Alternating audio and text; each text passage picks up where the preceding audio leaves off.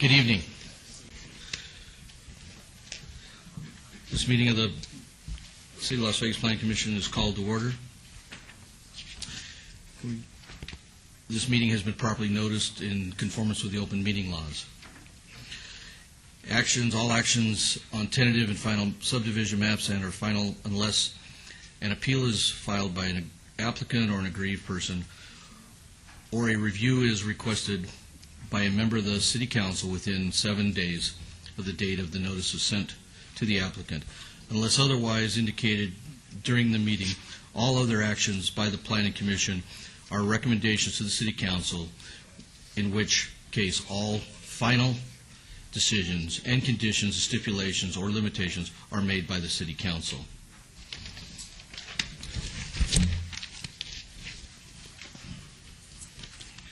We call a roll.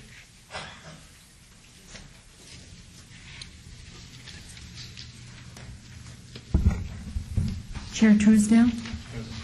Vice Chair Ellsworth. Here. Commissioner Goins. Present. Commissioner Evans. Present. Commissioner Trowbridge. Present. Commissioner Quinn. Here. Commissioner Flangus. Here. Thank you. Will you please stand to the pledge?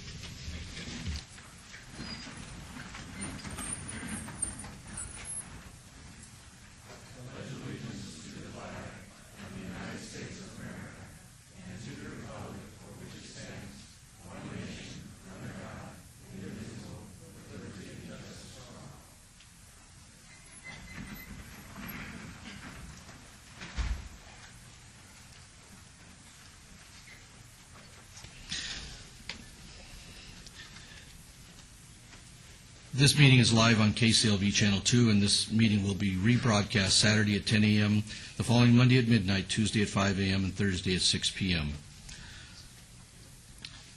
Housekeeping items? Mr. Chairman, item 12, the applicant has requested this item be withdrawn. Item 28, the applicant Excuse me, Commissioner. Yes. Mr. Chair, we need to approve the minutes of the 4/22 meeting. Okay, I thought we didn't have minutes, I didn't see them, okay. Do we have a motion with regard to the minutes of the I'll move for approval. April 22nd meeting? Mr. Chairman, Sorry. Yes. I'll be abstaining as I was not present at that meeting. And Mr. Chairman, I will abstain as well. I was excused too. Okay. If there are no other abstentions, please cast your vote.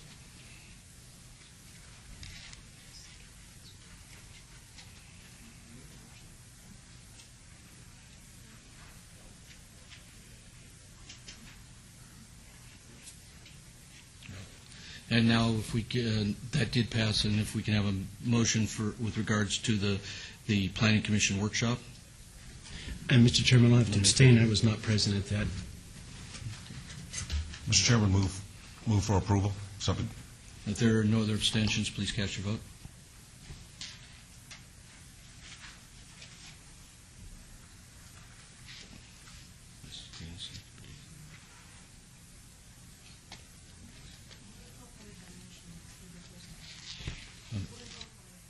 Okay. You'll incorporate it with the first motion? All righty. We have... Different abstentions. With different abstentions. Okay. Thank you.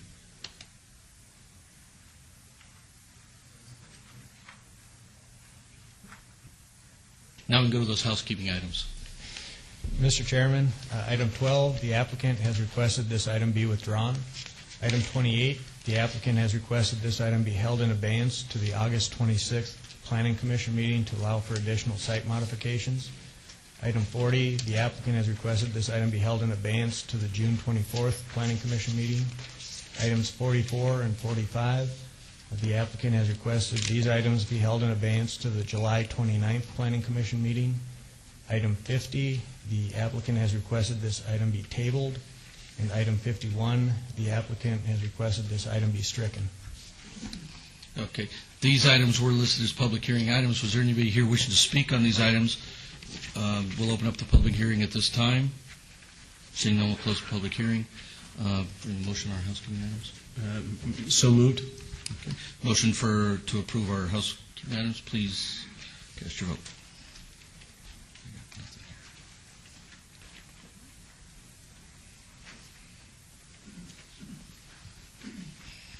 And that is approved.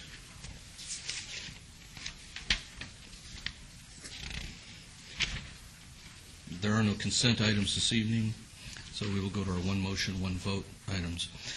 The following are items that may be considered in one motion, one vote. They are considered routine, non-public, and public hearing items. All public hearing items and non-public hearing items will be opened at one time. Any person representing an application or a member of the public or a member of the Planning Commission not in agreement with the conditions and all standard conditions for the application recommended by staff should request to have the item pulled from this portion of the agenda.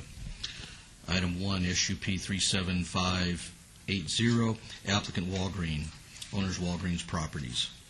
Item 7, extension of time, EOT 37908, applicant Royal Construction, owner Spinnaker Homes 9 LLC.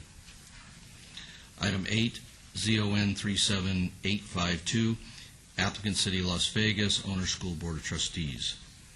Item 9, ZON 37853, applicant City of Las Vegas, owner School Board of Trustees.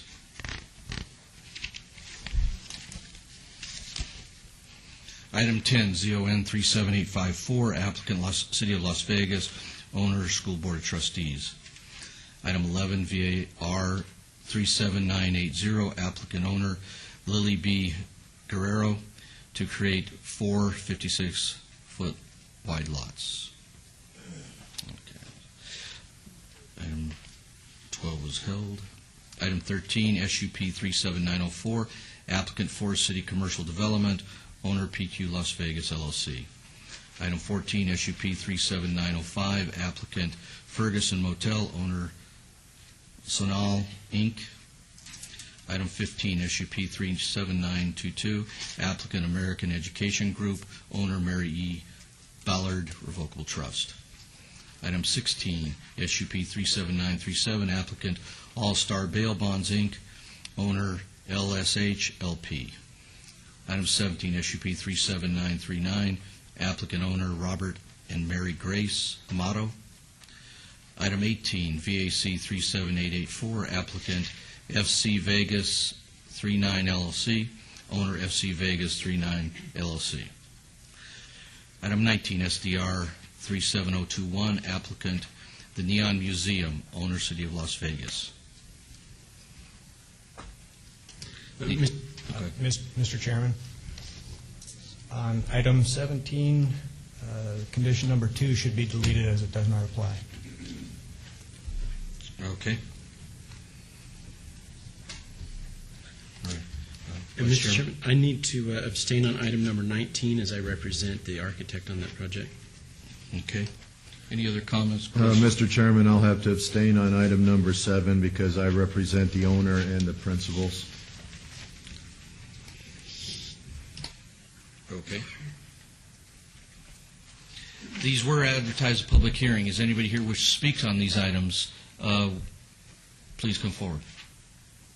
Seeing no one, close public hearing. We'll open the public hearing in a minute.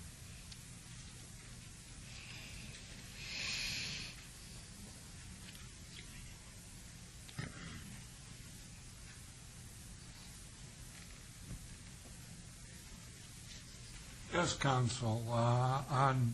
My name is Dennis Kowalewski. I live at 808 Sweeney. Regarding item number 8, getting the single-family residence rezoned to a school. I live now. There's approximately 45 minutes in the afternoon. I can't get home because of the traffic problem. You want to speak on this item? You have some concerns about this item? Okay, then we'll hear it in the normal course, but we're going to take all these in one motion. I just needed to know the item you wanted to speak on, so we can pull it. But you can wait right there because it'll be just a minute. Commissioner Goins?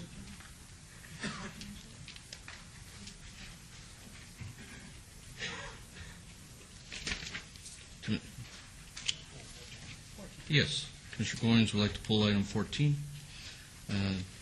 Commissioner Trowbridge, do you have any comments? Okay. Yes, we are. So, Make a motion to approve items 1 through, 6 through.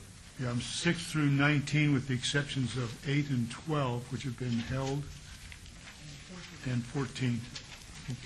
12 has been withdrawn, rather, so it's 8 and 12, and then all the others from 6 through 19, subject to all staff conditions. Okay. If there are no other comments, there's a motion. Please cast your vote.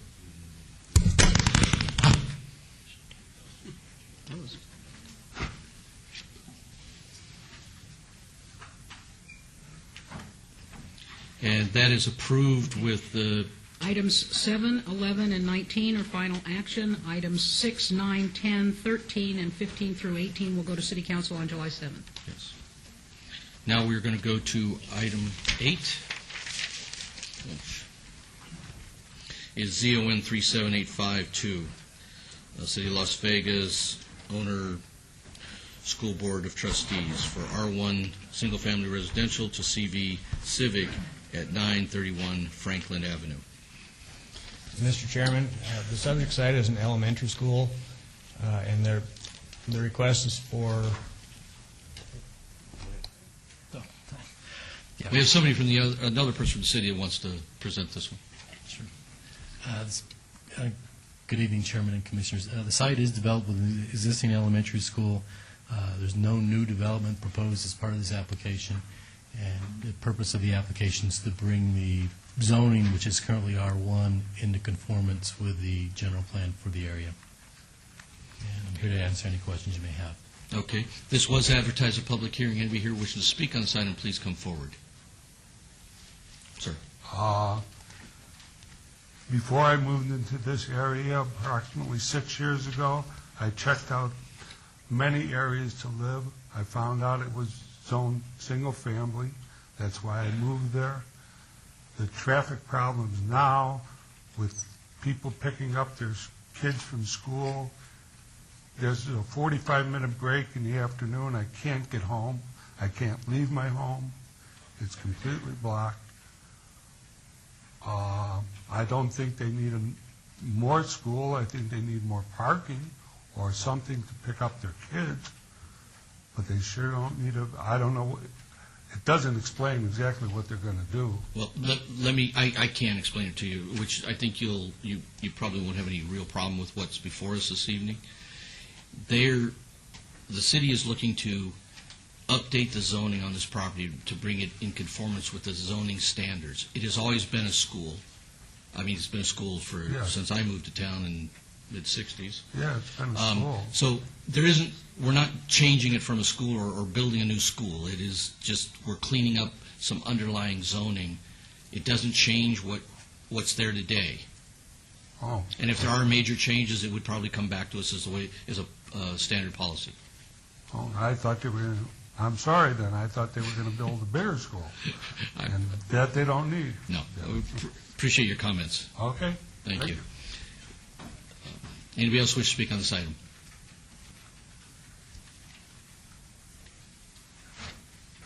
If no one else is here, we'll close the public hearing. Commissioners? If there's no, we move for approval of item number, is it 8? Motions for approval. Any other comments? Please cast your vote.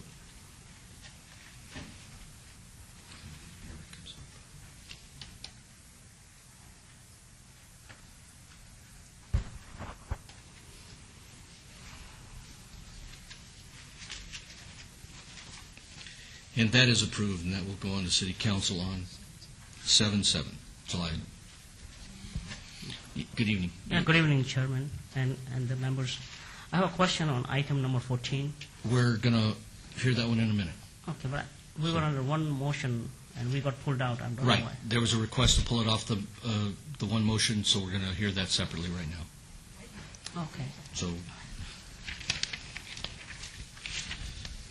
and item 14, SUP 37905, applicant Ferguson Motel, owner Sanal Inc., for 22 residential hotel units within an existing 68-unit motel at 1028 Fremont Street.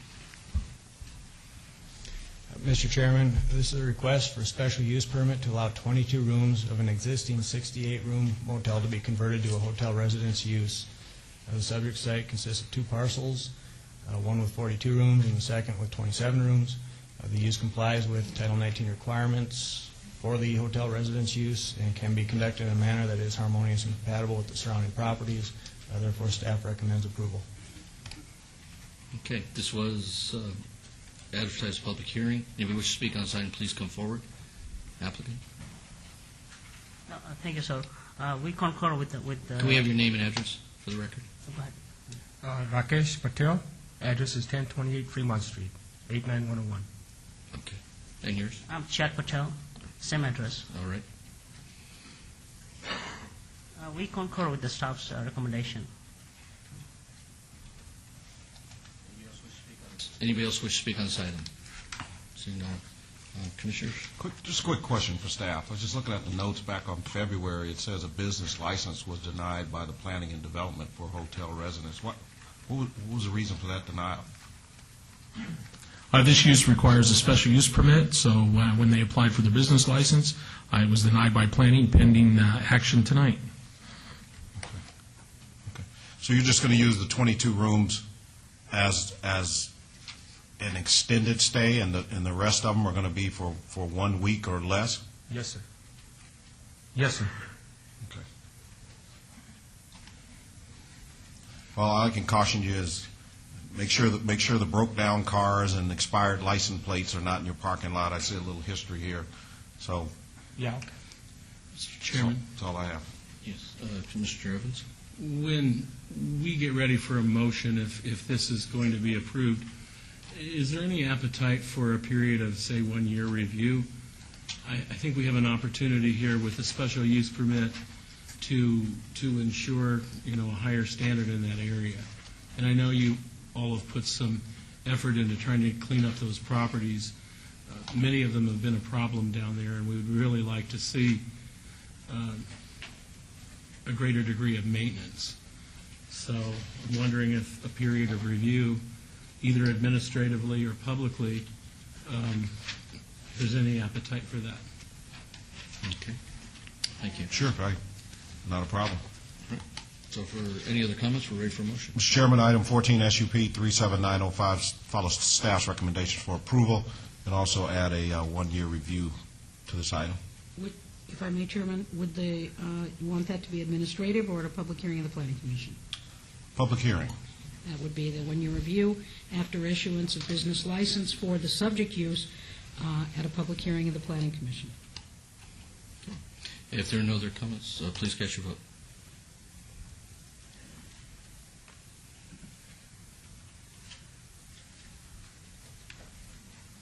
And that is approved, and that will go into City Council on July 7th. Thank you. Have a good evening. Thank you. Before we go to our public hearing items, I just would like to re-inform the people here tonight. We've got a lot of people here. The Planning Commission the Planning Department gets its feedback on how they're doing in certain programs by respondent cards which are by both of the agendas. If you get a moment, please, it's a short questionnaire. Please take a moment and fill it out and just drop in the mail to the city. We appreciate your time and effort on that. Thank you. Now we'll go to item 20 and through 24, which are related items. Item 20, GPA 37567, applicant owner Judith Pena, from low-density residential to O office at 222 South Bruce Street. ZON 37568, companion item from R1 single-family residential to PR professional office and parking. Item 22 is a related variance, 37570, to allow 4 parking spaces where 7 parking spaces are required. Item 23 is a related variance, 37976, to allow a 4-foot setback from the west property line where residential adjacency standards require a 5-foot setback. And item 24, which is the SDR 37569, for the conversion of an existing 1,890 square foot residential residence to an office, and waivers of the perimeter landscaping standards to allow a 0-foot buffer along the south and east perimeter where 15 feet is required, and 0-foot buffer along the north and west perimeter where 8 feet is required. Staff. Mr. Chairman, the proposed commercial land use designation and zoning districts required for the conversion of the single-family home to a PR office are inappropriate and incompatible with the surrounding existing land uses and zoning designation and constitute spot zoning. The property is not suited for commercial use, as evident by the required variances and the lack of providing any additional landscaping. And staff recommends denial of all applications. If denied, the site would remain as a single-family residence. Please note, since publication, we received additional protests and support letters. Thank you. Good evening. Good evening, Chairman. I am Kelvin Haywood, 231 West Charleston, here to speak on behalf of the applicant for this particular property.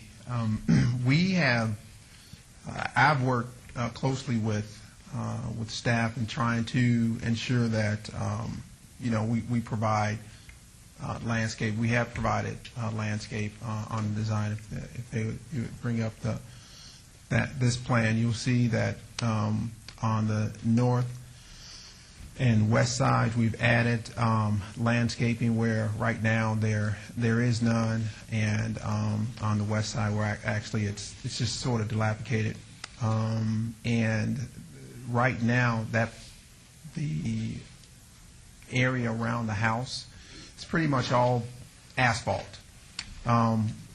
The applicant's plan for this particular location is to convert it to either an attorney's office or a tax office. It's on a pretty busy corner. To the east is a apartment or condo complex, and to the south there are businesses, as well as the southeast corner. So that whole corner is pretty much a busy corner. From what I understand, prior to this applicant's owning the home, there is some type of worship facility that was operating out of there. There's no one living there. The idea for her was to purchase it and again operate a single office out of there. Again, that being either a attorney's office or a tax accountant's office. She does tax service, so either she would take over that space. The idea is to paint it, do some nice landscaping, put some fences up. If you leave it at that picture just for a moment, the house sits approximately 4 feet 3 inches off of the property line. So therein lies some of the reason why we're asking for these waivers, because the house is where it is. We can't. I don't think it's feasible to tear the house down, try and move it, and you'll end up with a 800 square foot house, which would cost more than what it would be to do a renovation, upgrade it, paint it, add some landscaping, and make that actually a really nice corner than it is right now. Now, entertain any questions. So the last thing then is that I would ask the council to reconsider approval for this particular rezoning and allow this applicant to operate her business out of this facility.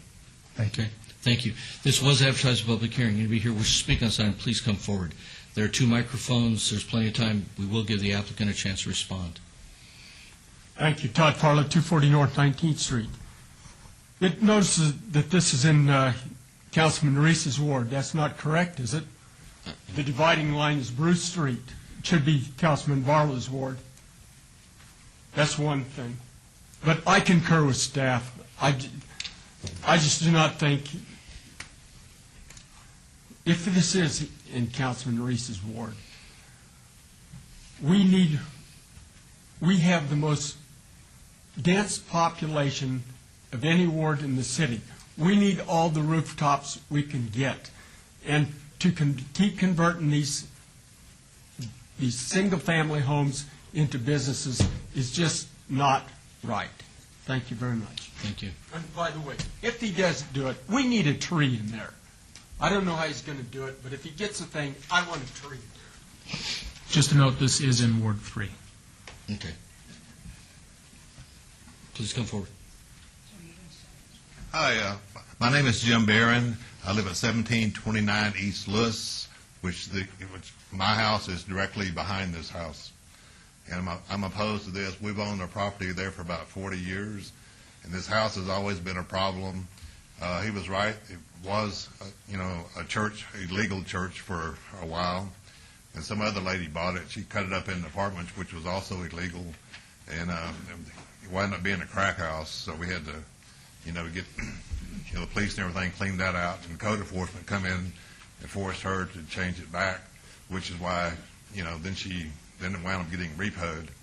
And so I am directly behind this house, and maybe the highest and best use is an office, but still it's a residential neighborhood. And she bought this home for practically very little money and run the rest of the neighborhood down, which is not her fault because it was a good deal. And, she has very little money tied up in this property, and if you guys want to make a business out of it, I would suggest that you have to tear the house down and build a new building, which they could use some of those in those areas. It's a challenging neighborhood anyway, and lately, they haven't done, the yard and everything that's there. I've had to keep clean myself, so, I'm opposed to it. Okay. And your name again? Jim Barron. Barron, yeah. Yeah, we've owned that property behind it for about 40 years. Okay. I live there now. All right. Any other person wishing to speak on this item, please come forward. Seeing no one, I'll close the public hearing. Commissioners? Am I able to respond, or do I wait? Or I think those are actually great reasons why this should be approved to rezone it, one, and to convert it to the use that we are applying for.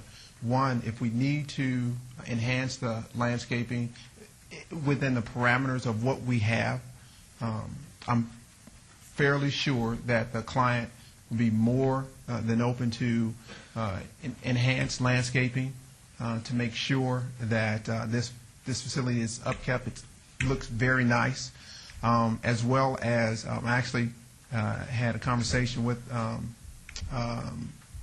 Councilman Reese that he wanted to ensure that it was not more than one business in there, so that if it was approved, that then there's other stuff going on.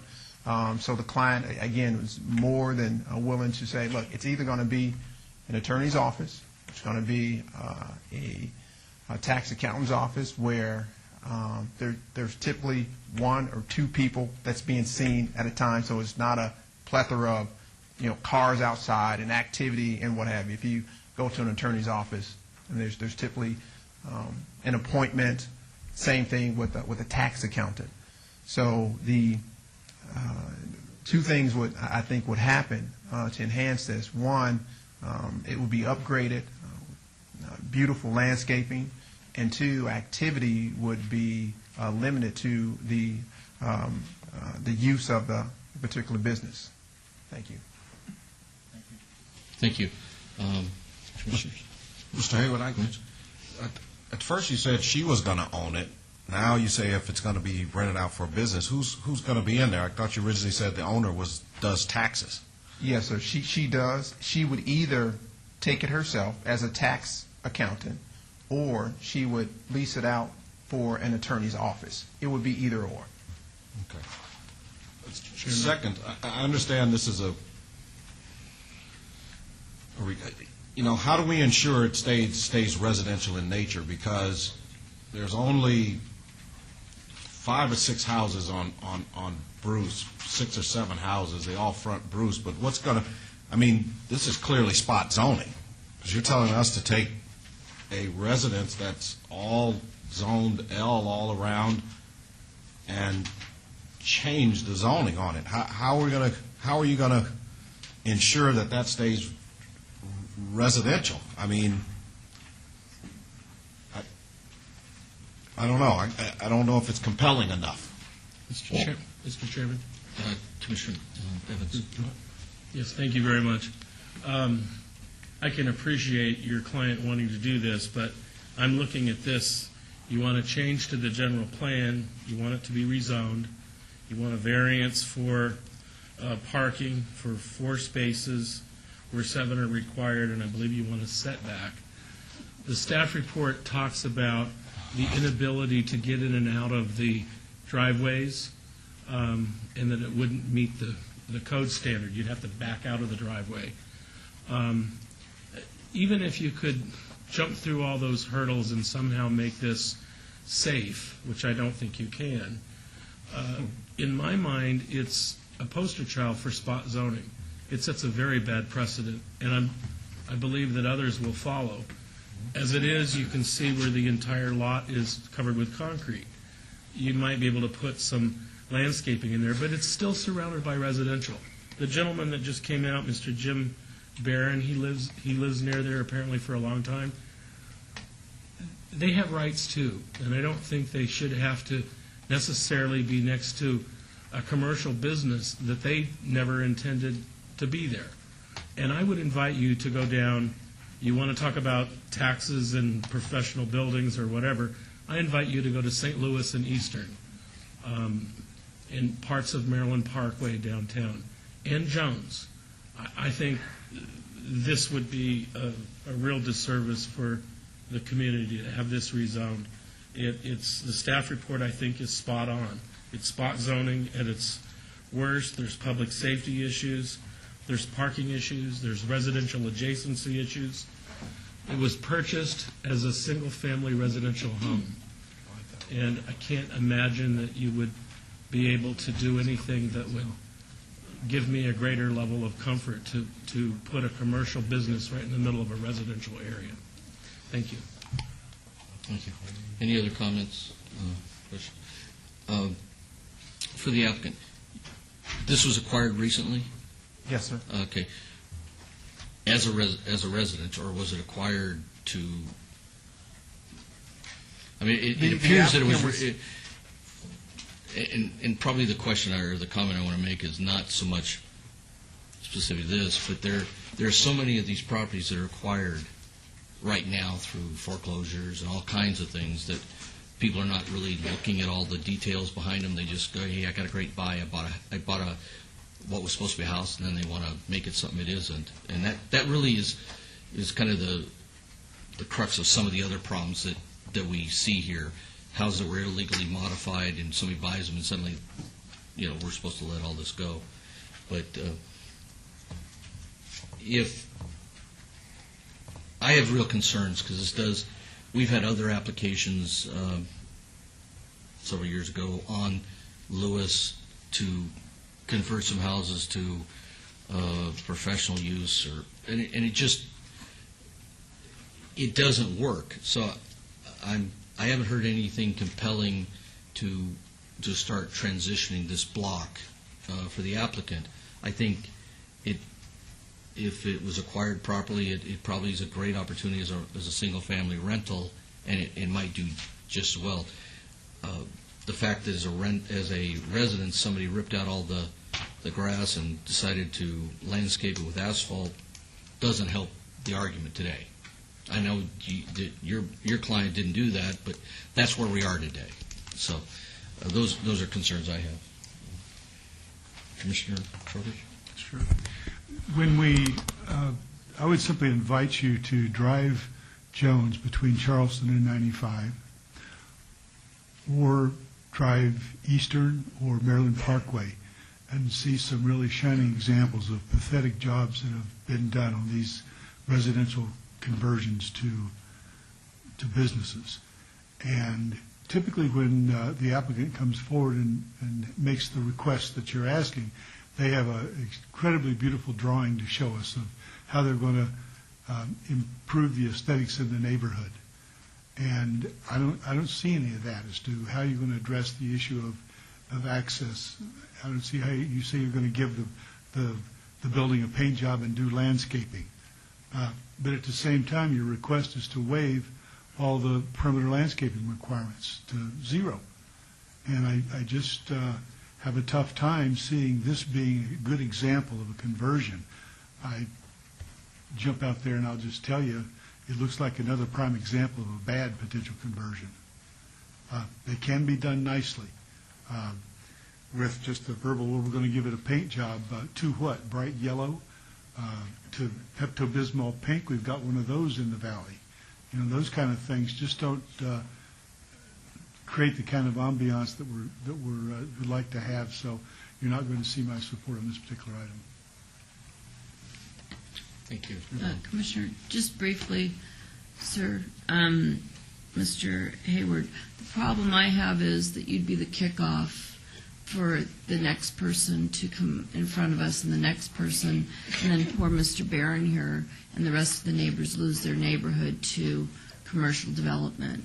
And there would be no reason for us to be able to say no to somebody else if we said yes to you. So you will not see my support in this either. Thank you. Was that a motion on your part? That would be a motion for denial of, or to agree with staff's recommendation for denial on GPA 37567. There's a motion on GPA 37567. Please catch the vote. To follow staff's recommendation.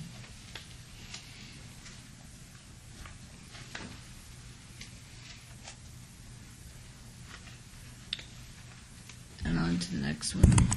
Commissioner Trowbridge? I did vote.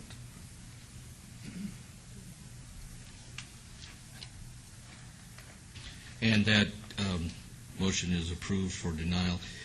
Under that circumstances, City Attorney, can we take all the rest of these in one motion, since they couldn't go on in their own? They want to take them all. I'm just confirming with the clerk's office to make sure they're okay with that for the record. Could we take individual motions? No problem. That's fine. Item 21, do we have a motion? Following staff's recommendation for denial, zoning 37568.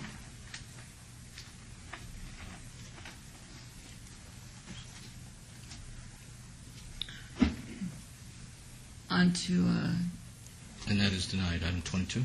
On to number 22, variance 37570 will also follow staff's recommendation for denial.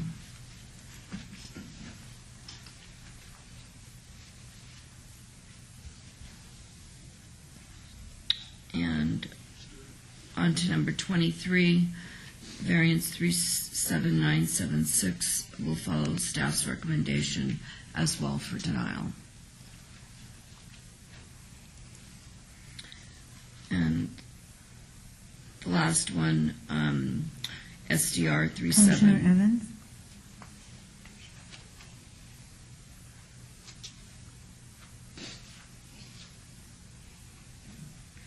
And that is denied also. Item 24. Thank you. Following staff's recommendation for denial of item 37569, recommendation is for denial. Thank you.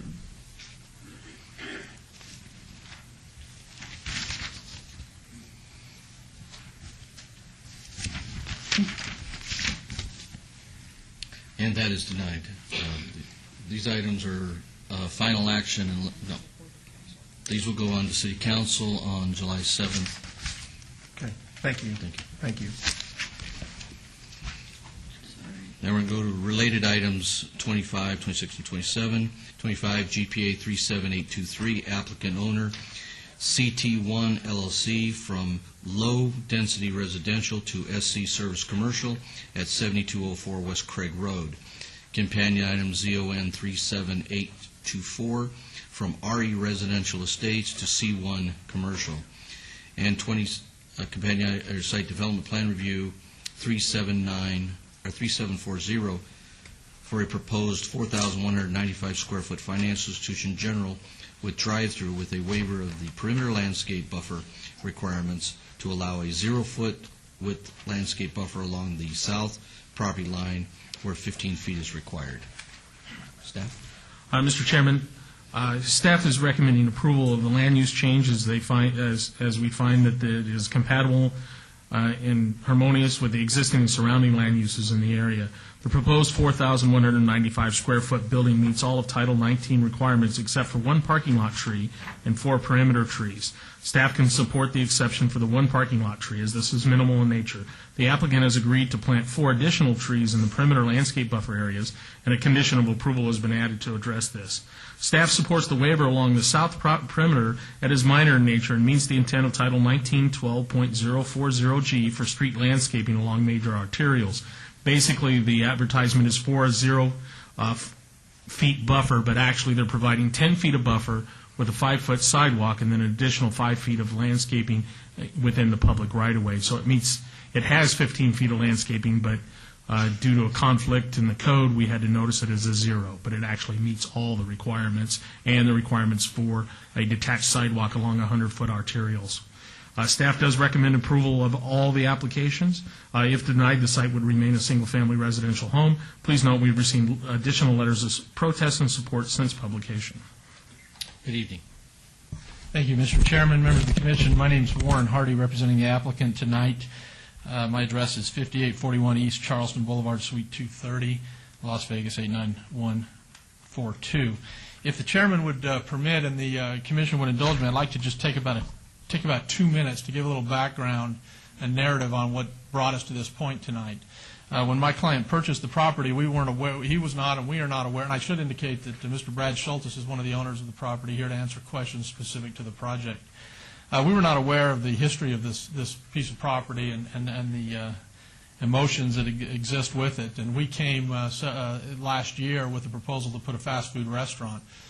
During the public meeting, the neighborhood meeting, we obviously learned that there was significant opposition to that kind of an application. When we realized the level of community opposition, or at least the intensity of a small group of individuals to that kind of application, we asked the Commission to withdraw that application without prejudice. And instead of jumping into another program or proposed use immediately, we decided it would be prudent for us to spend a little time figuring out what the neighborhood would like in that area.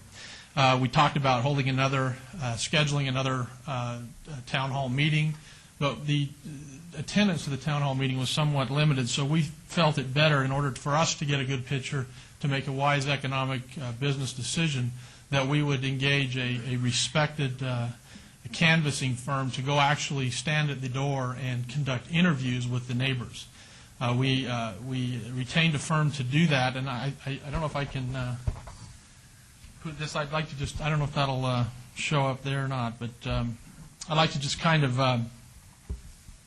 it's a little bit small, I apologize for that. I'll just indicate what we found. They conducted over 200 interviews in the area, and the first question we asked was just to basically find out if people would like that piece of property, I guess I could indicate well, I'll show it after I do this. There's a vacant home on the property, and we asked specifically, first of all, would you like to see that home removed?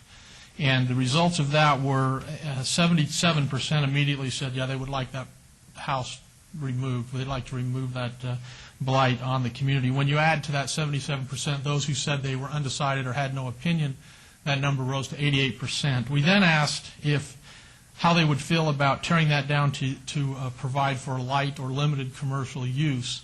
59% of the respondents, of the neighbors, told us that they would support a light commercial use. When you add the undecideds or those who had no opinion, it increased to 89% who would support or had no opinion on a light commercial use. We then focused on, and I should report that we did do internally while all this was going on, we did do some pretty in-depth analysis, economic analysis on what could actually survive, what could actually function on that corner. And we came up with this, when we did that, we did it irrespective of the political problems with proposing it, just what would work on that corner, economically feasible. And we came up with some items. And so that's what we then questioned the neighbors on. And again, we were able to complete over 200 interviews with neighbors. And we should indicate that when we did have the town hall meeting, many of the folks that were there did indicate that they did actually speak to our interviewers and our canvassers. So we asked about a bar.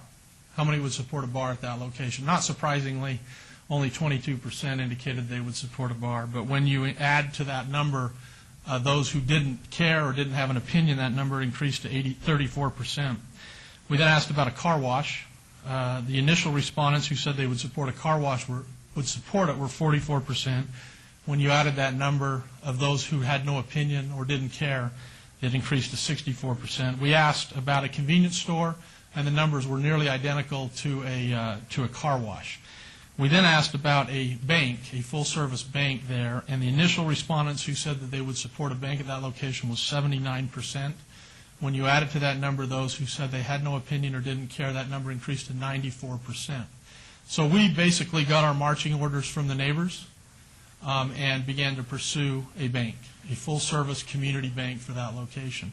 We're very pleased to announce tonight that we have been able to at least enter into negotiations with a national bank. As part of the contract, we're required to fulfill the zoning and the entitlement process, and that's why we're here tonight.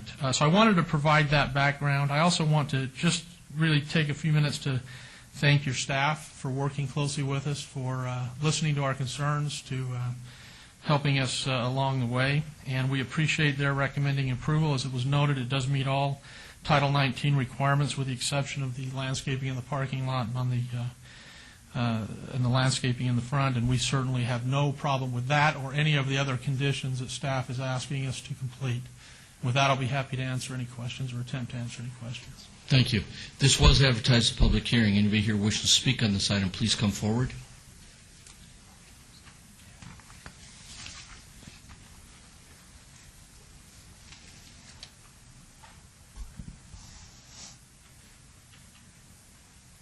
Thank you, Mr. Chairman. My name is Todd Rush, 7524 Busch Garden Avenue, and I'd like to thank the applicant for doing due diligence in this survey and finding out what the community wants. I was one of the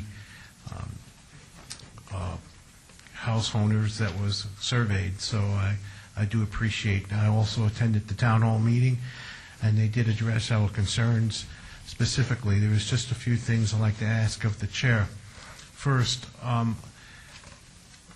the one concern we have, since the bank cannot contract with the owner until such time that it's a rezoning, we don't have that assurance that a bank is going to be put in there. Understandably, I know that the applicant has said that that's what they're pursuing. I'd like to get some assurance from the chair and the other commissioners that if that does fall through and that we have passed the zoning to a commercial, that anything that comes to that property that would have to come in front of this planning commission. As much as I understand your concerns, if there's another use that fits within this building site plan and there's no changes to it, I'm not aware of how this would have to come back to us.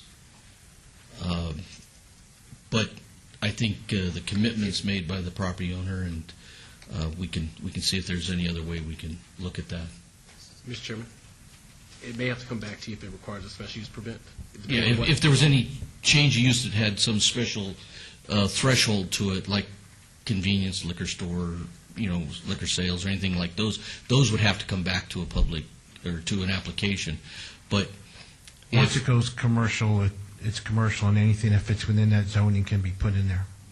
Not anything, but anything that is appropriate within that building footprint. Each use would have to require a certain special use permit. If it required one, then you'd have to come in to get a bank or a liquor store or a convenience store or something like that. So they would all come back, depending on the use that's made of the building. Okay, that is something that I think needs to be brought up.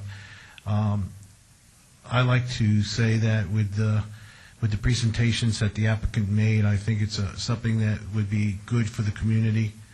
It is an eyesore.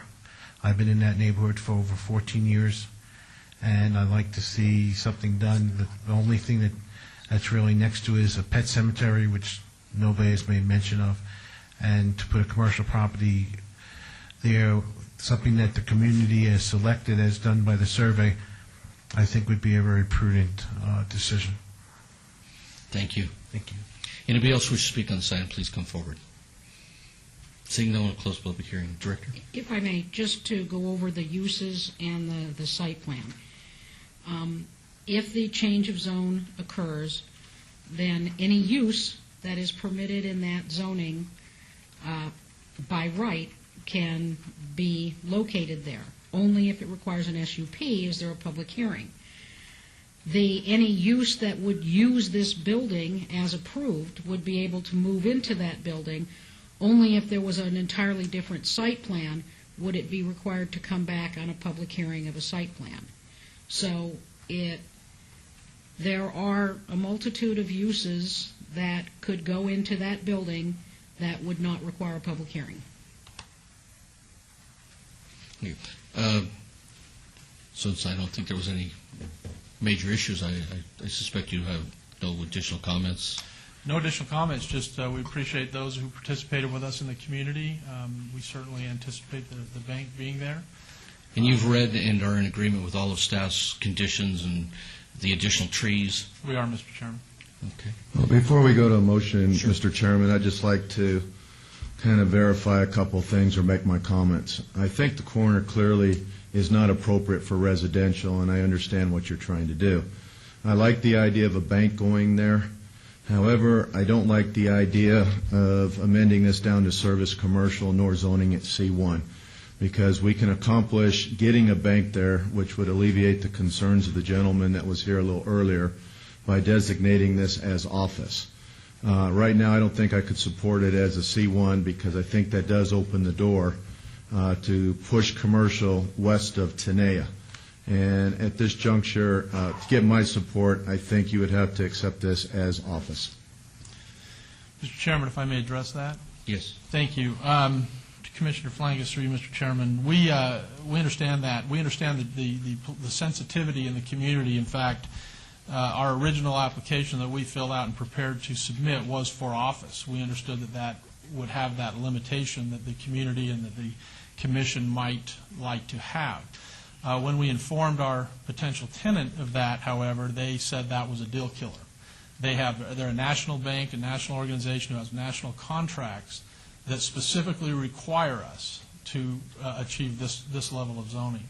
And so, again, just to kind of illustrate our intent, we came in with that as an original plan to go forward with office until we were told that that would be a deal killer for the tenant.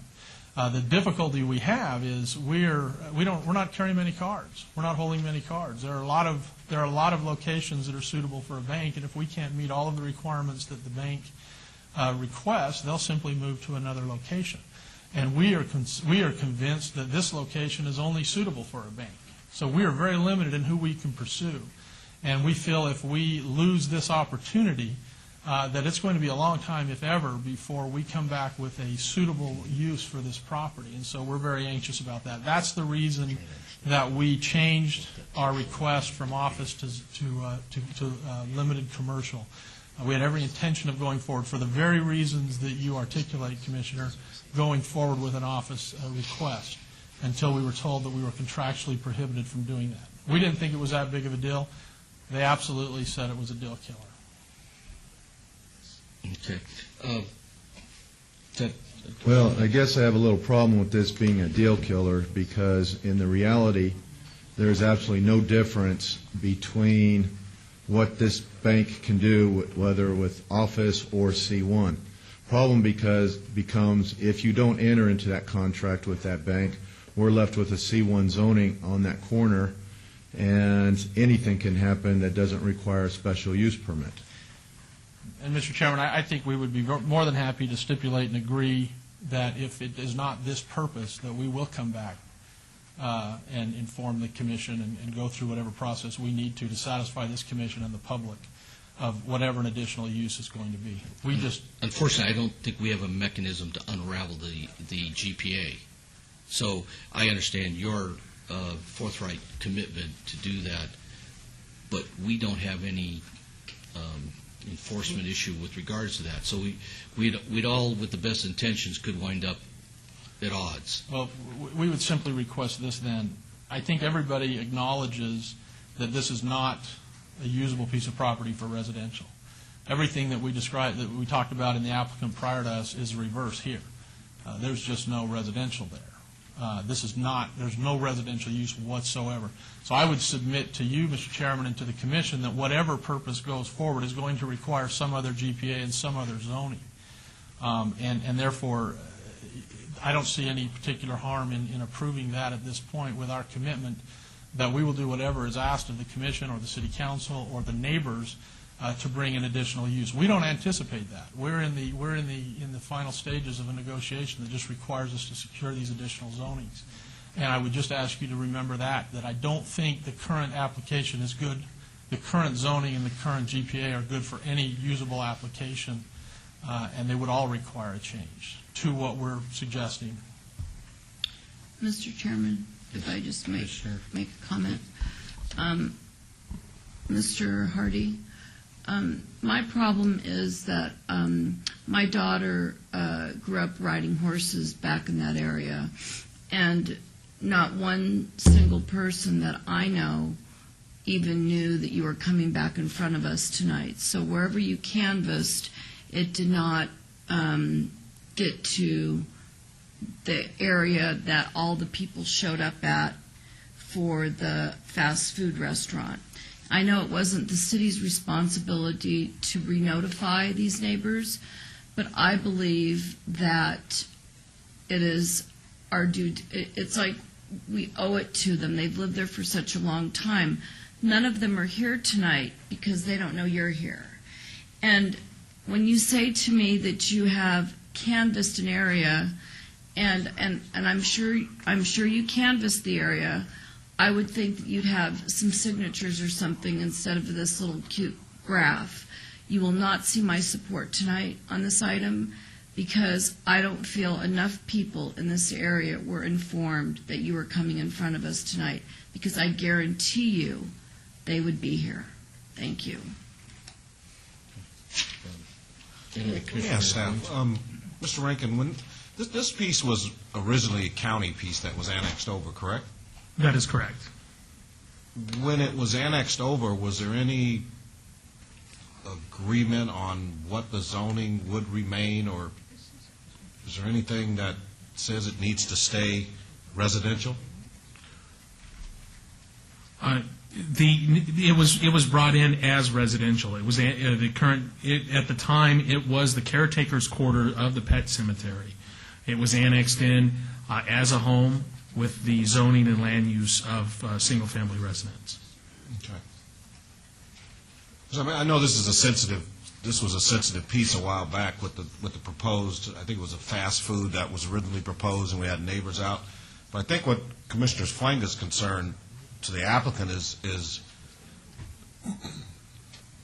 what's going to happen if the bank agreement doesn't work, and because once you change that zoning to a C1, I mean, there's a lot that can happen in the C1. Now, I see on item 27 you say that you want a proposed financial institution. Let me ask the city attorney, Mr. Scott, financial institution, is that bank or payday loan or title or The general designation denotes a national bank or a regular bank. The specified is payday loans and auto cash and that kind of thing. The auto loans and that kind of thing are the specifieds. The generals are normal banks. Okay. But I think you see that the definition of is under the SDR, which is just really not it's a site use or site issue. Correct. The use is a permitted use, actually within both the C1 and the O office zoning of a financial institution general. Commissioner Elzer. Can I probe something a little bit? I'm a little bit concerned about this contractual obligation because, I mean, under our city zoning, we don't have to go the full C1 for a bank to go in there, right? And so for your financial institution, whoever it might be, for them to demand that it be something different just because that's the way they do things. I don't understand that. Can you kind of explain that to me a little bit? I mean, what's going on there? Because it sounds like to me we're being held hostage by this one little contract that's probably conditional. They probably have a right to get out of it. And I'm uncomfortable with that, although I love the concept and I want to vote for it.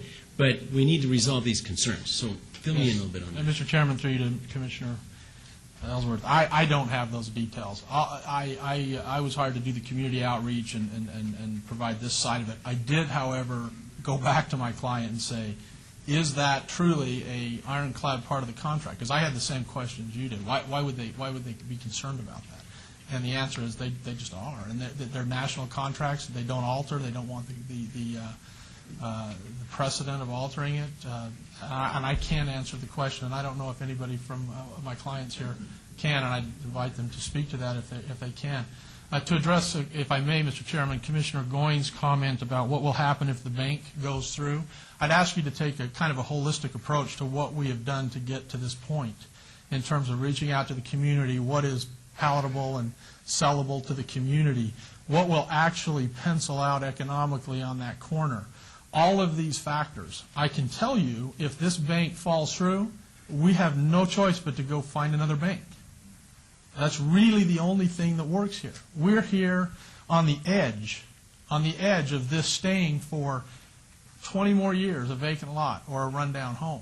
We don't believe there's an acceptable, from all those perspectives, not just zoning, from all of those perspectives, we don't believe there's another really viable use for this property. So I think that our first step, if the contract with the existing bank doesn't go through, is we're going to have to go find another bank. You want to speak to that other question? Commissioner Quinn, my name is Brad Schultes, first of all, 4365 South Polaris, Las Vegas, Nevada, 89103. Commissioner Quinn, I'd like to address your concern about the notifications. We were given the city mailing list and then met the requirements, the time requirements. Those cards were mailed out to every address. We received back approximately 20 that weren't delivered from the post office. The town hall meeting, there was probably 10, 12 people there that received the notification. In the canvassing, I think we addressed a lot of the concerns just by asking the questions of what would go there. And when the people came to the town hall meeting, we took a couple extra hours to listen to them and to talk to them and let them ask the questions and address their concerns. Everybody walked away seemingly satisfied. The biggest problem is this house is going to stay there because we're locked. I mean, we're surrounded by commercial, which the cemetery is there. The cemetery, on the first, to go back to what happened on the first meeting, the cemetery notified all the pet owners who were not in that area. But we had people driving in from different places in Arizona and California to rally against us. The town hall meeting was heated the first time around. It was going to be a Carl's Jr. It made the news. It made the headlines, the first story on the news on Channel 13 for 5 nights in a row. Carl's Jr. Came to us and said, "This isn't worth it. This is ridiculous." We were not under contract, so they went over and tried to work with the cemetery. I want to say I apologize to you because Ms. Wheeler cleared up that they were re-notified, and Absolutely. I was told before the meeting that they weren't, so I do apologize to you because she cleared that up for me. Well, working with Warren Hardy and city staff, we followed every step to the letter, if not beyond that, by trying to go out and talk to the residents, the people that live there. And that's why you don't see a lot of people here. The doctor that is here was at the town hall meeting. We have talked to him another time since. There was an attorney that is a pet owner that lives in Boulder City that had brought a lot of individuals to protest our first go-round. We worked with her on what would be acceptable to you. And Did you talk to Metro's Canine Unit? Because that's where their dogs are. No, I was just curious. We did not, but they were at the first town hall meeting. But we have not seen or heard from them since. I do know There has been an attempt to rally support in opposition to what we're trying to do right now, but it's without merit. We are not under any way, shape, or form. It takes a special use permit to put in a check cashing place. We also saw that they've got on their website that we're putting Carl's Jr. in there.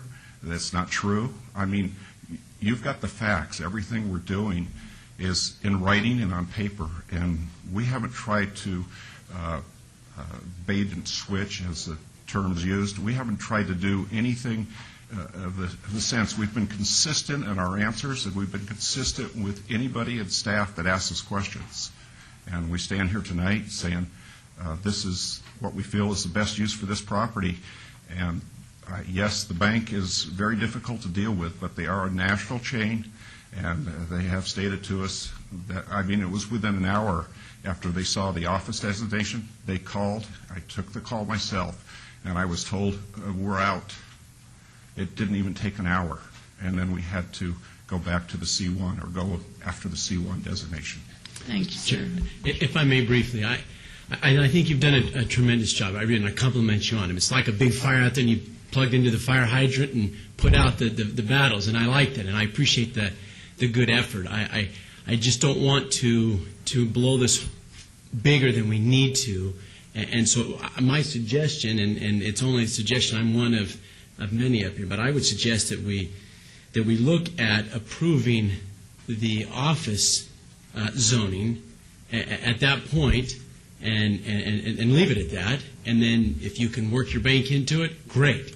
If the bank comes back is absolutely adamant, it's got to be this one, well, maybe that's not the right fit for that location. Maybe that's not the right bank. Maybe we need to find a regional bank rather than a national bank that's so rigid. I don't know, but I'm deeply concerned about the I would appreciate it if you can give me any other banks that are looking for locations. I mean, I would. We have worked so hard to try and make this happen. It was very discouraging the first go-around. We have been very accommodating with this bank and trying to make sure we meet all the city requirements. We have worked with staff. I assure you, if we do not get C1 zoning tonight, it'll kill the deal. They will not go any further. It's done. And Mr. Chairman, I just, it has been a frustrating situation, but as I pointed out, we're just not holding any cards here. There are other acceptable locations for this bank to go, but there's only this acceptable use. And with regard to the notification, yeah, we certainly did follow all the requirements, but with regard to the pet over, it's somewhat of a moving target. We have no legal right to access who those plot owners are. The only thing we had was a sign-in sheet, which we utilized to try to contact those individuals. So to the extent that the residents were contacted, we think we did a good job, as evidenced by the fact that they're not here tonight because we've answered their questions. I will stipulate that there may be some from the pet owners that still have concerns, but we just don't have any ability to find out who those people are. So, we're here to throw ourselves on the mercy of the community. And again, you guys have done a yeoman's chore because I fully expected 50 neighbors here and another 50 bereaved pet owners this evening, and the fact that you were able to reach out to them and reach out to the neighborhood and answer their questions, advance a use that I think is appropriate. I think the one hurdle that still may be there is this is a GPA. It is the highest level of change that we go through. And I think the success of what you've accomplished by us not having a room full of people opposing this is really that belief that a bank is what is appropriate and what should be there and what you're committed to putting there. But when we look at that fine line between office, which meets your requirements or would meet the requirements, maybe not of the bank, but for a bank, and that threshold to go to C1 or service commercial, I'm very concerned that you won't get where you need to be, and this might be a real concern. But I know that you've done everything possible. At least everything we've seen, like I say, from the first application was from here, we've come 1,000 miles, and I'm really pleased, and I know the neighbors are pleased. Hopefully we can come up with a solution that gets you there, but let's go ahead and see where we have a motion that takes us forward. Well, I'll echo comments that have been made. You guys have come 1,000,000 miles from when you first started this path, but I'm still concerned about the C1 having a national chain dictate to us on how we have to zone something, because clearly the office designation allows exactly what they want to do. And so I'm going to ask you gentlemen, if you are willing to accept the office, I'll make the motion to approve right now. Otherwise, I think I'm going to have to move to deny. I'll defer to my client. We will lose our client, so it'll stay a house, which is in this picture. As you can see, the notification for this meeting is prominently displayed in front of that house. I took that picture myself this morning. The neighborhood understands they would like to see a nice bank on this corner, not this house any longer. If I may, Mr. Chairman, the Planning Commission has the option, regardless of whether the applicant agrees or not, to make a motion again for approval, denial, or to approve the O designation. As it is lesser than intensity than that is what is applied for, the Commission may make that motion this evening. Mr. Chairman, is it still open? No. Public hearing is closed. Thank you. And Mr. Chairman, may I? One quick comment. Yeah, just a quick comment. You know, again, I just want to emphasize, if the bank falls through, we got to go find another bank. We have done the analysis. We've done the cost analysis on putting an office complex there. Doesn't pencil out. There's not enough parking to make it economically feasible. We've got three choices: a convenience store, a car wash, or a bank. And we don't believe that the convenience store and the car wash are going to meet with the neighbor's approval. And so I think there are other factors that are going to compel us towards another bank as opposed to one of the other uses that the community is concerned about. But I would also indicate there's pretty broad support for a car wash and a convenience store. So I don't believe up here there is. Yeah. Okay, but I'm saying among the neighbors. And, you know, I guess I came here this evening to support this item because I think the bank is an appropriate use. But I got to be honest with you, the more I hear about the bank, you know, it's the bank's way or the highway. As a person in real estate, I've been pushed around by the banks for the last 2 years, and I'm tired of it. You know, I mean, not one bank is doing a damn thing for my future, so. But that's not a reason for me to vote other than what is appropriate. Mr. Chairman? Commissioner? Down on the end. I share the concerns. I came here prepared to support the construction of a bank because that has been, since the first time this was brought up, one of the uses of the property that was supported by the neighbors. I know a lot of time and effort has gone into getting these particular items to this point. And rather than just slam the door and vote no on the request, I would be more inclined to support a change to office because I think that's all they're going to get after all. And if it requires you to go out and shop for a new bank or something else, okay. But a C1 would, it's a quantum leap from low density residential to go to C1. Office gives you what you need. I don't think you're going to get a C store or some of these other uses. You know, it's a bank or an office building, professional office would fit on an acre, and I think you might find some support. May I ask you a question, Mr. Chairman? Is it an option to table this or so we can have an opportunity to go back and discuss this with our potential client? I mean, we know what the answer is, but I think we just need to be able to.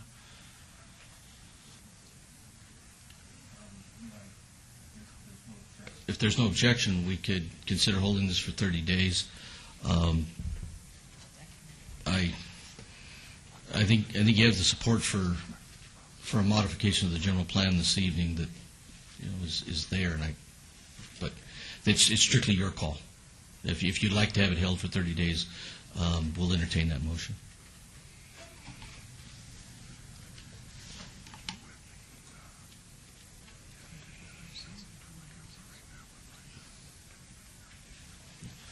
If it pleases the chair, we would like to, if it's possible, request the 30-day tabling. Okay. So we can regroup. I understand and I appreciate the offer, but I think we want to have an opportunity to consider all of our options as well. Okay.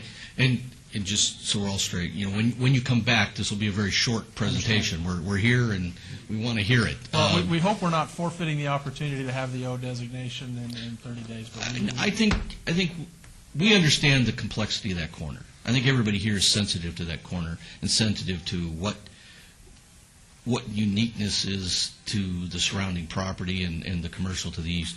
But in trying to address all of the appropriate concerns with the neighbors and try to be consistent in everybody's best interest, I think we're going to look at this in a holistic approach. But that's all we have. If we have a motion to hold this for 30 days? Yeah, Mr. Chairman, for items 25, 26, and 27, I would move to table or obey this for 30 days.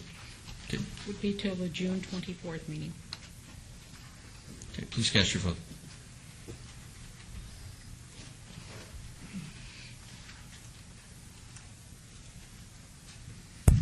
Commissioner Flanagan?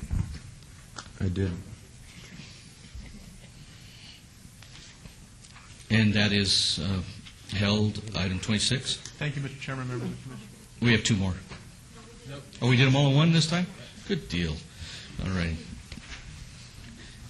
Thank you. And thank you for the gentleman that came out here this evening. Now we're going to go to item 29, GPA 36593. Applicant owner, City of Las Vegas, request to adopt an update historic properties preservation plan element and revise the 2020 master plan. Thank you, Chairman. This is to update the historic properties preservation plan element to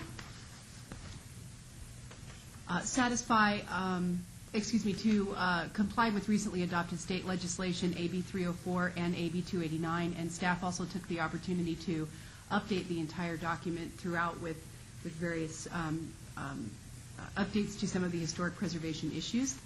The revised element satisfies NRS 278.160 requirements for an historic properties preservation plan and NRS 278.150, which requires entities with a population of 400,000 or greater to adopt a master plan. Next slide, please.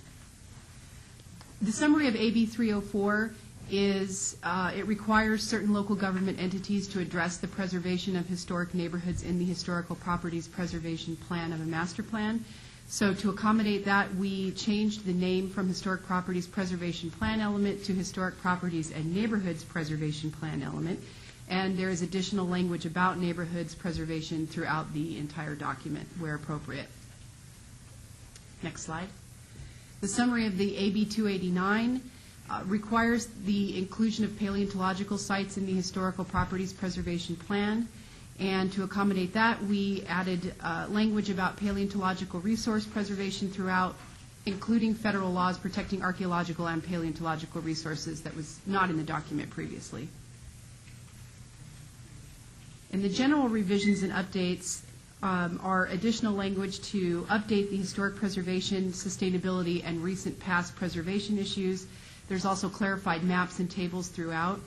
There's additional language regarding the proposal to designate the Upper Las Vegas Wash as a national park, summarizing the significance of the wash and additional plans for protecting the wash. And there's also additional language regarding the historic district designation process for the City of Las Vegas Historic Property Register. The language summarizes and clarifies Title 19, and it also includes recommendations for additional steps that were not previously included in Title 19. And we also revised and updated the glossary of terms and added a couple of appendices. We added a section on historic resource protection laws, which includes the laws specifically related to archaeology and paleontology, and some updated, amended preservation laws. We also added a stewardship agreement, which outlines a plan for documenting and managing city-owned historic buildings.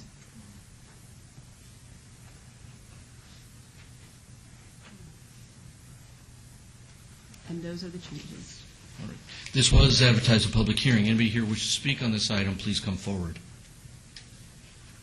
Seeing no one, close public hearing. Commissioners, comments? Mr. Chairman, there's no comments. I'll move for approval. Okay. Commissioner Trowbridge, you have a comment? Yes, I did just receive a handout describing the protectors of Tule Springs, but in the thing, what we're proposing is a 20,000 plus acres to be preserved. Tule Springs or Floyd Lamb is, I don't recall exactly, but it's 300 acres.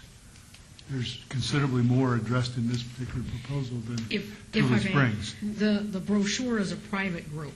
I offered that as an example of a picture of the kinds of things, but the element itself speaks to studying the potential for a site in the far northwest. It does not designate specific acreage, nor does it take a position that is one which must be acted upon.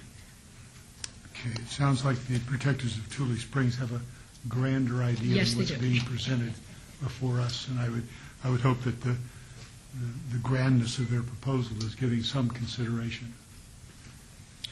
And I think with regards to Tule Springs, I think everybody understands the nature and the importance, as any historic site might be.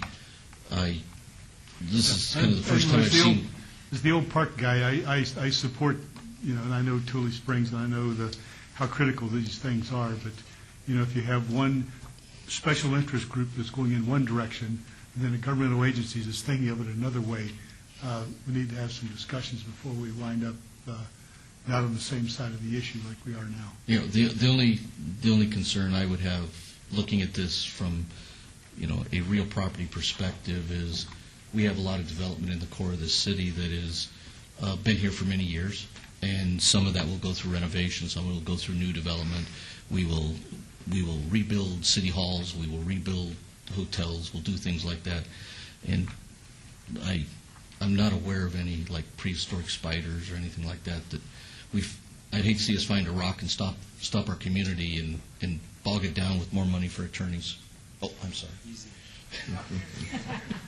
Mr. Chairman, I wanted to also thank Courtney Mooney and our planning staff for all the work they've done in general on historic, recognizing the history of the community. I think we've come a long way in the decade, in the 9 years that I've been up here, and in the last decade to preserving our history.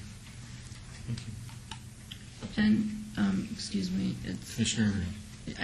I know I always bring up my little handicap issue, but I just want to say for the record that just recently Commissioner Ellsworth and I received a phone call from a woman about Tule Springs and how there is no access through the front of the park for wheelchairs or strollers or people that are impaired. And Keene actually had gone out to look at it. So I want to put it on the record, just coincidentally, that it's in front of us tonight as a great place to protect. We also have to make sure that the access is allowed for all Nevadans. So if we could look into that, and if you want to do a little subcommittee or something, I'd love to be on that. Thank you. Thank you. Is there no other comments? So we have a motion with regards to this item.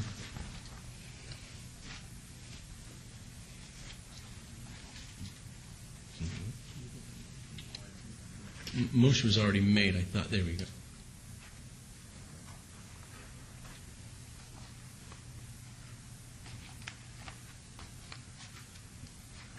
And that is approved, and that will go into City Council on July 7th. Now we go to item 30, ZON 37634, applicant owner Halala Inc. or LLC, from R3 medium density residential to C2 general commercial at 630 South 11th Street. Mr. Chairman, the proposed rezoning would allow uses that are incompatible with the surrounding land uses and zoning districts to the north. Staff is recommending denial. However, the C1 limited commercial district would be a more appropriate zoning district for the subject site, as it would allow less intense commercial uses that will buffer the existing residential and office uses from the more intense C2 general commercial corridor along Charleston Boulevard. Both the C1 and C2 zoning districts conform to the existing C commercial general plan designation.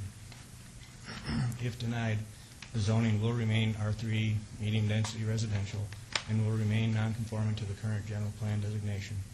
Note that additional protests and letters of support were received for this item since publication. Thank you. Good evening. Good evening. My name is Fareed Jalala. I'm a resident of California, and I have this property that I purchased. To be honest with you, when I purchased this property, I wasn't aware this was not a commercial. They told me that was a retail store for the past 30 years. As you all know, I think it was a bookstore, gambling bookstore. And when I spoke to the city, they've been very helpful in terms of helping us with changing zone.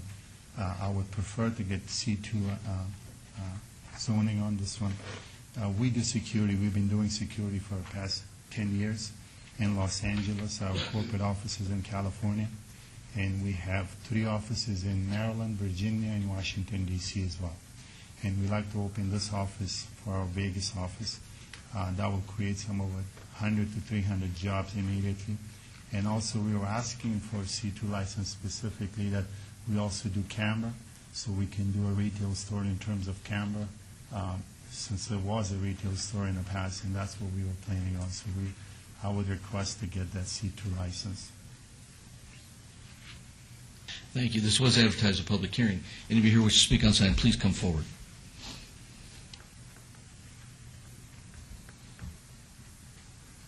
Through you, Todd Farla, 240 North 19th Street. Through you, Mr. Commissioner, I'd like to ask the applicant if he's going to do any landscaping here. Okay. Anybody else wish to speak on this item, please come forward. Seeing no one, I'll go ahead and close the public hearing. Mr. Chairman? Commissioner Evans. Yeah. A couple of questions, if I may, or through you. I went through the draft report of our staff, and I couldn't determine that with the lesser intense zoning, the C1, it appeared that you could do everything that you needed to do in running your business. To be honest with you, it won't make. I would prefer the C2 if the I'm sure you would, and that was my question. Yeah. I wanted to explain from my perspective. You've asked for the most intensive, I think, commercial zoning that we have. That's and right. Regardless of what you do in that building, and if your business should not succeed, which we hope not, or you sell it or someone else comes in there, that zoning remains. Mr. Scott, can you, the C2 that he's seeking, can you clarify some of the uses that would be allowable in that? Sure, Mr. Chairman. Child care center, hotel, motel, hospice, hospital, mortuary or funeral chapel, post office, special care facility, withdrawal management facility, a clinic, billiard parlor, or pool hall, massage establishment. Aren't there like auto repairs and trade school, auto parts, accessory installation, car wash, auto detail, car wash self-service? There's a number of transit passenger facilities, jewelry stores, general retail. Well, absolutely the car, and it's not going to be any car repairs or anything like that whatsoever. But you're asking for the zoning that would allow that, should you sell the property to someone else? Yeah, well, the thing was that since I looked around all the area in front of me and behind me, all around me, are C2 zonings. Like if you look at in front of us, there's a Burger King, there's a 99-cent store. In front of me, there's a car lot. Next to it, there's a retail store. So I prefer that it would be the same thing instead of making it lesser zoning. And that's what my understanding was, is that I prefer to have that. Now, if the council wants to see one, then I'd be okay with that as well. Okay, thank you. Because I would support the C1, but I can't see that I would support the others because of, and I couldn't understand your reasoning for wanting that. Well, I would prefer to get a C2 because that would bring me a bit better value for I the prefer future. to go to Paris for dinner, but I ain't gonna. But C1 would be fine as well. As long as it serves my purpose and I can have a retail office in there, that would be good. Thank you very much. Thank you. If there are no other comments, motion?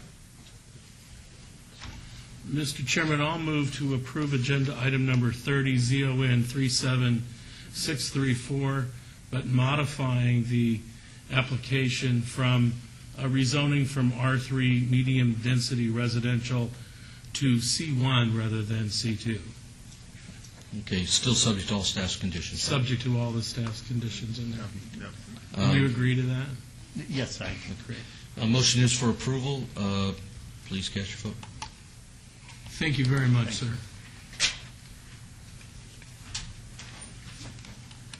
Yes, I did. And that is approved. We'll go on to City Council on July 7th.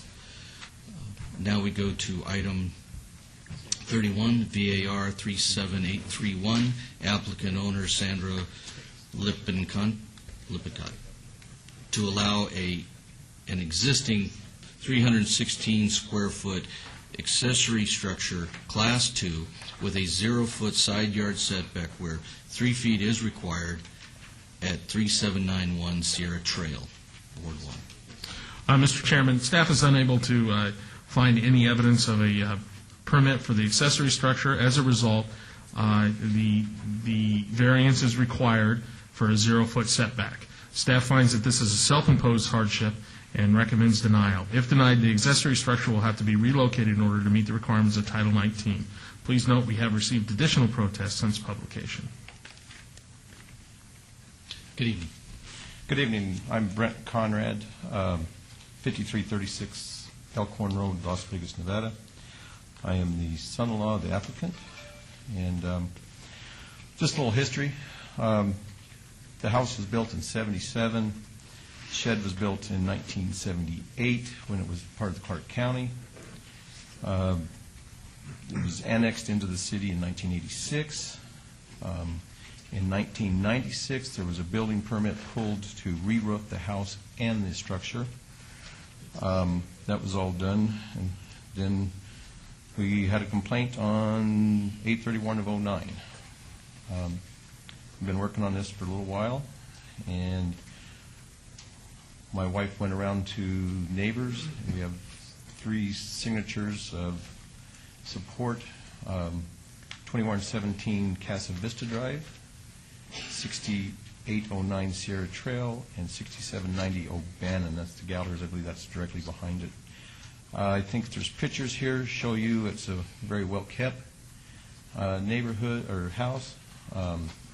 Nobody can see the shed from the street. It's I don't know if everybody's got the pictures, if they'll get around to it. That's the driveway there. Shows you can't even see it through the gates and whatnot. Then they also have, I think pictures, if I go on back, a picture of it in the backyard of the structure itself.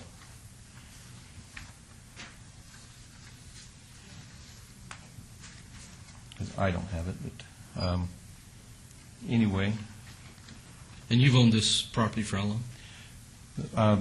My mother-in-law, they bought it in 1977. Okay. 33 years ago. And when they built the shed, was it built to the codes of the county before it was annexed? Are you aware? You know, we're not sure. My wife's father passed away in 2005, I believe it was, and pretty much any of that knowledge went with him. So my mother-in-law, it's just been a pretty big burden on her, obviously, the cost of getting here and to this point.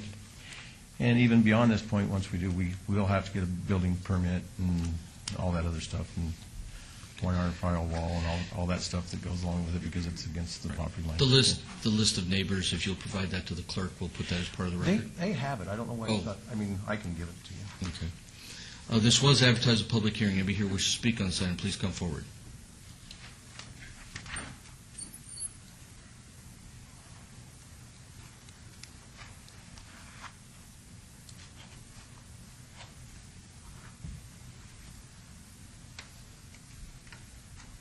Good evening. Good evening. I'm Brian Landsberger from 6775 Sierra Trail. We share a property line with the neighbor and where the shed is. My name is Dongmi Landsberger. I live on 6775 Sierra Trail. Yes. And we like to speak because we oppose this variance, and we'd ask that the council recommend denying this variance and we did send a response back in a fax, but to summarize, it was because this shed, which is immediately on the property line and extends a minimum of 3 feet above the block wall, we feel that it lowers the value of our property, it harms the appearance, and every time we walk out, it's there. It's 28 feet long along the property line. And among all the neighbors, we're the one who is primarily impacted by this property because it is on our property line. Okay. I'll ask a question before something. How long have you lived at this house, at this location? We bought this house in 1990 and when I was in the military, so we've been in and out at different locations, but we've been here the last 6 years. All right. And this is a problem that's just been raised recently, or? Right. I mean, we were never happy with that, but it was only recently, last year, after checking into the codes, that I realized that we did have some recourse. I didn't know that, whether it was grandfathered or not. When I checked the county codes, it was in violation at the time it was built, up to now. Okay. All righty. Anybody else wish to speak on this item, please come forward. Seeing no one, close the public hearing. Mr. Chairman, Commissioner Evans. Before these folks leave, Okay. is it okay if it's? Yes. I'm curious. I understand your issue, and that was my question to my colleague here: was does the neighbors support this? But I'm looking at the positioning of the structure and your property line, and I'm wondering if there couldn't be a solution. Can you plant a row of trees? I see you've got some Italian cypress on the property. Is there some way that you could create a visible landscape barrier between your line of sight and this gentleman's property and the shed that would get everybody to a happy place? Well, because the shed has zero setback, any mitigation would have to be done on our property. And, of course, it would just be temporary. The code violation would exist permanently. So, and I think that would be a point that could be raised. Well, like I said, we don't like it, and if we came to sell the property, that could be an obstacle. So. Yeah. Also, it's 28 feet long. It's like when you open the door, it's a pretty big area, 28 feet long, and so it's just you cannot cover it. Just planting a couple of trees or something like that. Commissioner, may I make a comment? Brief, please. The setback requirement is only 3 feet. The view would not change if it was moved 3 feet. The view would still be, what they're talking about would still be there 3 feet from the property line. Also, the 3 feet above the wall, it's right attached to the wall, and it's a lot of it's disturbing enjoyment.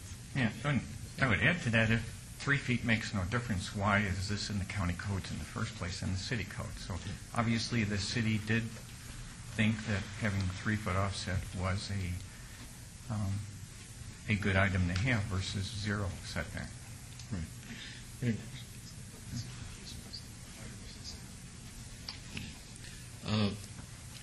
Mr. Chairman. Go ahead, Commissioner. I would want to clarify a few things. It's a stucco finish, right? Yes, correct. And it has the same type of tile roof. It's hard to tell from the photos, but it's the same type of tile roof that's on the main home? Exact same tile, yes. Done the same time. Okay. And then, Mr. Scott, on the setback, this 3 foot, Yes, he's not here. Director Wheeler can answer. Director Wheeler, I understand that the setback requirement, if there's a fire-resistant wall and/or building, that it is not required to be 3 feet. Is there anyone that can confirm that? Because I see this is a brick wall that's fire-resistant, stuccoed as well, and the building is also. Those are different codes, sir. One is a building code and one is a zoning code. And what we're speaking to tonight is the setback required by the zoning code. But normally in the fire code, the closer it is to the property line, the more fire rated it has to be. The greater the fire rating has to be. Okay. All right. Well, I mean, just from my perspective, I understand your concerns. I don't think it affects the value of the property. This is a well-built building. If we're looking at some dilapidated structure that doesn't match the property, then my concern level rises. But I don't see a problem with this. I appreciate the fact that it appears to be well done. It appears to be well kept. It's painted the same color. It matches the home. I don't like when people come in and ask for forgiveness rather than permission. That's bothersome. But in any case, I can see that it looks good, and I don't have a problem with it. So you'll see my support on it this evening. But that's just me. I don't speak for each of the fellow commissioners. Thank you. And Commissioner Quinn? Did you want to say something? No, go. Oh, I was there today, and I was in his backyard, and I looked over your wall. And what I found so appealing was when I always go out and look at structures that are built in our ward, and I've had many that I've asked to come down. And this one is one that matches the house, matches the color of the house, matches the stucco of the home, matches the roof tile of the home, and it's actually quite lovely. Now, granted, he definitely is too close to your wall, but what concerned me even more, what I saw, was the tree in your backyard that's ready to break in half and end up in his side of the wall, so that dead tree. He is going to see my support on this tonight because of the fact that there are some, you should come in here later and ask for it, but in this case it was 30 years ago, and it just looks beautiful. And so I'm going to support it tonight for all the reasons Mr. Ellsworth said, Commissioner Ellsworth said, and he didn't even go out there and look at it like I did. So there you go. And let me, one brief comment, because this is one of these issues that come before us. None of us are here eagerly wanting to provide variances that are self-made. But I find this a unique situation in as much as it's been here so long and is so well maintained. Your house is well maintained, and so is yours. Very well maintained. So you've got two neighbors that care about their properties. You've got a structure that's been here for longer than your neighbor has owned their home. So it was something that was pre-existing then. And I'd like to give both of you the benefit of the doubt that you got it. You're to this point with the best of intentions that you want your values maintained and your home protected. You want to clear up an issue that was raised. And quite honestly, your mother-in-law getting a building permit at some point in a long time and actually a permit to re-roof this structure gives me a little concern. Even though it's non-conforming or it's within the 3 feet, some inspector has seen this before, and this has gotten passed and gone, not by some wrongdoing on your part. You guys got a permit to put the roof on properly. So again, it's one of those. I think it's a great opportunity for neighbors to communicate very well, and I think that my opinion is I don't believe there's a great service in saying tear it down, move it. It was all done bad, and you're a bad person. That's not the part of this. But I think as neighbors, there probably is some mutual solution here that may be beneficial to both of you, that might be you working with your neighbor to install a tree or two, something that kind of enhances visually, and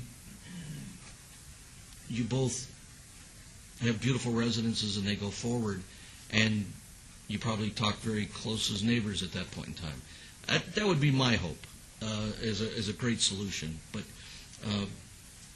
Commissioner Trowbridge, you've got a good idea? Of the motion? Well, I don't know about a good idea, but I do just want to express my thoughts on the matter and the why, so that maybe we can have some neighborhood harmony come out of this. You know, the reason I'm going to support the request is because their home was built in 1977. The additional structure was added in 78. This particular half-acre lot was annexed into the city in 86. And that's when the city codes would become applicable. And so it's not as though it was in violation of any city codes at the time it was constructed. It was fine at the time it was built. Well, it's my understanding it was in violation of the county codes. That might be your understanding, but, you know, I could play lawyer on you and say, prove it. You know, I was here in 1978, and the codes were fluid. Okay. All right. Now, and then when you bought your home in 1990, the structure was there, had been there for some time. And so you bought your property knowing that the structure was there. And so, you know, having said that, I think it would be an absolute miscarriage of justice to come and ask someone that the structure's been there for, 32 years, say, well, now you got to tear it down because your neighbors that have been there for 20 years don't like it today. You know, that train has left the station as far as I'm concerned. Perhaps I should restate, when a person buys a property, that doesn't mean they have 100% satisfaction with No, every but it does aspect mean that of you it. know what you're buying. I assume that you're an intelligent man, We knew and you knew what you were buying. that it was a defect. It was only recently that I knew that it could be removed because it was in violation of codes when it was built, and it's violation now. Well, we assume that it was in compliance, or maybe we assume it was not in compliance. But the fact is, you've given it your best shot tonight, and I appreciate the American way, and thank you for your service while you were off with this property belonged to you for so not acknowledging it. Yeah, I would like to point out the sites that were, you know, the ones that we see, the side of the shed, is wood, looks like a wood panel. And Looks like was what, not a wood where- panel? Where have you seen the side? That Yeah, I looked right down there. You were in our yard and looked at the shed? No, I was in Where his yard and I looked down. I did not go in your yard. Yeah, No. that's not, that's the ugly side. That's not stuccoed and it's not well maintained. But I think the issues on that will be corrected when this gentleman goes for a building permit, because the building department will ask that, you know, those things, I would suspect they will ask that those things need to be corrected. And I'm sure the applicant is committed to making sure that it's visually appealing on your side. And I think, and I do appreciate your point of view.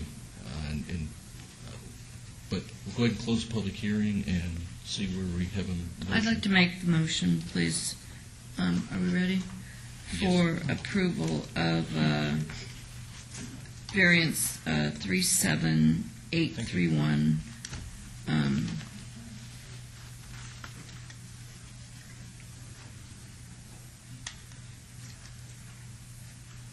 And that motion was for approval, so Yes. all staff conditions? Yes, following all staff's conditions.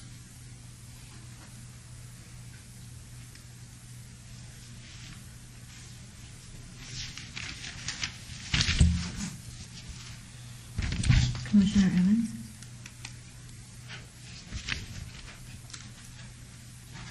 That is approved, and this will go on to City Council on July 7th. Thank you again, and we're going to take a short break because it's like 1,000.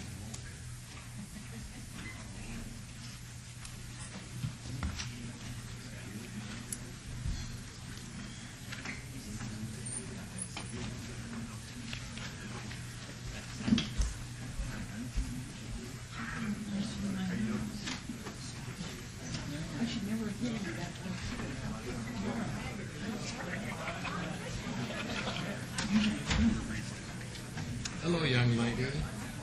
Here? That's the spot? That's where you come place That. to see, yeah. Okay. These These ones will pick you up too. They will? Yeah, these should pick you Well, up. I'll be sure not to say anything off. Yeah, but you're working. He should have had a grandfather in there.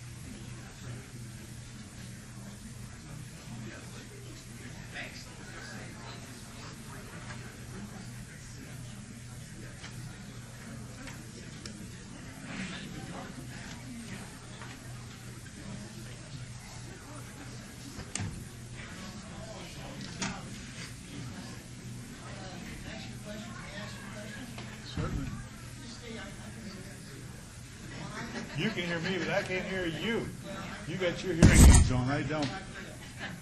Why wasn't the last guy under the grandfather clause? Why wasn't it protected in the grandfather? We don't, there's no such thing as grandfathers. What you saw was just a humanistic approach to a legal problem. The gentleman that didn't like it voiced his opinion, and everybody said, That was built in 1977. correct. Zoning didn't take place till 1986. It was grandfathered. Should have been totally grandfathered. We don't have such a thing. Not on residential. Not on residential. We've been told that more than once. Lots of areas.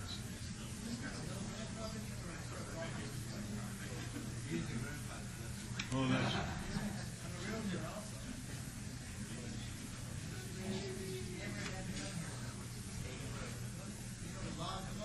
Yeah.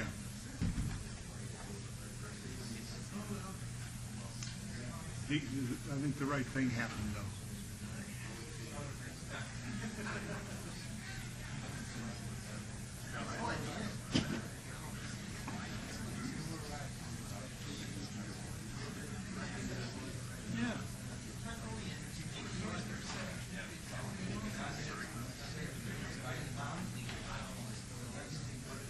Exactly. Yeah.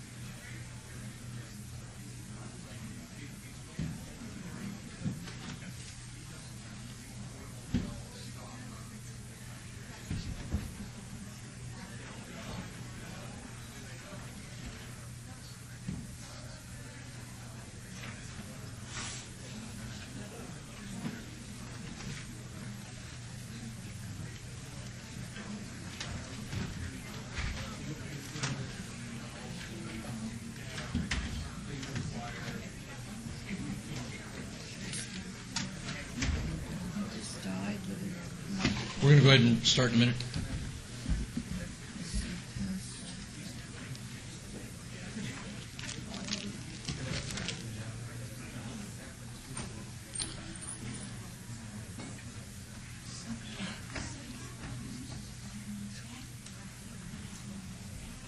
I read the staff reports. What do you have?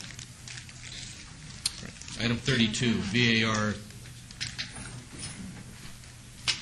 37837, applicant owner Craig 95 LLC, to increase the height of an existing 14-foot by 48-foot off-premise sign to 47 feet, where 40 feet is the maximum height allowed at 7075 West Craig Road. Mr. Chairman, a 41,097 square foot shopping center is under construction at the subject site. And due to the position of the building, the off-premise sign visibility is partially obscured. Staff cannot support the variance request, as it is a self-imposed hardship due to the site design of the project. If the application is denied, the off-premise sign will remain at 40 feet in height. Staff does have, and if approved, additional condition which is the following. The sign height shall be limited to 47 feet, measured from grade to the top of the sign. Good evening. Good evening. Ali Kabe, 3824 South Jones, Las Vegas, Nevada, 89103. On behalf of the applicant, basically we have a situation where, as staff just mentioned, the shopping center that's under construction is blocking the existing billboard. And we're here tonight to ask your permission to raise the billboard enough so it would clear the billboard from any obstruction from the building. And I have some pictures here that I've taken. Okay. You primarily representing the billboard, or are you representing the landlord? Or the landowner? I represent the landlord. Okay.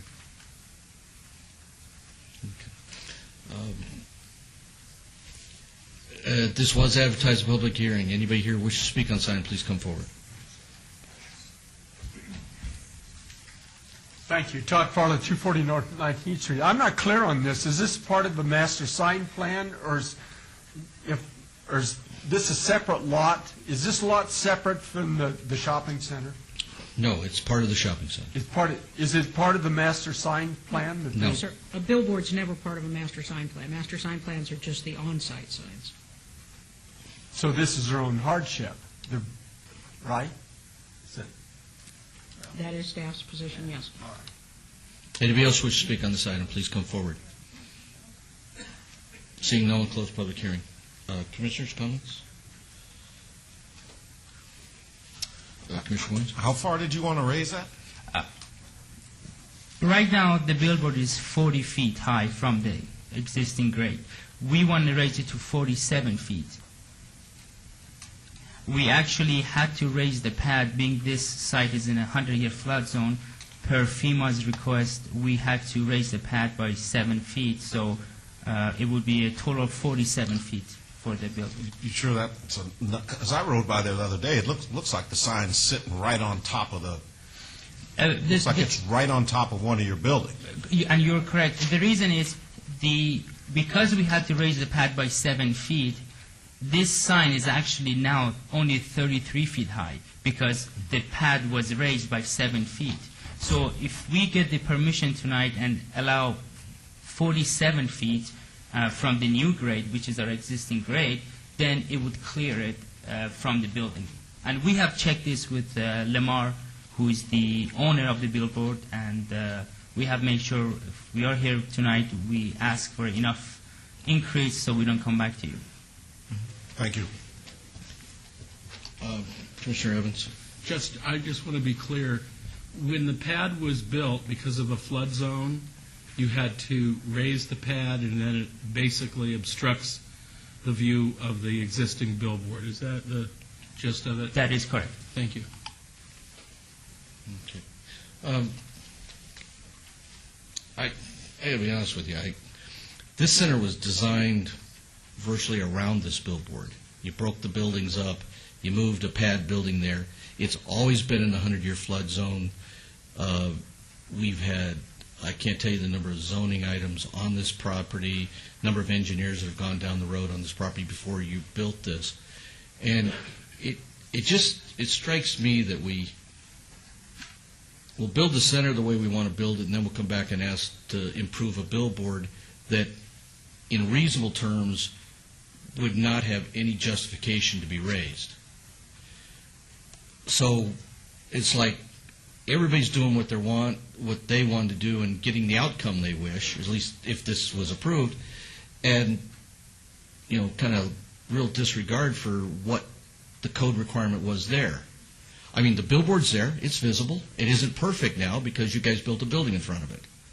But yet the architect didn't really design the buildings perfect because it almost looks like the billboard's over the building.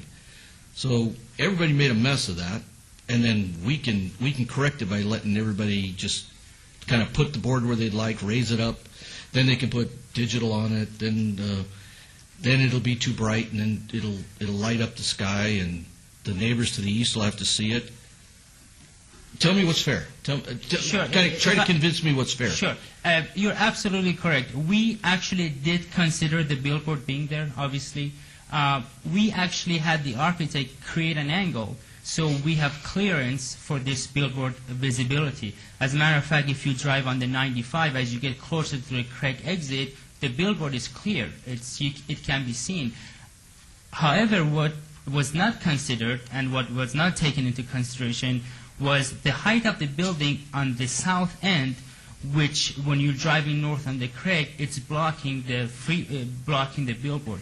So it wasn't. But understand, when you go north on the freeway, there's no perceived guarantee that that board that's on the opposite side of the freeway will have the same read as something that's in the normal view path of a car driving.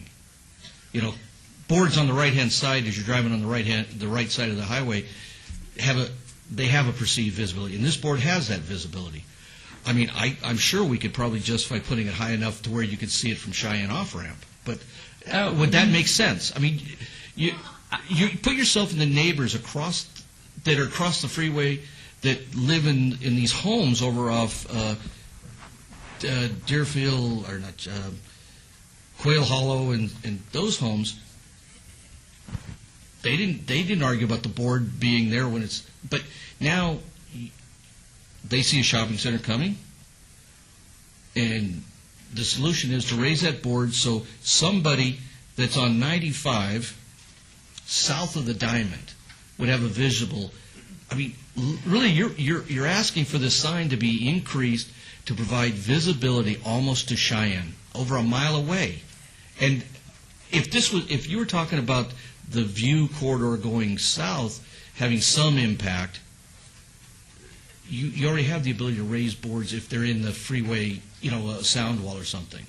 But this is an aberration if you raise this to 40, you know, that high. Suddenly you'll be the board that's visible all through that area, and I guarantee you, if it isn't already in the works, somebody's going to have to put digital lights all over it. If I may, I have a picture that actually shows. Okay. This is our billboard, and this is the billboard just south of us. So we're not really asking to be visible from Cheyenne. We honestly are not. We're only asking to be visible pretty close to Craig. Look how high this existing billboard is, and look how low ours is compared to that. We're not being greedy here, and we're not asking to raise it so high that it can be visible from Cheyenne. This picture is pretty close to the on-ramp. I don't know the exact measurement, but I can promise you it's not anywhere near Cheyenne. And we just want to be clear from that obstruction, as you can see. And if you can see the other billboard, it's higher than ours. Which one is your billboard? Oh, there's nothing on it right now. It's just blank. Right. Lamar had to remove all the advertising because of the obstruction. Yeah. And this is the view going south on Craig, which we can live with. That's not so bad. But I mean, it looks odd, but Lamar can live with it. And but to me, you're still causing the same visual clutter, but it's now at 47 feet up, which again is going to start to set precedent, because everybody's going to say we need to go to that height now just because we've got one up there now. So now you're one up on the next guy. I don't think we're high. Even at 47 feet, we will not be higher than the billboard right just south of us. How high is your building right now in front of the billboard? That building next to the billboard, we made it as low as possible at 22 feet. The problem is on the south end, which we're up to 28, 29 feet. So even the building is not that high. It's pretty standard for single story. Single story can go up to 45 feet, as you know. So your building's at 22 feet, right? Next to the billboard, and then at the south end. And your billboard's at 40 feet. Correct. So, well, our billboard is not at 40 feet because in reality our building is 22 feet plus the 7 feet that was required to raise the pad. So our building is 29 feet, the billboard is 40 feet, but the south end of the building further away from the billboard is almost 30 feet. So this is not a tall single-story building. It's a pretty reasonable height building. We didn't go all out and made it so tall that's blocking it. And then we removed the tower element, which as a developer we like to have for exposure from that side so it doesn't block the billboard. When you say you raised the pad, or the pad, when you raised the pad, you raised it about 7 feet? Yes. Is that pole buried now, or what? Yes. And it's buried up 7 feet from where the... Correct. So the base now where you had 7 feet shown on the pole is now covered by dirt? Correct. But you knew this prior to the design of the shopping center, correct? Absolutely. So you knew this day was going to come? Absolutely not, because we took into factor, we had the architect create an angle, create an open angle so the billboard is visible. What wasn't considered was the fact that the south end of the building, that height will block the billboard. If you pass the Craig off ramp, the billboard is visible. Well, yeah, because I was going westbound up Craig, crossed over the 95, made a left heading southbound, and I didn't even go to look at this item. I was just going somewhere, and I stopped my brakes and backed up, and I said, that billboard's sitting right on top of that building. And my thought was, that billboard's coming down, not that it was going to go up higher. I just said maybe the developers can get to a point where this whole thing's coming down, because there's no way. It's huge. And so somebody messed up. Absolutely. Bad. Absolutely. Yeah. So as your engineers and your architects work together, is there any other solution that they might perceive to be fair to the neighbors and fair to the... We have, the only other solution would be to knock the building down and redesign the site where we are a month away from What's more important, the billboard or the building? That's a tough question, and the reason is Lamar is the one who owns the billboard, and now that this is an obstructing billboard, I don't know what value they put on this billboard, and I don't know how they assess the damages. So if this turns into a lawsuit, and if it's a losing lawsuit on our side, other than I don't know which would be more beneficial, losing a lawsuit in millions of dollars, or possibly losing the building and redesigning the site. But, if we raise this board up that height, we just had probably one of the more contentious issues with regard to a commercial use half a block from there, at the corner of Tenaya and Craig, which those people don't see that board today. They don't see anything about it because it is in the freeway and it's out. But here we spend this time putting hundreds of neighbors through issues, trying to be sensitive to their pet cemetery, sensitive to the issues along Craig Road, that those neighbors feel strongly about West of Tenaya. We raise this board up, I guarantee you the people on several of the streets over there, like Sleek, will be able to read the advertising without getting out of their living room. So I'm just trying to figure out why we're here, because we can always make the board, we can make them bigger, we can raise them higher, we can put flags on them, but how do we treat neighbors? We're only asking to raise it enough so it's visible. We're only asking to raise it enough so the building is not blocked anymore. Mr. Chairman, if I might. I appreciate it. Commissioner Ellsworth. I think I see this a little differently, although I might be accused of being the crazy tiger or something, but you're asking for 7 feet, right? It's 7 feet more than what you have right now. That's all you're asking for. You're not asking... Well, that depends how you look at it. If you use the old grade or new grade. At no point we're going to be 47 feet. No, here's what I want to know. If I look at the sign right now today, how much higher, if we grant you this, is it going to be than what it is right 14 now? feet. It's going to be 14 feet tall. Right. In the details. So why don't you spend the money, just raise it what you should raise it, and forget the additional 7? You'd have just as much visibility. We need 14 feet to be clear Otherwise, any less than 4, we had Lamar go out there and do the measurement. Well, Lamar's always going to tell you it has to be, they tell you it had to be 28 if they get But away with it. anything less than 14 feet will still be blocked by the building. So it will be a lost cause. Can you move the billboard on your property? Sure, if the board allows us and we can work something out, we can look into it. You have to remember, we don't own this billboard. Lamar does. So if they agree to it, yes, that's an option. There's other billboards, there's distances, there's other issues. Well, I appreciate your presentation and the information you provided us, and let's turn over to the commissioners for a motion.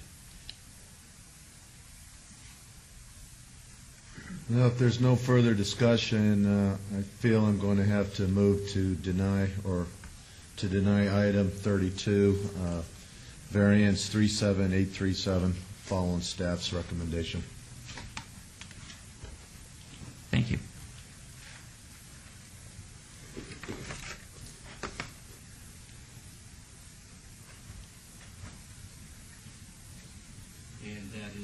And that is denied, and that is final action unless appealed within 10 days. Thank you very much. Now we go to related items 33 and 34. Item 33, VAR 3785. Applicant owner St. Mary's Coptic Orthodox Church to allow a 31-foot front yard setback where 50 feet is required at 6170 West Cartier Avenue. Companion item is SDR 37846 for a proposed two-story, 3,338 square foot parsonage and guest quarters. Mr. Chairman, the site currently consists of a 3,000 square foot assembly hall currently used as a church and a play area located in the northwest corner of this 1.96 acre parcel. The assembly building was constructed with the property while the property was in the jurisdiction of Clark County. The site is paved with the exception of 2 unimproved pads, one for approved 6,000 square foot church and the other for the proposed parsonage. The perimeter includes landscaping and a 6-foot wrought iron fence and non-decorative block walls. Staff recommends denial of the associated variance for the front yard setback and therefore also recommends denial of the site development plan as the variance is a self-imposed hardship. If denied, the building cannot be constructed as proposed and a new site plan would be required. Please note we've received additional protests since publication.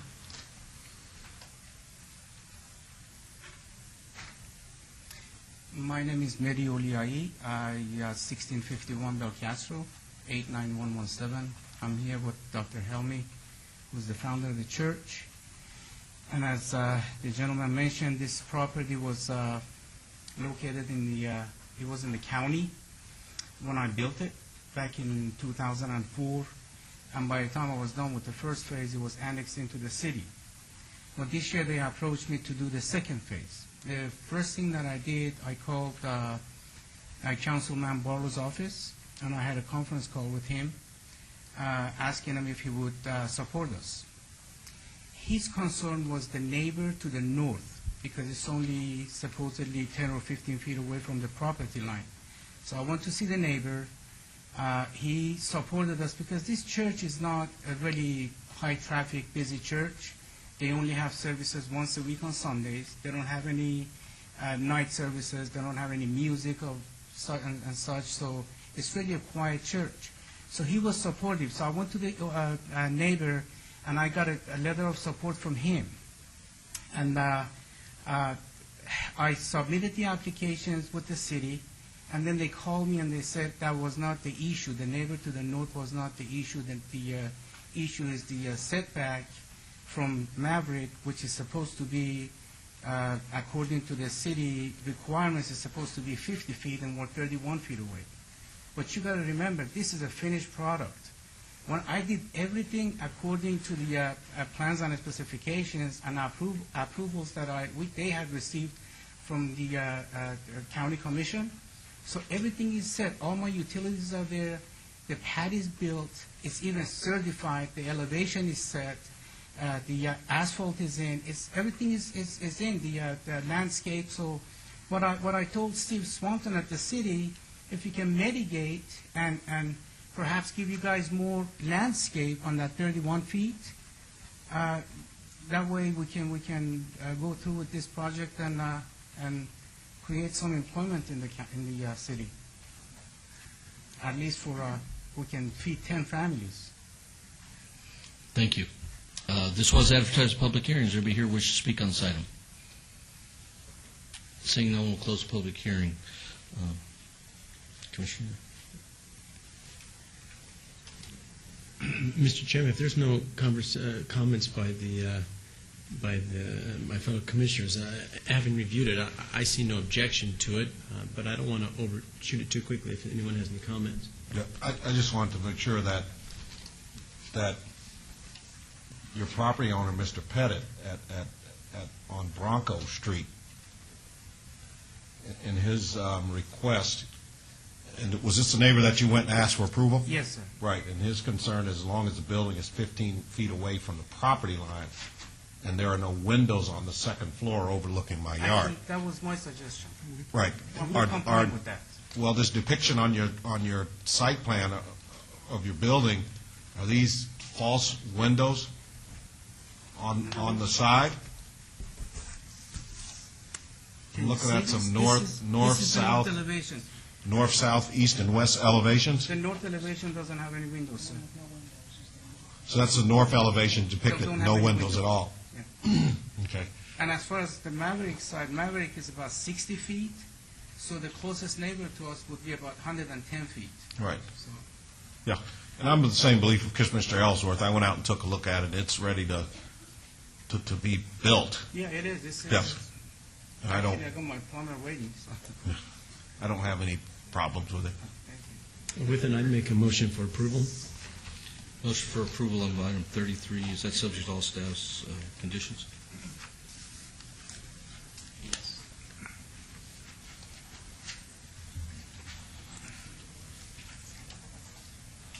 Okay, thank you.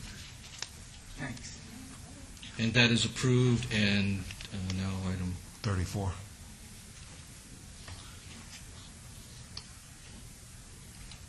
Commissioner Ellsworth, 34. Yes, move for approval item number 34 as well. Please cast your vote.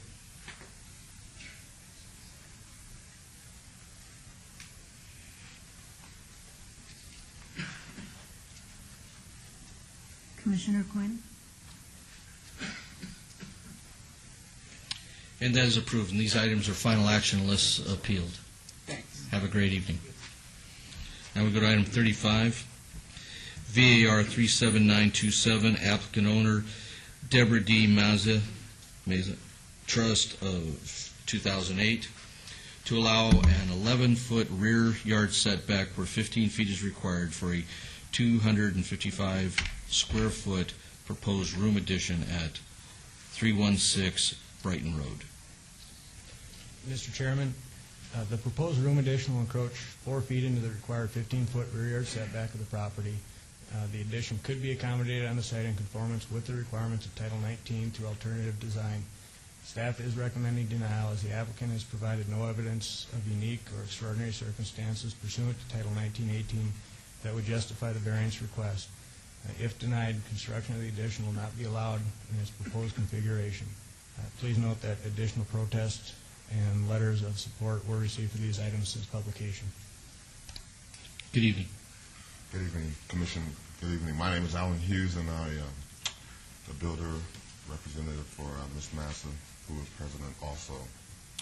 With a little history, we just want to add a room addition family. We took pictures and gave that to staff to show that we are trying to do it legal. There have been room additions added in the neighborhood, and we don't think that the size, the encroachment, dwells that much upon what we're trying to do. Thank you. This was advertised as a public hearing. Anybody here wish to speak on this item, please come forward. Seeing no one, close public hearing. Commissioners? Commissioner Quinn? I was out there today and I met with Deborah, yeah. And this is a deceiving property as it looks to us as commissioners from the paper. What she has here is kind of a staggering backyard where it's flat and then it goes up into a big, huge planter, and then it goes up into this wall that has to be, 16 feet high? That's a retaining wall, yes, ma'am. Yeah, and so there's nobody that can see down into her property. It's very unusual, and the bottom line is she's not harming anybody by making it 4 feet bigger than what is the code, because it's not encroaching into anyone's wall or into any neighbor's wall or anywhere. It's just going straight back. So it's going to see my recommendation. There's lots of different things going on in this neighborhood, and I think all Deborah wants to do is make a little bit more room for her children to play. And I'm glad I met you today, and I'm glad I came out and saw it, because without seeing it, you really don't get it. So you'll see my approval if my other commissioners have any other comments. If you'd like to go ahead and make a motion. I'd like to make a motion for approval of variance 37927. Okay, there's a motion subject to all staff's approved conditions. Please cast your vote. And that is approved, and that is final action in the absence of an appeal. Thank you.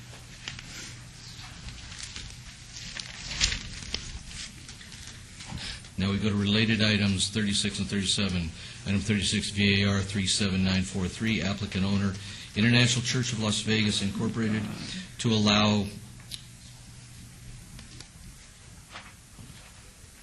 I need the count of the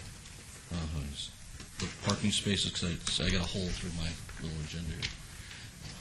119. 119 parking spaces, where 338 are required at the southeast corner of Cliff Shadows Parkway and the 215 Beltway. Companion item is SDR 37942 for a proposed two-story, 35-foot high, 66,192 square foot church house of worship with waivers of the Lone Mountain West wall and landscape standards to allow a retaining wall up to 16 feet in height and 0-foot landscaping buffers along the portions of the north, south, and east and west perimeters. Mr. Chairman, this is the second site development plan review with an associated variance for parking to be submitted for the subject site.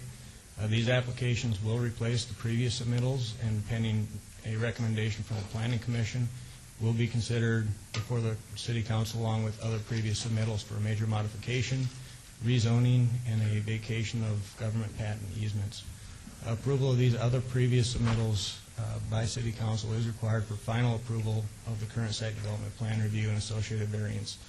All three previous applications received a recommendation of approval from both the Planning Commission and staff prior to being tabled at the April 1st City Council meeting.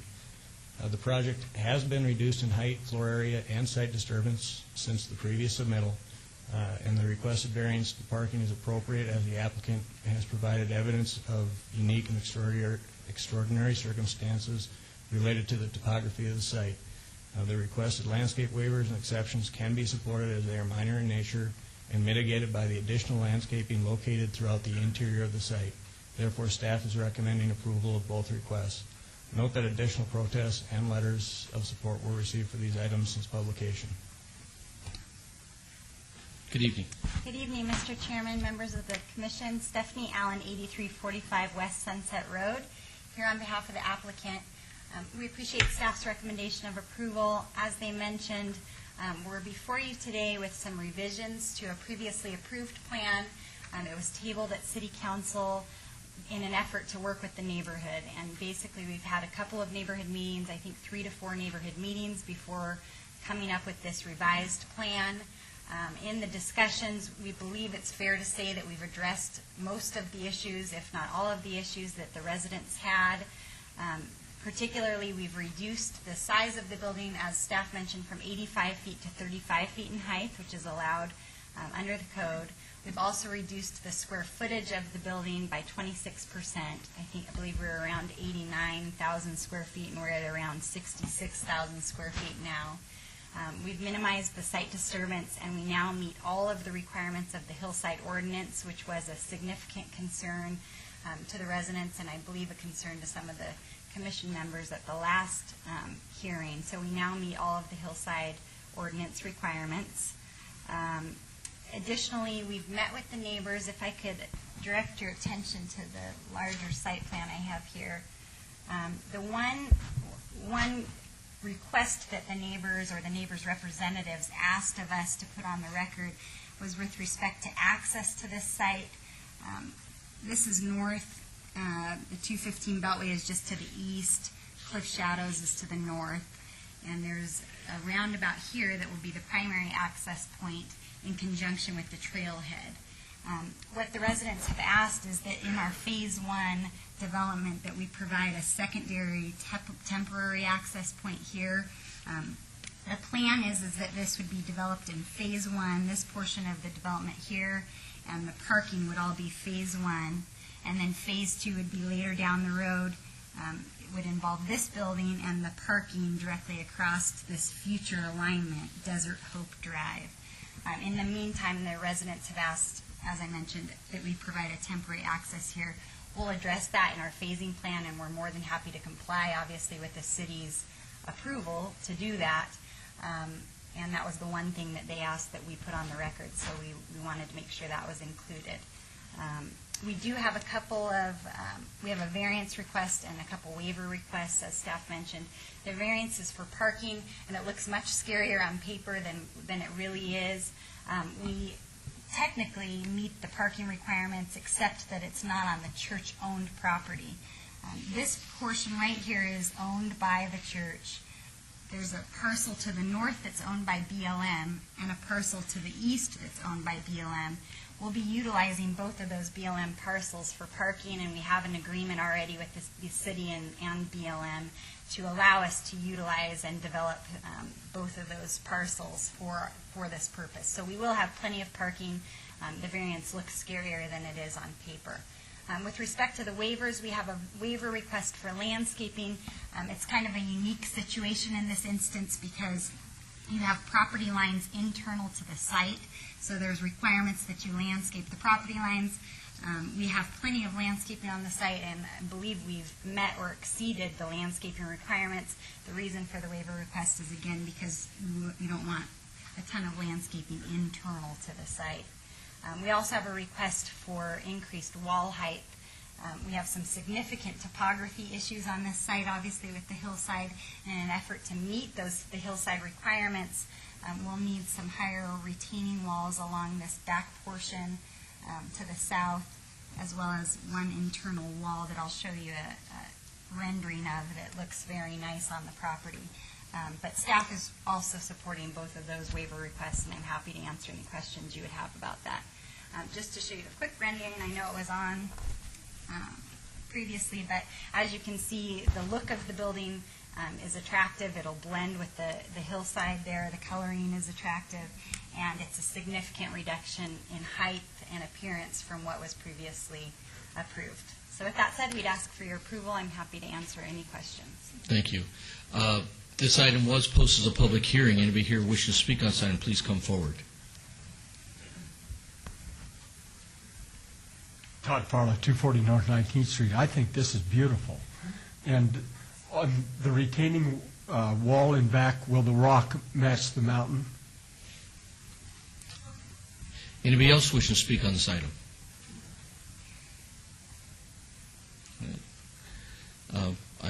Before we turn over to the commissioners, I'd like to commend the applicant on addressing those concerns of the neighbors, because we've had, previous meetings, we had quite a few people here, quite a few concerns,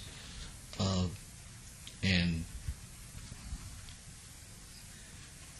I'll support this because I think it does fall within the pure focus of the hillside ordinance, and the building is architecturally, in my view, compatible to the mountain, which the previous building did not fit. So I'll turn this over to Commissioner Quinn. I just have a disclosure to make. I have a cousin that attends this church, and her husband is one of the choir directors here, but I have not spoken to him about this, and I feel confident I can vote on it. I don't think it'll benefit him financially, but it sure will probably spiritually. There's a little bit more room for him to play Amazing Grace. And just for the record, I too will support this, but unlike my colleagues, I liked the old design, so, thank you. Mr. Chairman, if I might, I want to compliment you as well.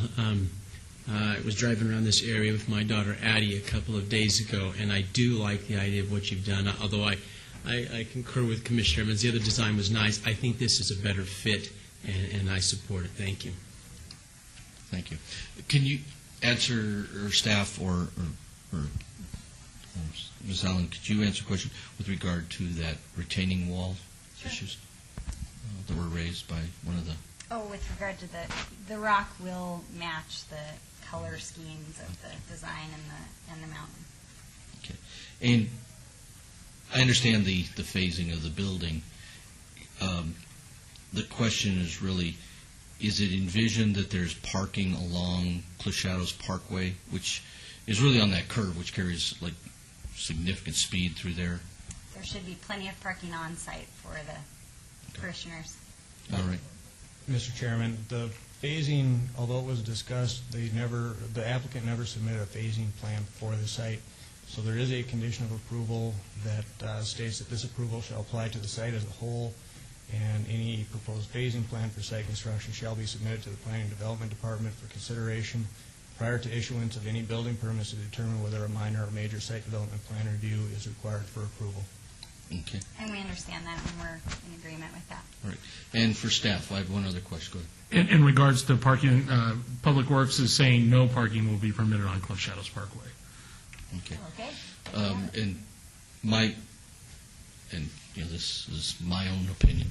If there is a subsequent major or minor site plan review, I would like if there's a plan to come back in with a tower element, that be considered an item that has to come back for planning. That would be a material change in the height of the structure, and that is a major site plan review and requires review by this board. Okay. Well, if there's no further discussion on this matter, as to item 36, variance 37943, I move to follow staff's recommendation and approve it subject to all conditions. Is a motion for approval subject to staff's conditions? Please cast your vote.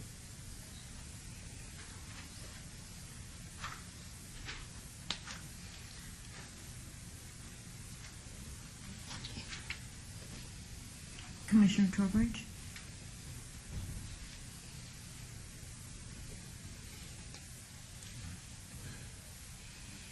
And that is approved, and that will go into City Council on July 7th. Thank you. Next item. And then as to item 37, SDR 37942, again, move to follow staff's recommendations for approval, subject to the conditions. Is a motion for approval? And then one quick question. Did you have an amendment to that, or was that already one of the conditions? That was a current condition. Thank you. Please cast your vote.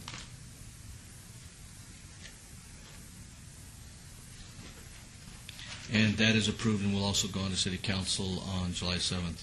And thanks again to the applicant for hearing the concerns of the neighbors and addressing the design. Thank you very much. Have a good night. And Mr. Chairman, I had to step out, but just for the record, my vote would have been for the affirmative on number 36.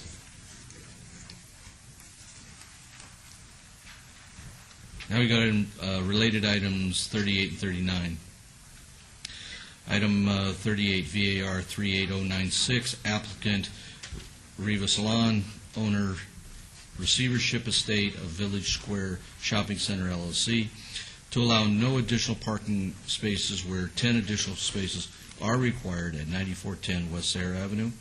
And companion item SUP 37665, to add a proposed 608 square foot massage establishment within an existing 2,450 square foot beauty salon with waivers to allow 0-foot distance separation from a synagogue and a residential zone where 400 feet is required. Mr. Chairman, the subject site is a large commercial development that does not qualify as either a shopping center or regional mall for purposes of calculating parking requirements.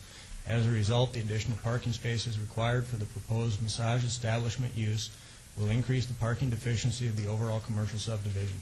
The applicant has provided no evidence of a unique or extraordinary circumstance that would substantiate the variance request for reduced parking.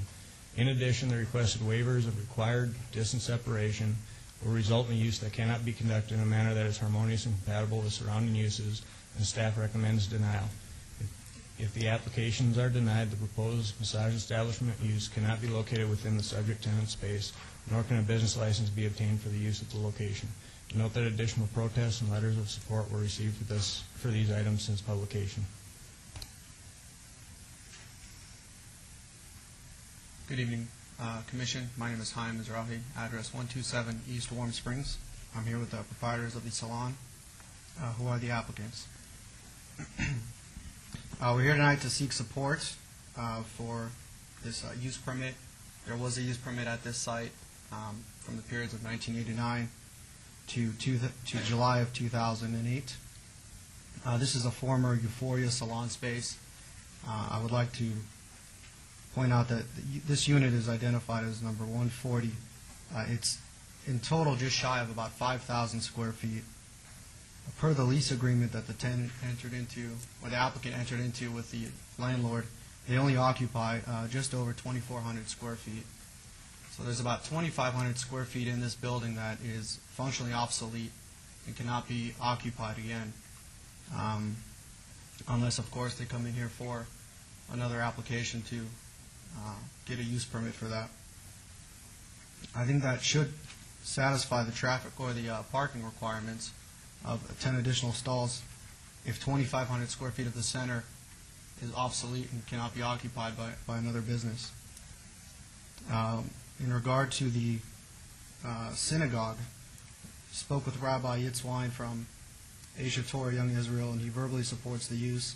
We could not get a letter of support in the time frame from the staff denial till tonight, but we could produce one from the rabbi. We're pretty confident about that.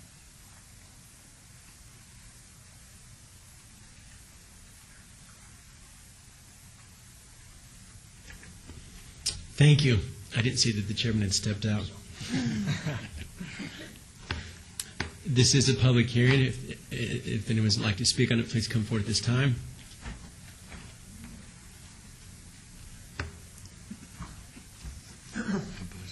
Thank you, Todd Farley, 240 North 19th Street. I was by there the other day, and it looks to me like the real problem is empty parking spaces.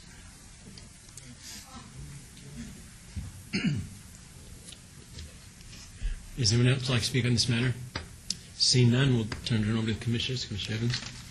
Yes, I have a quick question. I'm sorry I didn't get your name, sir. My name is Chaim. You said that you were fairly confident you could get the support of the rabbi. Is the synagogue within the center? I don't think it shares property lines. It might share parking. But is it relatively close? Because they're talking about a zero. Is it a separate structure, I guess is what I'm asking? It is a separate structure, yes. Okay. Because this is my thought. And my colleagues may differ. I really don't have a problem with this as long as they who are most affected don't have a problem with it. But you don't have anything in writing or any definitive assurances that you could give us that they would support it. And my thought was perhaps we could hold this until that occurs, and because it likely would see my support if that were the case. Now, my colleagues may think differently, but... Do you have any opposition to holding it for 30 days? If I can make a comment.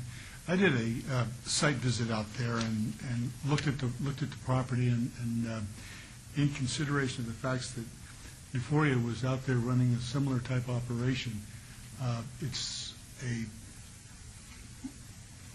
probably a medium-sized beauty shop with, pedicures, manicures, and a small boutique area associated with it, and some rooms in the back that are becoming commonplace in beauty salons. So I am going to support the request. In comments to holding it, I see no benefit of holding it because Rabbi Ishwein, you're not going to get a priest or a rabbi or an elder to write a letter of support for massage Okay, parlor. then why unless don't we it's going just to move snow in forward July. then? Why don't we move forward, and if they have any objections, they But- can make them known. But if I would suggest an additional condition, because this is the first time these applicants would have this type of a license, that we take a look in a year and see if we're having any complaints about the operation of the facility, about the continuation of the use of this area for a massage element. Is that your motion? That would be my motion. If I made that motion, that condition would be on the SUP for the use? That's what I thought. Okay. In regards to item number 38, variance 38096, make a recommendation for approval, subject to all staff conditions. Motion's been made. Post.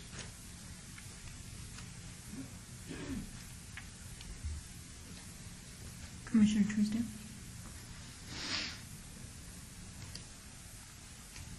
And the motion carries. Thank you very much.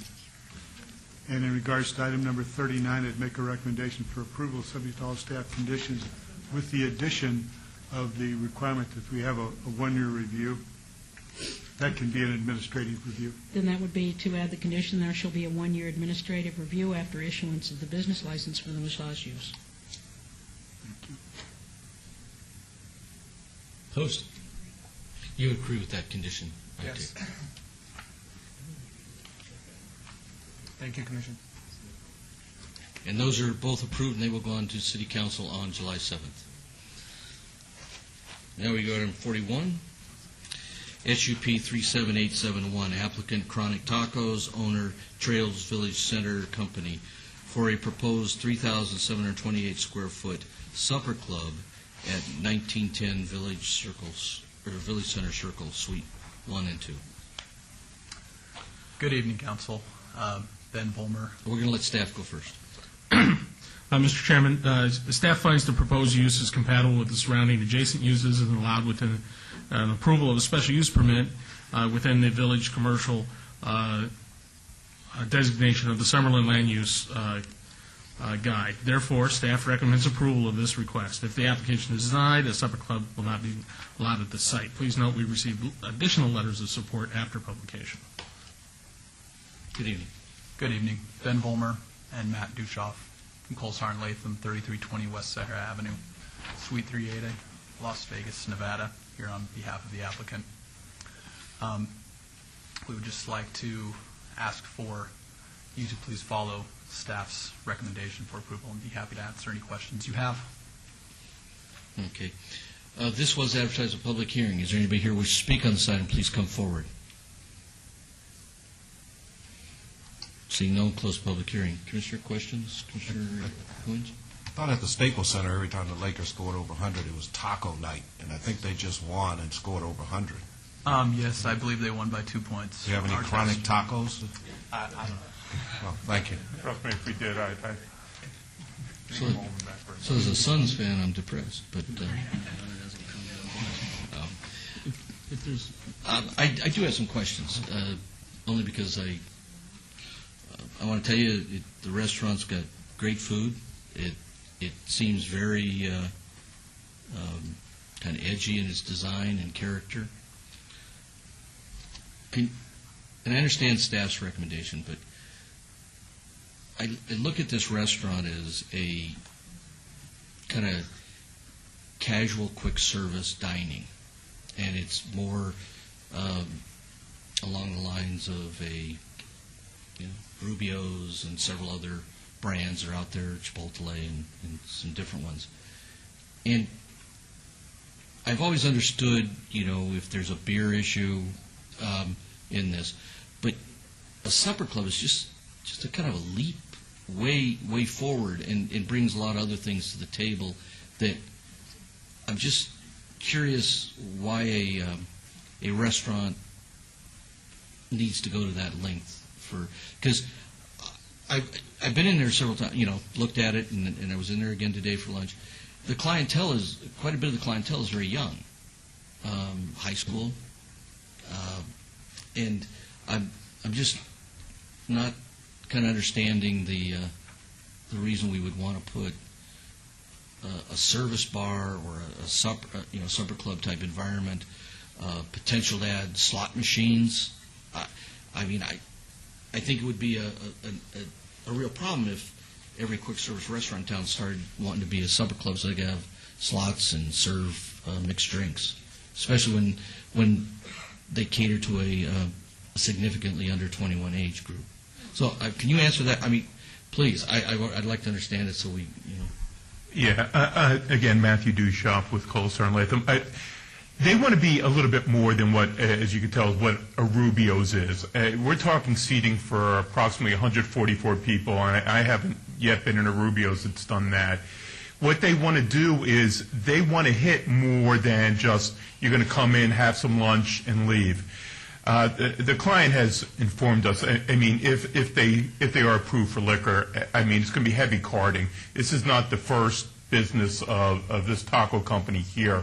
This is their second one. What they want to try and do is, I mean, to have a nightlife, to have people come in there, making a more fun atmosphere, and make it like a supper club, not like a Rubio's. Yes, it's going to be quick serving tacos, burritos, and so forth, but it's going to be more than that, and that's what they're shooting for, is to become more than that. They're going to become something a little different, something we haven't seen a lot of here, and that's what they're really shooting for here, is to have a bunch of people. They would love to have a waiting list sitting there where people have to sit and they get waited upon and so forth, and they want to be able to have something like that, and that's what they're shooting for with this type, the chronic method and what they want to do for a restaurant, maybe a restaurant supper club type of thing.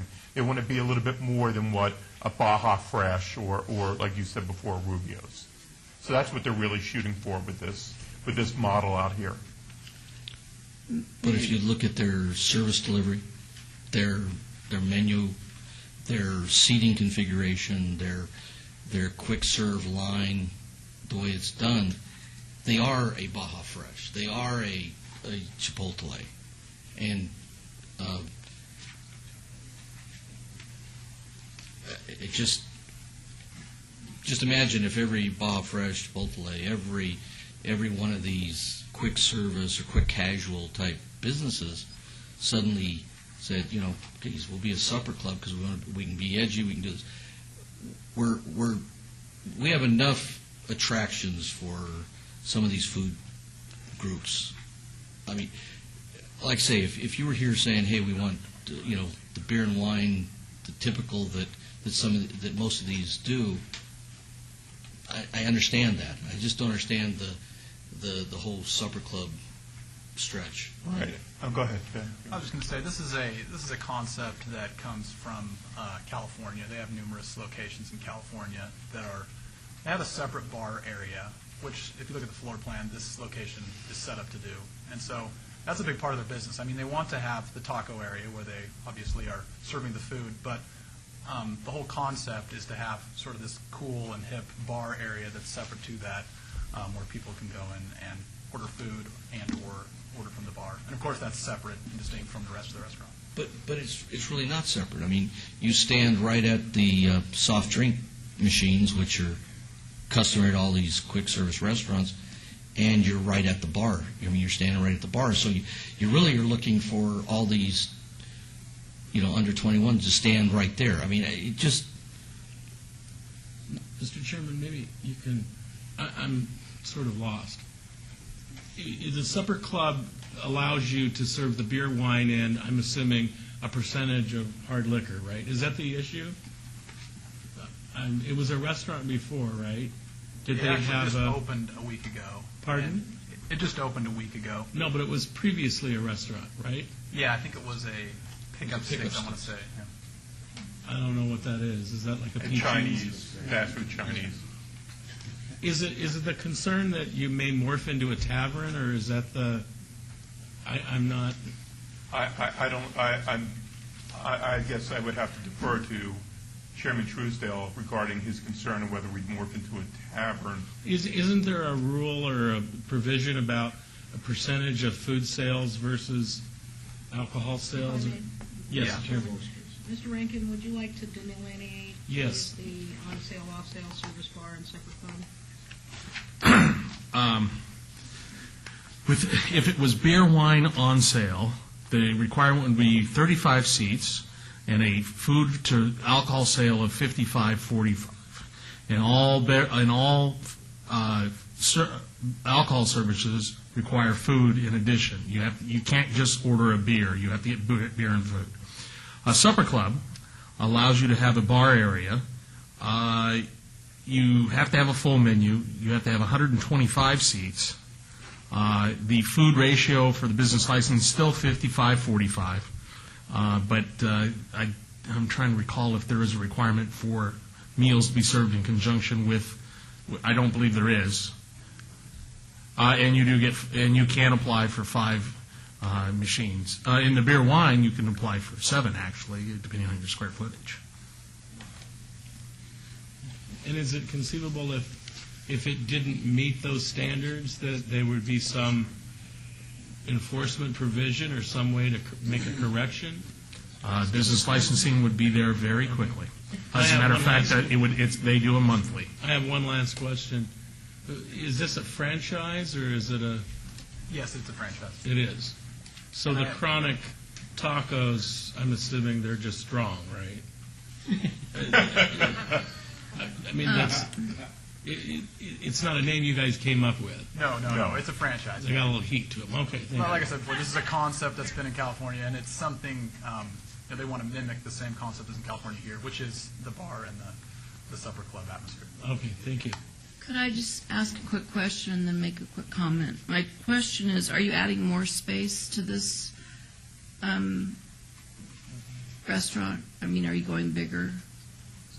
It's just suites 1 and 2. Suites 1 and 2. Because I was literally there yesterday at 5:15 p.m. with my daughter after she worked out, and there were between 15 and 20 people out the door standing in line to buy tacos, and they were families, and they were young people, and they were a diverse group. And what I noticed was they would come outside and sit like on the planter and eat their taco. I think they're craving this to be a restaurant. I think that the area, I think it's going to thrive, and I think if you go out to dinner and you have a taco and you're over 21, you want to have a beer, and I think that any owner in their right mind is going to make sure that their person they're serving it to in this day and age is over 21. I will strongly support this because I truly, literally was sitting there yesterday waiting for my daughter to come out with tacos, and I mean the place was just jamming. So I think it's a great concept. And if I may, I've been living in that area about 16 or 17 years now, and I'm very familiar with the trails, and I too think that's a welcome addition to that area, to that, especially that food area right there. There's been the pickup sticks before. The restaurant next to it has probably had 5 or 6 ownership changes since I've lived in the area. And I think this is a great concept that will be a benefit to most of the residents around that area. Appreciate that. Thank you. Any other Ready for a motion? Sure. Okay. In regards to item number 41, special use permit 37871, make a recommendation for approval, subject to all staff conditions.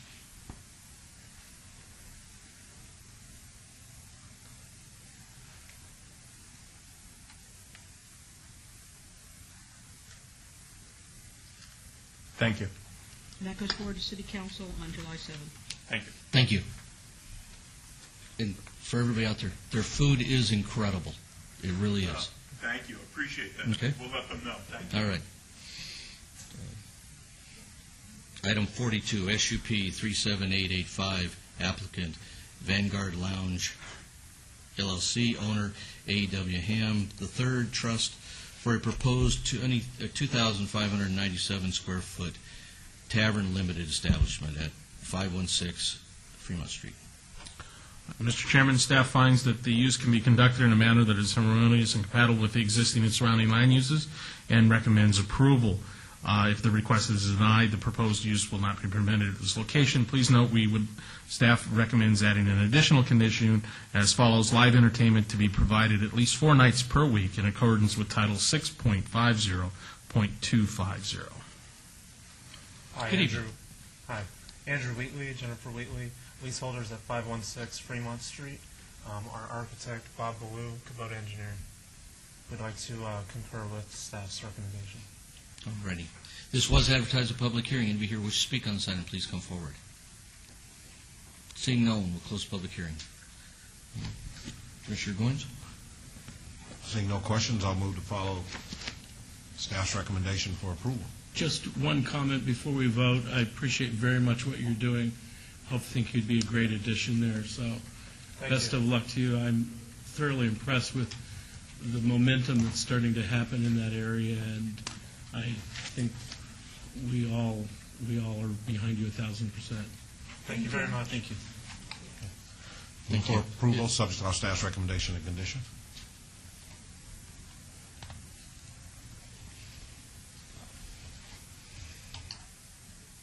Commissioner Trowbridge?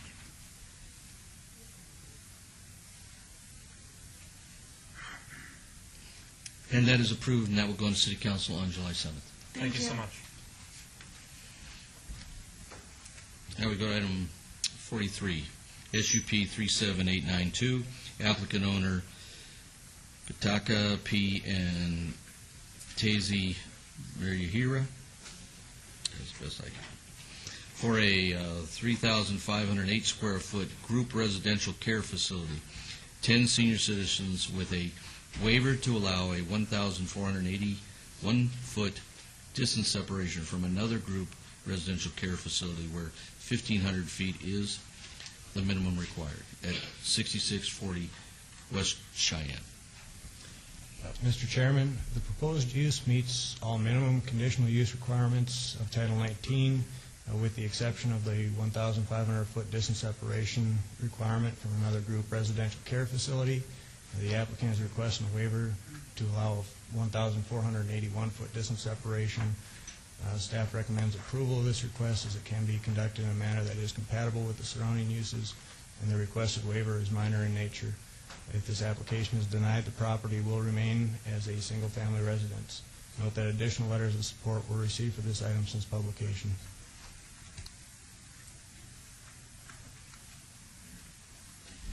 Good evening. Hi, my name is Paitaka Miyahira. My wife and I are asking for this. We concur with staff. Thank you. This was advertised public hearing. Anybody here wish to speak on this item, please come forward. Yes, Robert Campbell. I live about a block from the project site, and when I bought my house there some 15 years ago, there was no commercial occupancies near my block. Now, there was a house fire a few years ago, burnt down, they put up a salon. Traffic problems began.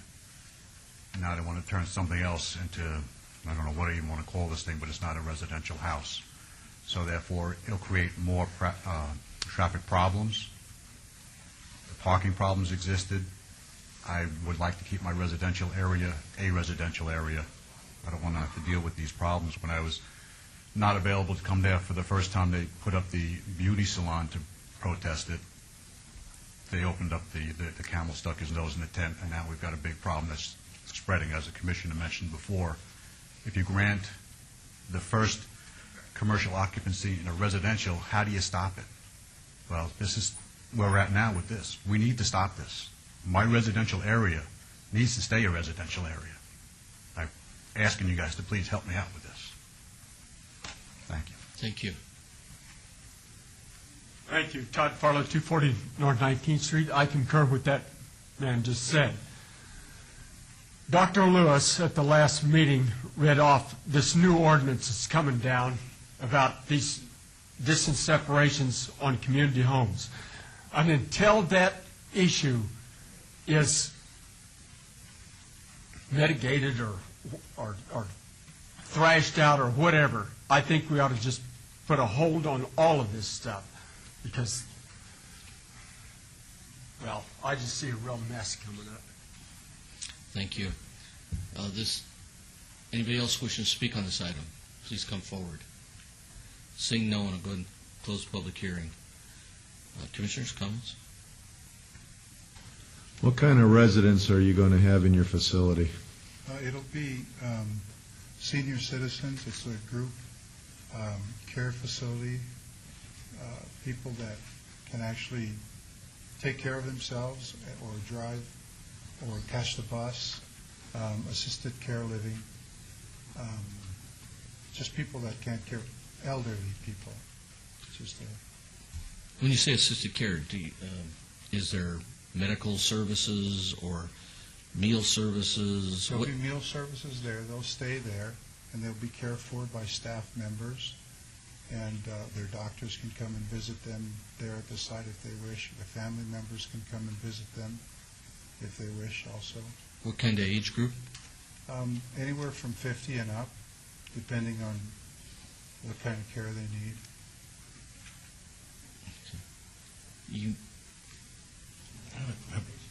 Mr. Chair.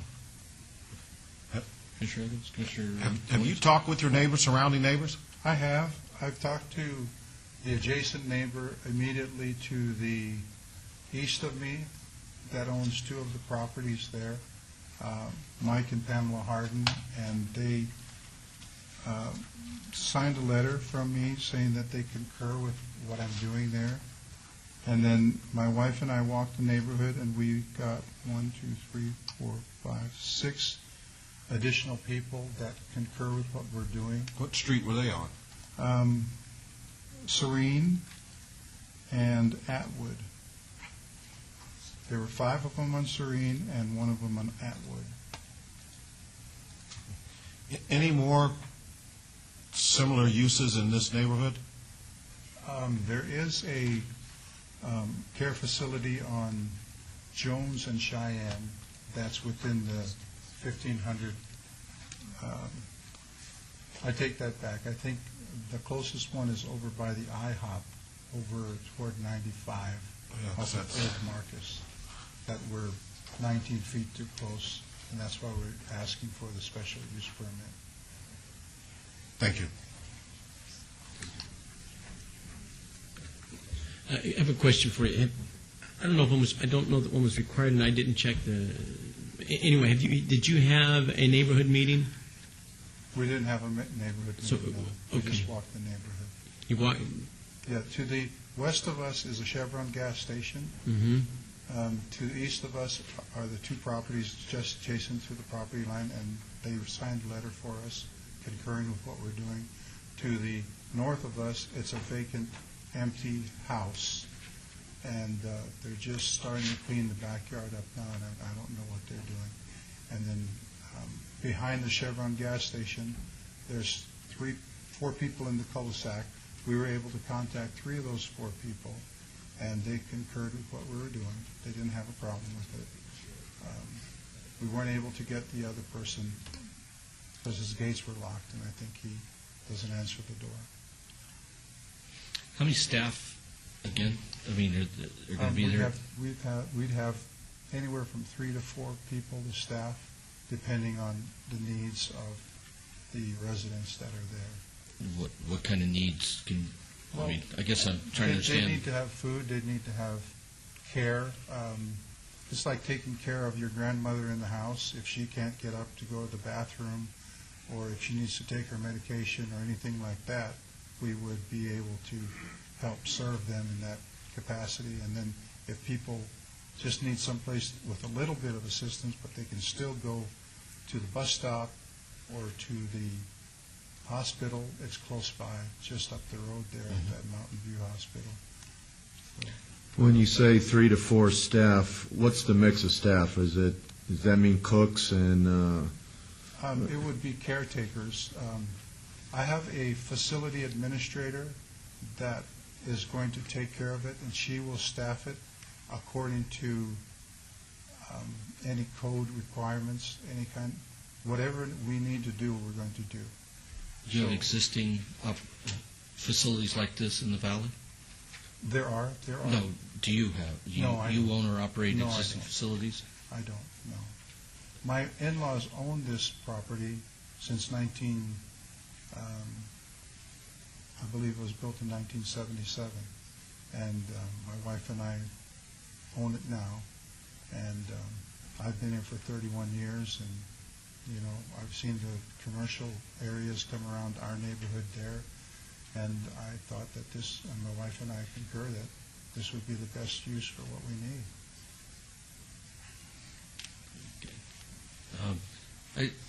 It just, I mean, you've got a lot of parking there. If Yes, they're- we have- we if these have- seniors are going to use bus or mass transit or other thing, I was just curious, you've got like 19, 20 parking spaces. Yes, there's a lot of parking places, because it's an acre and a quarter, and it's vacant in the back, and the front is what's utilized, and then we'll also put parking in the back too. And then, as you can see, the front elevations of the house will be increased, will look really pretty, and I think it'll improve the area and enhance the area around the neighborhood. What's going to be happening on the rear of the property? Is that going to be landscape garden or something for the? Right now, for the currently, I just have, it's going to be just parking places, but I don't see where we need all of it to be parking places. There's a lot of land back there. I was just trying to see what You said in the your back. plan was. There's going to be parking? Let me see if we can't get something moving here. I just, my grandmother was in two of these facilities. One was more of a end-of-life hospice type situation in a residential neighborhood.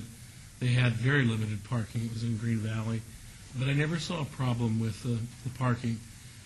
I sometimes think that it would be nice to have a problem with parking because in a lot of these senior facilities, it's a shame that they're not visited more often. There are a number of them in my neighborhood, and none of them have created a problem. Some I know in other neighborhoods have. I think they're hugely profitable myself, but if run right, you know, there's an incredible need for it. From what I can gather, if you had 19 additional feet, you wouldn't be before us. Is that a correct assessment, Ms. Wheeler? Yes, it is. Okay, you need the special use permit because it's within 1,500 feet from another facility, and you're 1,487 feet. So I think that's, maybe my math is wrong. 87, 97, 13 feet, 19, how 19 feet. How many? 19 feet. Okay, so you're 19 feet deficient. So that's why we get to ask all these questions, because you don't have the additional 19 feet. My thought is that I believe, what's the staff recommendation on this, please? Staff recommendation is approval. Is approval. I would like to follow the staff's recommendation for approval, but with the understanding that we could have an administrative review in a year, meaning that if there's any problems associated with this, that conceivably the special use permit could be revisited. Sure. So unless there's further discussion, my motion would be to follow the staff's recommendation for approval for agenda item number 43, SUP 37892, with all the conditions and the added condition that in a period of 1 year you would be subject to an administrative review. Okay? Motion is for approval, subject to all staff's conditions. Any other comments? If not, please cast your vote.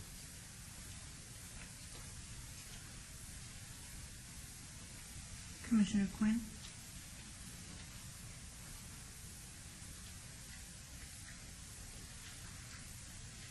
And that is approved. That will go on to City Council on July 7th. Can you give us the copy of the petition you had, to give a copy of that to the clerk for her record?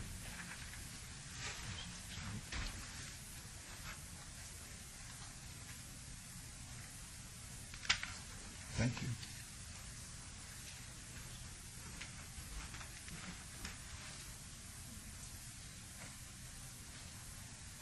Now we're on to item 46, SUP 37951, applicant Savers Store TV 1, owner WC 97K 36 Investment Trust, for a 29,950 square foot thrift shop at 8,530 West Lake Mead.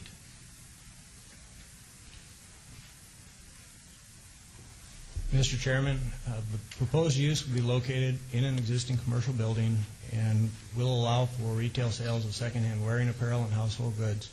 The use is compatible with the adjacent surrounding uses and meets the minimum special use permit requirements for a thrift shop use. Therefore, staff recommends approval of this request. Note that additional protests were received for this item since publication. A voluntary neighborhood meeting was held last night, and the results are posted in your supplemental information packets. Good evening. Good evening. My name is Mitch Johnson. I'm with Saver Stores. My address is 11400 Southeast 6th, Bellevue, Washington, 98004. I'm before you here requesting a special use permit to put a Saver Store in an existing building in the Summerlin neighborhood. The building is approximately 30,000 square feet. We also have 5 other stores in the metro area. This will be very similar to those. I'm happy to answer any questions that you or the public may have. Thank you. This was advertised as a public hearing. Anybody here wish to speak on this item, please come forward.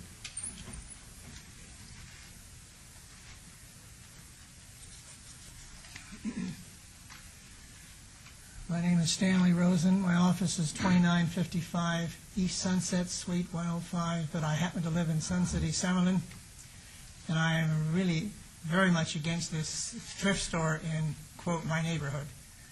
There is a Big Lots store right there now with good prices for the people in this kind of upscale neighborhood, and I don't think that we need a thrift store in this area. It is going to bring in the people that we really, and I hate to say this, that we don't want there. There's a lot of crime going on in our neighborhood, and it never used to be that way, and this is going to bring more to it. So as a member of that neighborhood, I'm very, very much against it. We already have a Big Lots, and that's a good enough store. Before we go any further... Excuse me, by the way, I also represent the owner who has some equipment in the store. I'm trying to sell it for him. So, my real thoughts are I don't want this thrift shop there. But I wanted you to know that I was involved in the selling of some of the equipment. Okay. I just am going to just make this disclosure. I am going to abstain on this item in as much as within the notice area is a school that I sit on the Board of Trustees of, and I think in abundance of being cautious, I will abstain on this item. Okay, let's proceed on. Others that have public comment, please. Good evening. My name is Jeff Ravel. This is my wife, Yvonne Kareem. We reside at 2225 Harbor Cliff Drive. It's a great neighborhood up there. We believe this is absolutely wrong use for it. No matter however you dress it up, it's a secondhand shop, it's a thrift shop, and we do not want it in our neighborhood. Okay, thank you. Any other public comment? Thank you. Todd Farley, 240 North 19th Street. I'm certainly sad to hear that they don't want me in their neighborhood because I like Savers there. We have one in our neighborhood, and we have no problem with it at all. There is no crime around there. They keep the stores clean and that. If they don't want me in their neighborhood, that's fine, but I'll go to the one down mine. Can I respond to that? No, this is not. No. Thank you. Applicant, would you like to respond to any of these items? Yes, I would. When we do a demographic survey of locations that we want to put a store in, this neighborhood hits all the criteria that we look for: the number of households within a 3 to 5 mile ring, the income levels, and the type of disposable income that is in this neighborhood. So this hits right in our target for the type of location that we like. I come from Washington State, and one of the stores that does really well in my area is a store in Redmond, Washington, and it has the average household income is $139,000, $139,000 a year, and it's our best store in Washington State. This neighborhood is similar from the demographics point of view and the same shoppers that will be coming to our stores. So, okay. We did meet with the neighbors last night. There were 6 of them at the library, which is about a mile away from the site. And there were 6 of them there. They were all against it. And some of their concerns they had were the hours of operations. Our operations are Monday through Saturday, 9 in the morning to 9 at night, Sunday, 10 to 7. They had some concerns about donations. What we do is we put a donation door at the front of the store. It's well signed. You can go. We just opened a new store over at Sahara and I forget the cross street right now. But you can see, we just opened that a week ago, you can see how that operates. And what happens is people drive up, there's a cord that rings a buzzer, and somebody comes out and takes the product from the donations. So that was a concern that people had. We try to keep it as clean as possible. I mean, we're very conscious of that. We want our stores to be clean and neat, and we want to make a great presentation. So it's something we work at all the time. We have a questionnaire that we put in our stores all the time to get customer feedback. And one of the items on there, the one that's circled, is about how clean and neat our stores are. So it's something we're very sensitive about, and we do work at it all the time. And sometimes it is a challenge. Another question that came up last night was delivery hours. We typically get deliveries Monday through Friday from 8 a.m. to 6 at night, and that's during the hours of our store operations.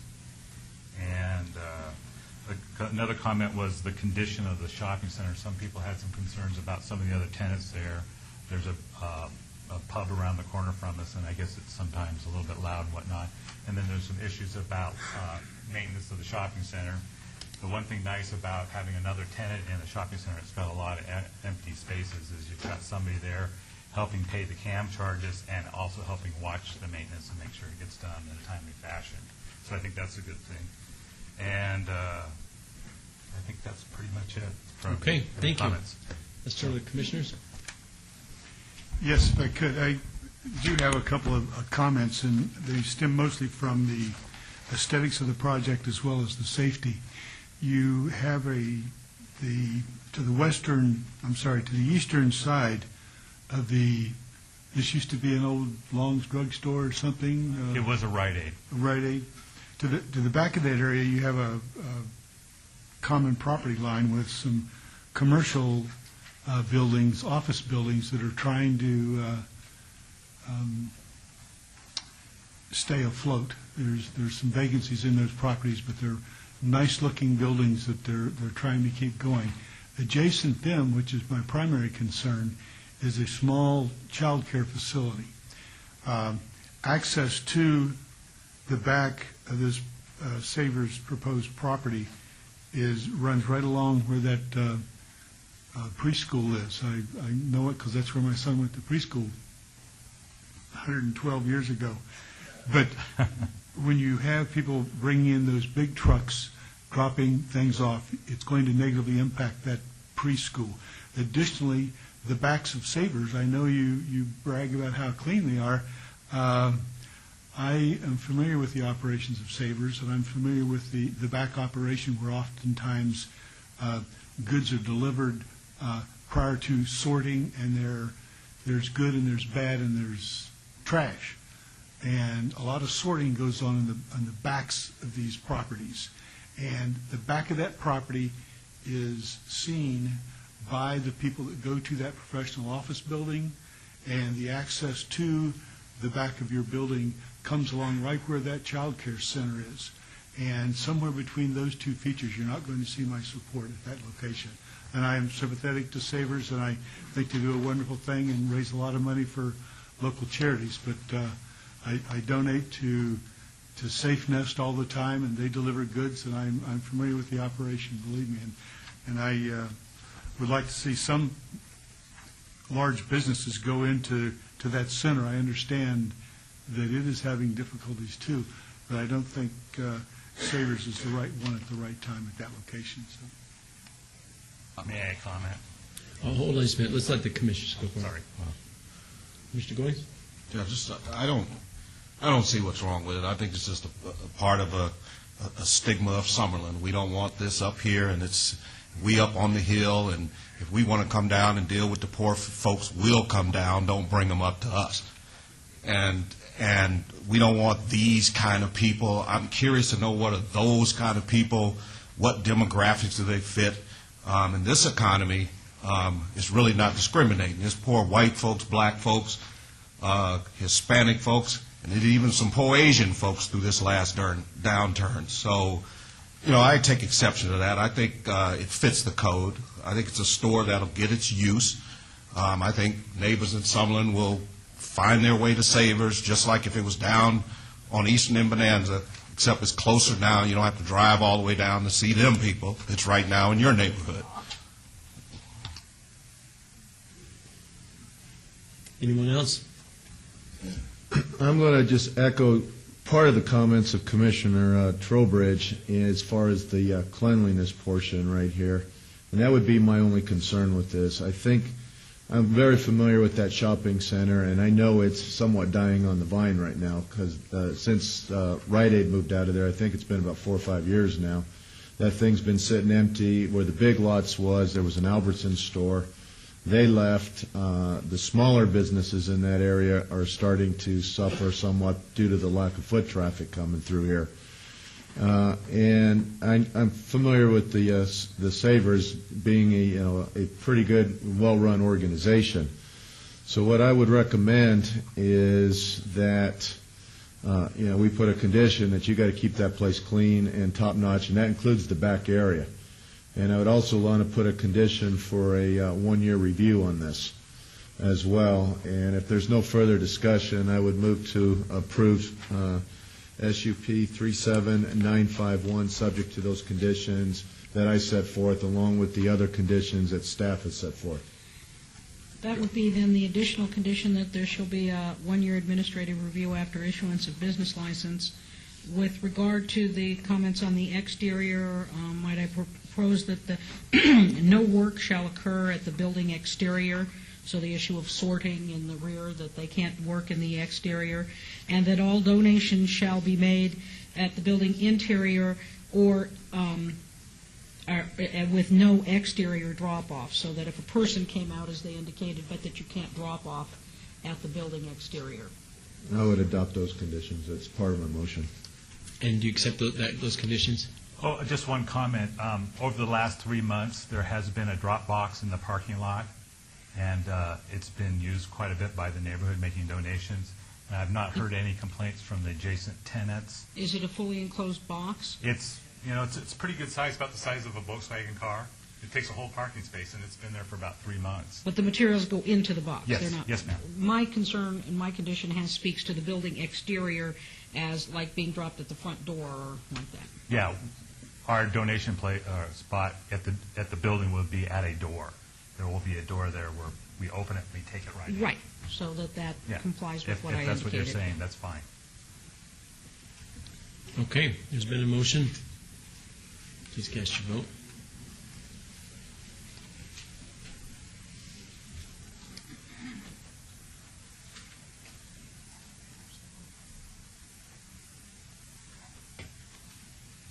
Commissioner Flanges?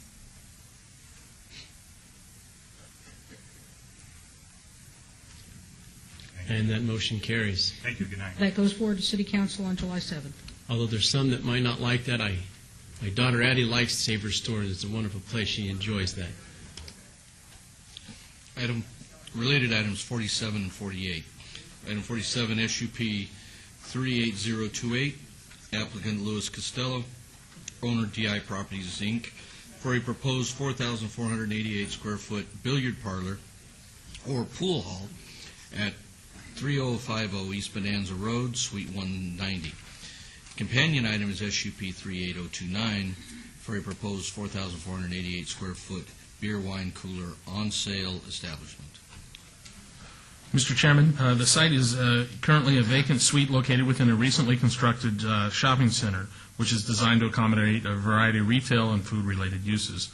There are no protected uses located within the 400-foot distance separation for the beer wine cooler on-sale establishment, and staff finds that both the proposed uses can be conducted in a manner that is compatible with the adjacent surrounding uses, and staff is recommending approval of the request. Please note we did receive an additional protest after publication. Good evening. Good evening. How you doing?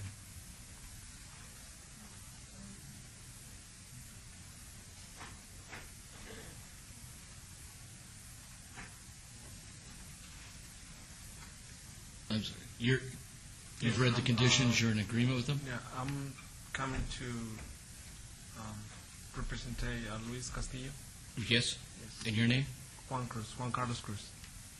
Basically, I'm the general contractor for him. Okay. And you've read the conditions? Yes. And you're in agreement with those conditions? Yes. Okay. Then we'll go ahead and open up the public hearing, and if there's any questions, we'll give you a chance to answer those. Okay. This is a public hearing. Anybody here wish to speak on this item, please come forward. Thank you, Todd Farlow. I've got a question on this. When they have a pool hall in conjunction with the serving beer and wine, is the pool hall portion, is it all ages? Or is it 21 and over? You'll have to ask the applicant in regards to that. That's basically, it's only 21 and older. We really need some billiards for the younger folks is what we really need. Anybody else wish to speak on this item? Seeing no one, I'll turn this over to the commissioners. Any comments?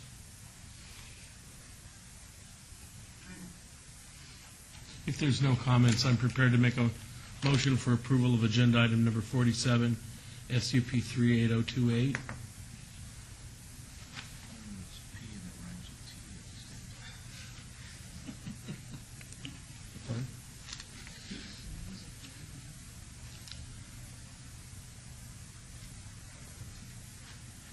Commissioner What Trujillo? motion would you like to do?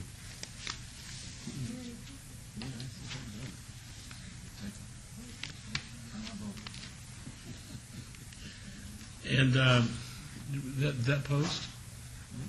Yes. And agenda item number 48, SUP 38029.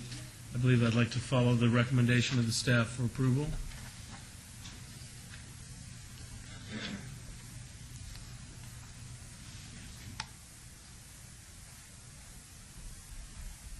Commissioner Ellsworth?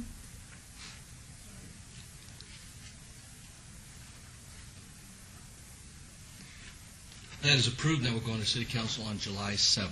Thank you, sir. Thank you very much. Now we go to item 49, SDR 37946, applicant Resort Gaming Group LLC, owner 220 North 4th Street, Las Vegas LLC, ET et al.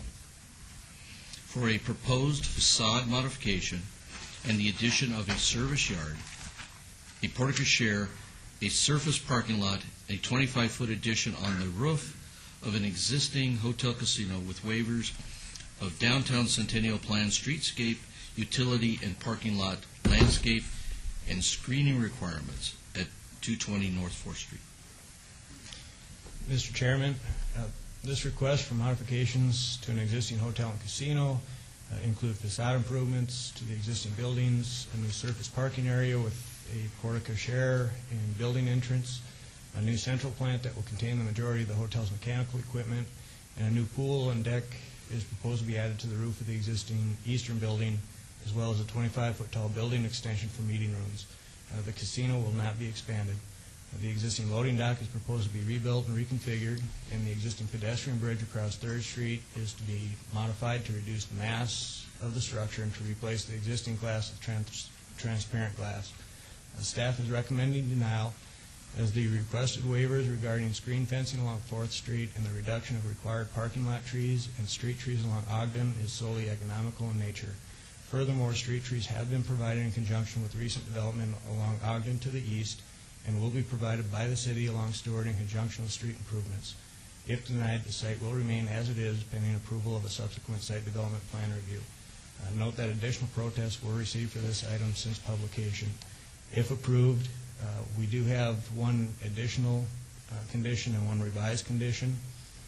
The additional condition is prior to approval of a final inspection, the proposed alterations to the 3rd Street pedestrian bridge to reduce the parapet and soffit materials to a minimum and to replace the existing materials with a clear glazing system shall be completed in conformance with the building elevations date stamp 4/13/10. And then number 3 should be amended to say sidewalk improvements shall be provided along the vacated 3rd Street right-of-way as required by conditions of approval of site development plan review SDR 4835. And Public Works, I believe, also has an amended condition. Mr. Chairman, Lucian Pyatt, Public Works. We got a call from the applicant this week, and they were concerned with the strictness of our drainage requirement for this drainage study. So we'd like to amend our condition 32, which simply allows them to meet with our drainage section if there's a possible alternative to come up with one. So we'd like to amend condition 32 to read, just at the end of it, add the following sentence to the end of condition 32, which says, alternatively, meet with the flood control section of the Department of Public Works to determine an acceptable alternative, if any, to the drainage plan and technical drainage study. Good evening. Good evening. Good evening, Chairman Truesdale, Planning Director Wheeler, Commissioners. My name is Todd Kessler, 206 North 3rd Street, Las Vegas, Nevada, 89101. On behalf of the applicant and the owners, our Resort Gaming Group, 220 North 3rd Street, 201 North 3rd Street, and 206, I believe. First, I'd like to commend staff. I've been working diligently with staff all the way from Director Wheeler through Flynn, through Steve Square. It's an inside joke. Nobody got it but Margo. And they've done a great job. I mean, this is a big project, as you know. It is going to be a tremendous boost for the downtown redevelopment plans, and we are extremely excited about it. I've been involved in this project for over 6 years, and probably no one's more excited about it than myself. Besides the economic impact of this job, of this project, with the construction jobs, the full-service jobs, the tax revenue, we believe it will hopefully be a jumpstart for the continued redevelopment of downtown. And to get right to it, if you would, staff's denial is really based on a strict compliance with the downtown Centennial Plan. And while I agree with its overall intentions, sometimes it's far-reaching in nature and can be impractical. And there are some specific examples that we'll talk about here today that we'll talk about specifically when we get into the report. With that being said, it's my belief it should be thought of, and it's tough to do from a planning perspective, but from almost a living, breathing document like they talk about with the Constitution, where it's applied with some sense of reasonableness, if you would. And downtown has its existing conditions, which makes it very difficult. And this is a project that was built originally as a casino back in 1978 and then expanded with its 2 towers in 1986. And it tried to fit into a box back then, and it had some issues fitting into that box. And the service yard is one of those issues. And again, given downtown's constraints, I mean, I wish I had the M's, acreage and could do something like that and place my service yard in a better area. And so we'll get into specific examples and talk about the service yard and other things. And while I appreciate some of the recommendations that are put forth in the report, some of them don't really make sense given some of the existing conditions. And so I think it's probably best to talk about some of the items where we are, what planning is called, we're not in substantial compliance with the downtown Centennial Plan. And I'm just going to get out my report so I can direct you. I'm assuming that everyone has a report, and I'll just go to certain pages and talk about some specific instances.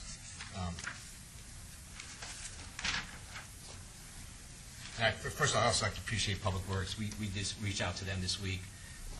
Downtown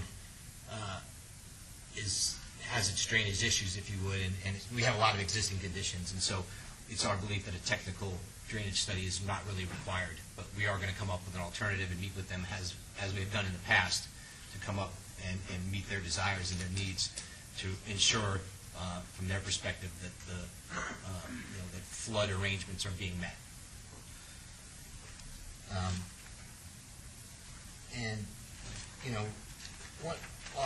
Staff is doing its job, and they're complying with this downtown Centennial Plan.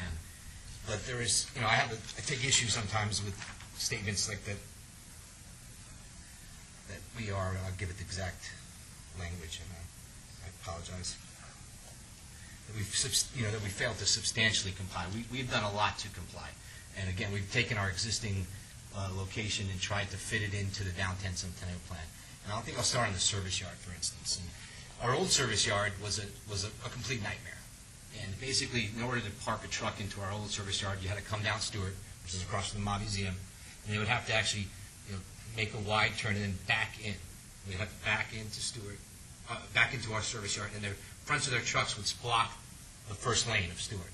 And they'd have to put the cones out, and then Stewart would be down to one lane heading in a east direction. And so we've come in our plan, and let me bring out I'll put it up on the board, a site plan. that shows the service yard.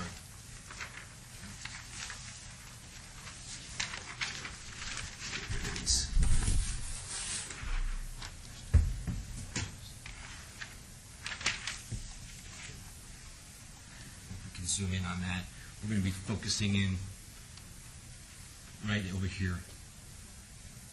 And as you can see, what we've done is we've expanded it to allow on the east side of the existing tower, to allow actual trucks to pull in and do a turnaround. And you can see in this diagram how they would actually come in. They would come off of Stewart, take a right turn through this opening, come all the way to the corner or the edge of this what's going to be a CMU wall, a decorative CMU wall, and then begin its backup process so they can get back to the loading dock.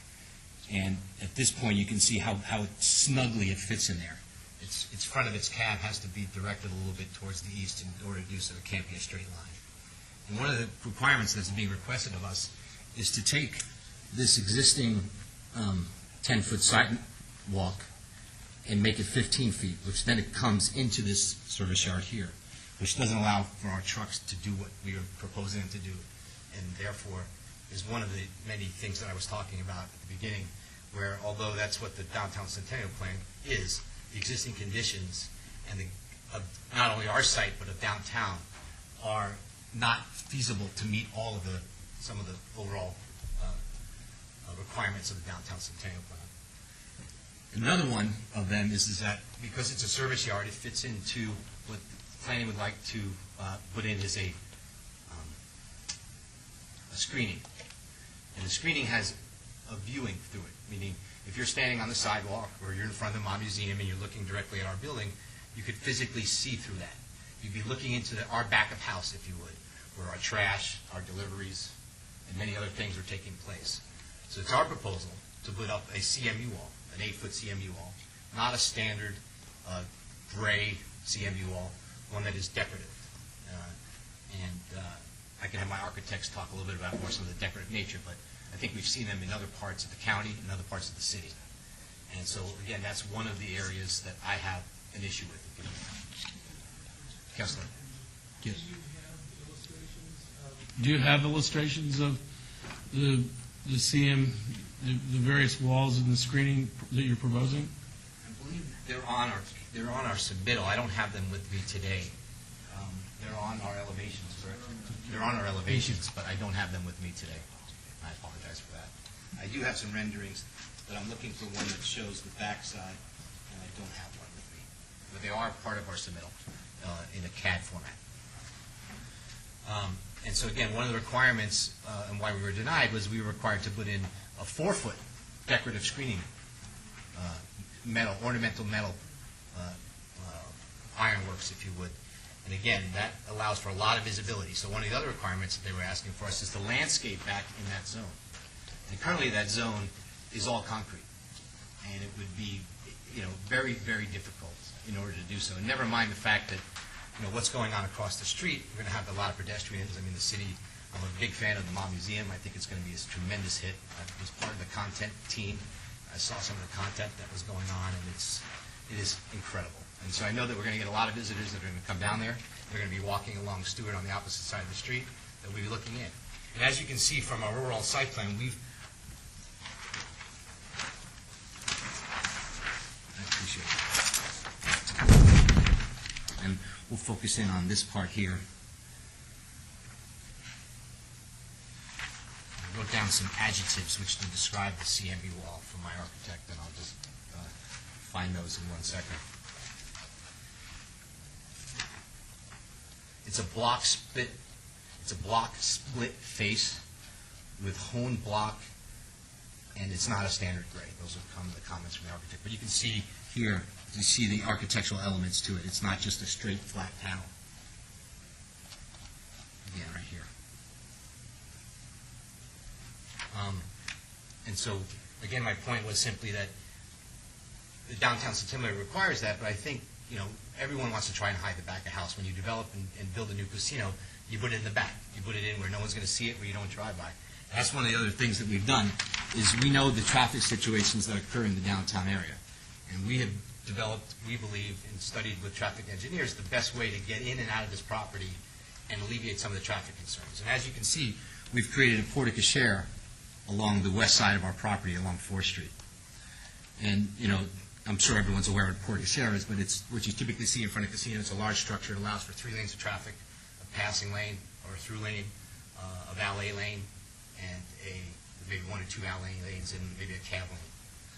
And what that does is it takes all the traffic that is going to be either along Stewart or along Ogden and puts it in a more controlled pattern. In addition, we've added surface parking there that will help. This is controlled surface parking, meaning it's not going to be just general overall parking.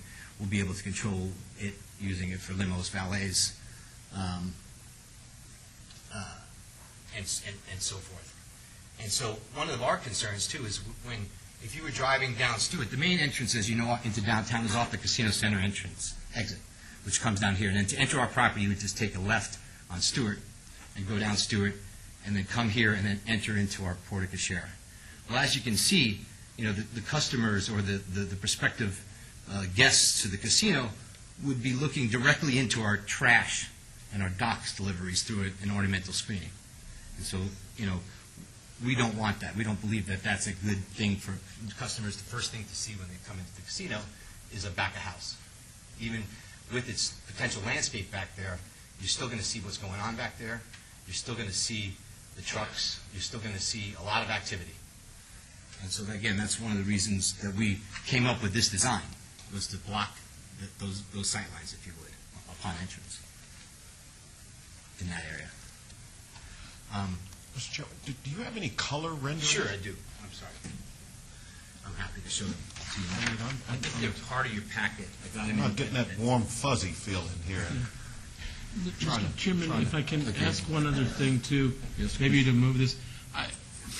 The staff's recommending it now because it said that the application doesn't substantially meet the Centennial Plan. Maybe you can focus on what it is that you disagree with, and then perhaps we can look at how we can get to a resolution. Sure. Everybody wants to see the Lady Luck open. What do you dispute, and what are they requiring, and is there an opportunity that maybe I can do that real quickly. Thank you. You bet. The issue is there are the trees required on 3rd Street based upon their previous SDR, which is your condition number 3. The other issue is a couple of the landscaping parking lot trees that they're shy that could be located there. And then there is the fence issue along 4th, but that's not as important. Probably the most important issue is the street trees along Ogden. The street trees were located there on the block directly to the east, which made a substantial improvement. Staff believes since they're replacing that sidewalk that those street trees are important. With regard to the Stewart Avenue trees, the city will probably be doing that project, so those are not relevant. So in summary, the trees on Ogden, the trees in the parking lot, and the trees on 3rd. What about the overheading of the utilities? Is that not an issue? That is an issue, but again, staff believes, based upon our work with the OBD, that there are opportunities to resolve So really that it problem. comes down to a few trees, right? Yes. And a little bit more than that. One of the recommendations from staff is to take this 10-foot sidewalk, bust it in half, if you would, make it a 5-foot amenity and a 5-foot sidewalk. We have an issue with that. We don't believe that a 5-foot sidewalk, even the density and the foot traffic in downtown is going to do well. It makes it very, very thin. As you know from the DCP, they would love a 15-foot zone. So this even What's the requirement? Is there well, again, we have an existing condition which makes it impossible to remove. So this is an existing condition that's been here since '78. So you can't get a 15-foot zone in here Yeah, but because in 1978, there was other buildings there, and the site looked a damn sight better than it does today.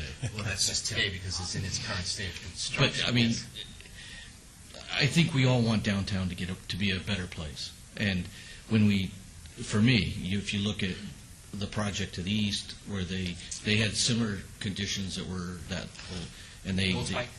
I believe it's Gold Spike. They came up with street trees, and it created an environment that has really been a vibrant pedestrian realm.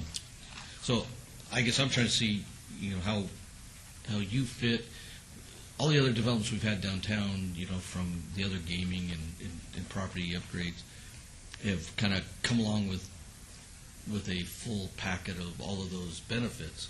So I think staff's really saying, what's different here? So if you could focus on what's different, then I think we could, kind of figure out how we make something work. Sure. I mean, another example is, for instance, this driveway entrance off of Stewart is being requested to be 24 feet. And unfortunately, a stretch limo can't make a turn in the 24 feet. We need 36 feet. And so that's an example of one that just doesn't really make sense, because there's going to be a lot of limo traffic. Unfortunately, limos have gotten larger in the past, and you've seen some of these things that are monsters. And so that's one of them. I have no problem, we didn't realize when we submitted our plan on this 9-tree requirement as it relates to landscaping, so I have no problem adding 2 more trees. It was simply... Sir, Sorry. I'm sorry to interrupt your presentation, but we're hitting this ball all over the field. Okay. And it's not going in the right direction. If you can, this is a multi-million-dollar project, right? Yes, sir. We don't want to get it stopped because of a couple of trees, do we? No. Okay, I'm with you on that part. So could you point out within the conditions that the city has stipulated for, if approved, where the 10 yards or 10 feet versus 5 feet and where the 24-foot turning radius versus 35 is hampering you in proceeding? Sure. Which one of the conditions is giving you problems? Let me just say that I think that if approved, the conditions take a waiver to those things. Am I correct from the planning? Because the conditions are written, for instance, You might have read the things. I don't know. Okay. Conditions number 4 and 5 indicate that if approved, they will give the waiver. So from that perspective, it's tough to talk about because. Well, let's talk about what. Yeah, 4 is good for you. You like 4. Again, that's if you approve. Yes, we like 4, 5, 6. And so Okay, but your problems are where and which condition, because we might just be able to come up with some wording changes to a condition that would make you happy, but you got to tell us which ones we're having problems with. Otherwise, I'm just going to vote to hold it for 30 days till you figure out what the problems are. If I may, I think the way we write the conditions is as if the Planning Commission wants to approve it, okay? So the applicant doesn't have any problems with that because that's everything that he's asking for. Staff's concerns, as I indicated, the condition number 3 is a requirement, and if the applicant's willing to accept that, the previous condition, because otherwise he needs a review of condition. Otherwise, this applicant indicated that the parking lot trees may not be a problem, so we could eliminate number 6. And it's really number 8 with regard to Ogden Avenue, where staff has a concern. And I don't know where the 24-foot driveway is. I can't find that as a condition. Public Works? Yeah, if I may, Mr. Chairman, our condition 31 speaks to the driveway geometrics, and what we're saying there is we don't want the driveways to be wide just for any reason. We want them to be as narrow as possible so that pedestrians can cross through with the least amount of time. Condition 31 just allows them to work with the traffic engineer to say, here's how wide you have to be. Don't go any wider than what's required. So that speaks to how wide the driveways are going to be. If the number ends up being 36, then that's what the number ends up being up. But we haven't put templates to it to figure out the stretch limo. We haven't analyzed that to see if it can work on something narrower than 36. Right. Some of these stretch limos couldn't make a turn in the 60-foot right of way.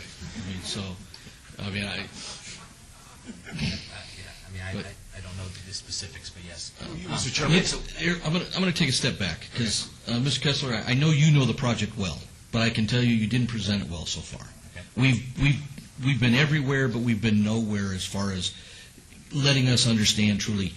This is our project. Here's our drives. Here's where we have a concern. We're going to have a fence here. We have a yard. You've bounced around. It's been the ultimate confusion. I've let several of the commissioners kind of ask their questions, but in 5 minutes, tell me what your concerns are with staff, and then we'll turn this over to a public hearing. Sure. Again, the first one is one I went over. It was the screening as it relates to the service yard. You'd like the CMU as opposed to the downtown standard of the open wrought iron fencing? Correct. Okay. The second one would be, I am, and Margot, am I correct? I believe that, and I'm willing to give away this, if you would, is that one of the conditions or recommendations is that we make this portion of the sidewalk here from 4th over to our exit a 15-foot sidewalk, a standard 10 with a 5 amenity zone, and we're going to do that. Additionally, up here on the north corner, the north, it is the, yes, of 4th and Stewart, we will do the same thing, but as you can see, it's not a large zone. One of the other areas that we need back is what I went back to here. They're requesting that we put a 5-foot amenity zone right here, which is one of the problems that I have with our trucks turning. Okay? I have no problem putting on the 2 additional trees that they recommend along Stewart. I'm going down their substantial compliance.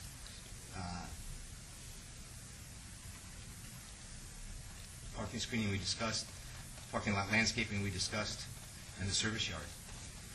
The 3 trees on Stewart? I had a discussion with staff yesterday about, and I was given this was the landscape plan or one of the site plans that was approved pursuant to that SDR that's mentioned. And as you can see, it has, their statement is they need 3 additional trees on the east side of 3rd Street. This is 3rd Street. I want to make sure it's on a north-south. And we're talking about trees here. There's called out 1, 2, 3, 4, 5. On our landscape plan that we submitted, which I have with me, it shows 11 trees along the east side of 3rd Street. West are the existing conditions now. What about the north, where your new, up here at the north, or the northwest side of the street? Where you're showing trees there, are those new trees? These trees down here? Opposite side of the street. Opposite side. These are existing. Those are, okay, so those are existing, all right. But the only one new tree is added is here. Okay. And so we have 11 trees here compared to what was part of the SDR, which was only 5. I'm sorry, I just want to make sure we're really clear, because that plan you just showed with the landscaping on 3rd, I don't know that that's the plan that we have. That was the one I received yesterday from staff. This one, you mean the one I just showed? That one. Oh, yeah, this is part of our submittal. It's AL 1.01. Nope. I have AL 1.01. It's not the same.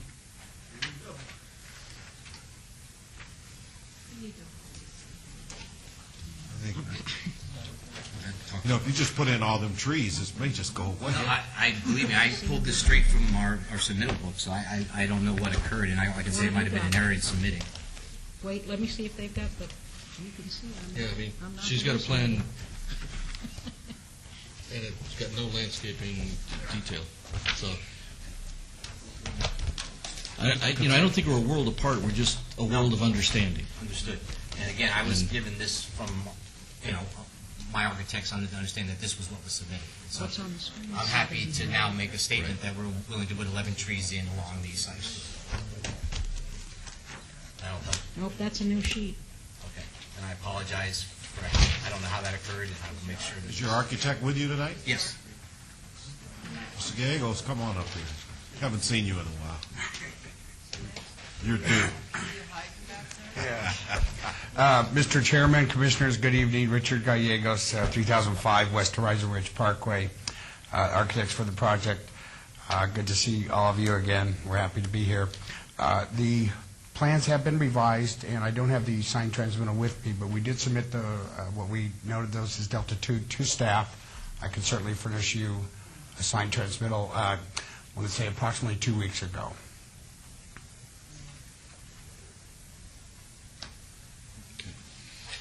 All right. Is the only difference the landscaping? Well, again, the trees along Ogden are not in there, so, but for the trees along 3rd Street, yes. But that's the difference. Yes. That's the only difference?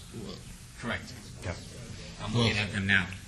Believe the only difference. And without seeing the plan we're going to approve, it's, I understand that, and he indicated that he submitted them 2 weeks ago, and I have a revised plan submitted on May 5th, but and that's reflected in the document, and it's not what's being shown. I'll put it on the overhead for everyone to look at.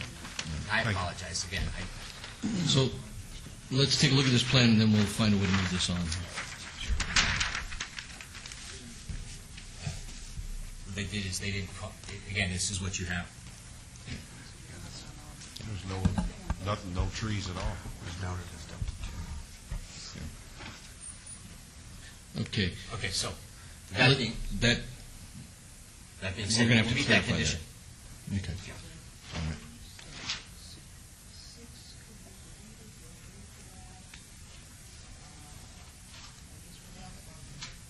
All right. Okay. I believe we've discussed each issue besides the Ogden trees. You willing to put them in? I'm willing to put in a trees. What we're studying right now is we're putting on a roof deck here with a pool, and we're. I'll show it with an elevation.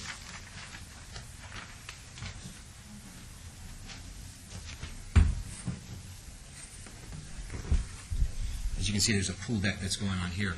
Right. We want to put on higher trees in order to shade both the pool. Well, you're not going to get a tree high enough to shade from the ground to shade the pool. Yeah, nobody's going to see you up in the pool up there. I mean, Well, I mean, I understand you might want to put trees up on the pool deck, which is probably attractive, but really the street-level trees are the ones that make it a pedestrian environment. Sure. And then getting back to the last point, we're going to put in trees, but as it's currently written, they're asking us to cut the sidewalk and put them in a 5-foot amenity zone. We'd go putting them in the decompressed granite, like in tree grades, or DCP, like indicated. And I think that's really what staff was concerned, at least as I understood, that was staff's greatest concern. As long as there's not a 5-foot amenity zone with that. Okay. Mr. Chairman, Mr. Chairman, I just want to be clear that how do we have the connectivity, say, to the Gold Spike? I mean, is what we're asking. The amenity zone is trees, and it was a great, and now we're allowing the DG. So all it is the trees. Okay. well, can you bring back a plan with the trees so we can see what we're approving? Well, I think what I'm we a can little do. confused now. I'm seeing renderings, I'm seeing stuff that hadn't been submitted. Right. And again, I apologize for the trees along 3rd Street. Sir, there's no reason to apologize. I have no idea what I'm voting on, so therefore, this is the bottom line. You need to come back more prepared for someone like me that's a little bit slow, so that I can understand what I'm voting for, because this is a very important project to the city. Mr. Chairman, perhaps we could just move through it. We still have more to, before we decide what we're not are going to do with this as a commission, let the applicant wrap up his presentation, and then let's open up the public hearing, because I believe there's some other neighbors here that want to speak, and then we can find out what all the issues are, and we'll decide how we go forward. Sure. I think that's, so. Okay, with that being said, and after the discussion, I think after relieving some of the confusion, we are willing to accept staff's conditions as it relates to the trees along Ogden, to the additional trees inside of the landscape buffer zone, as well as, which ones? 3rd Street. Okay, thank you. And then lastly, the only thing that we would have issue with is the CMU wall versus the decorative screen. Okay. And then I believe that's all on what Margot indicated. So we addressed all of those issues. So Then- we would therefore accept staff's recommendations given those conditions. Okay. Then let's go ahead and open up the public hearing. Anybody here that wishes to speak on this item, please come forward.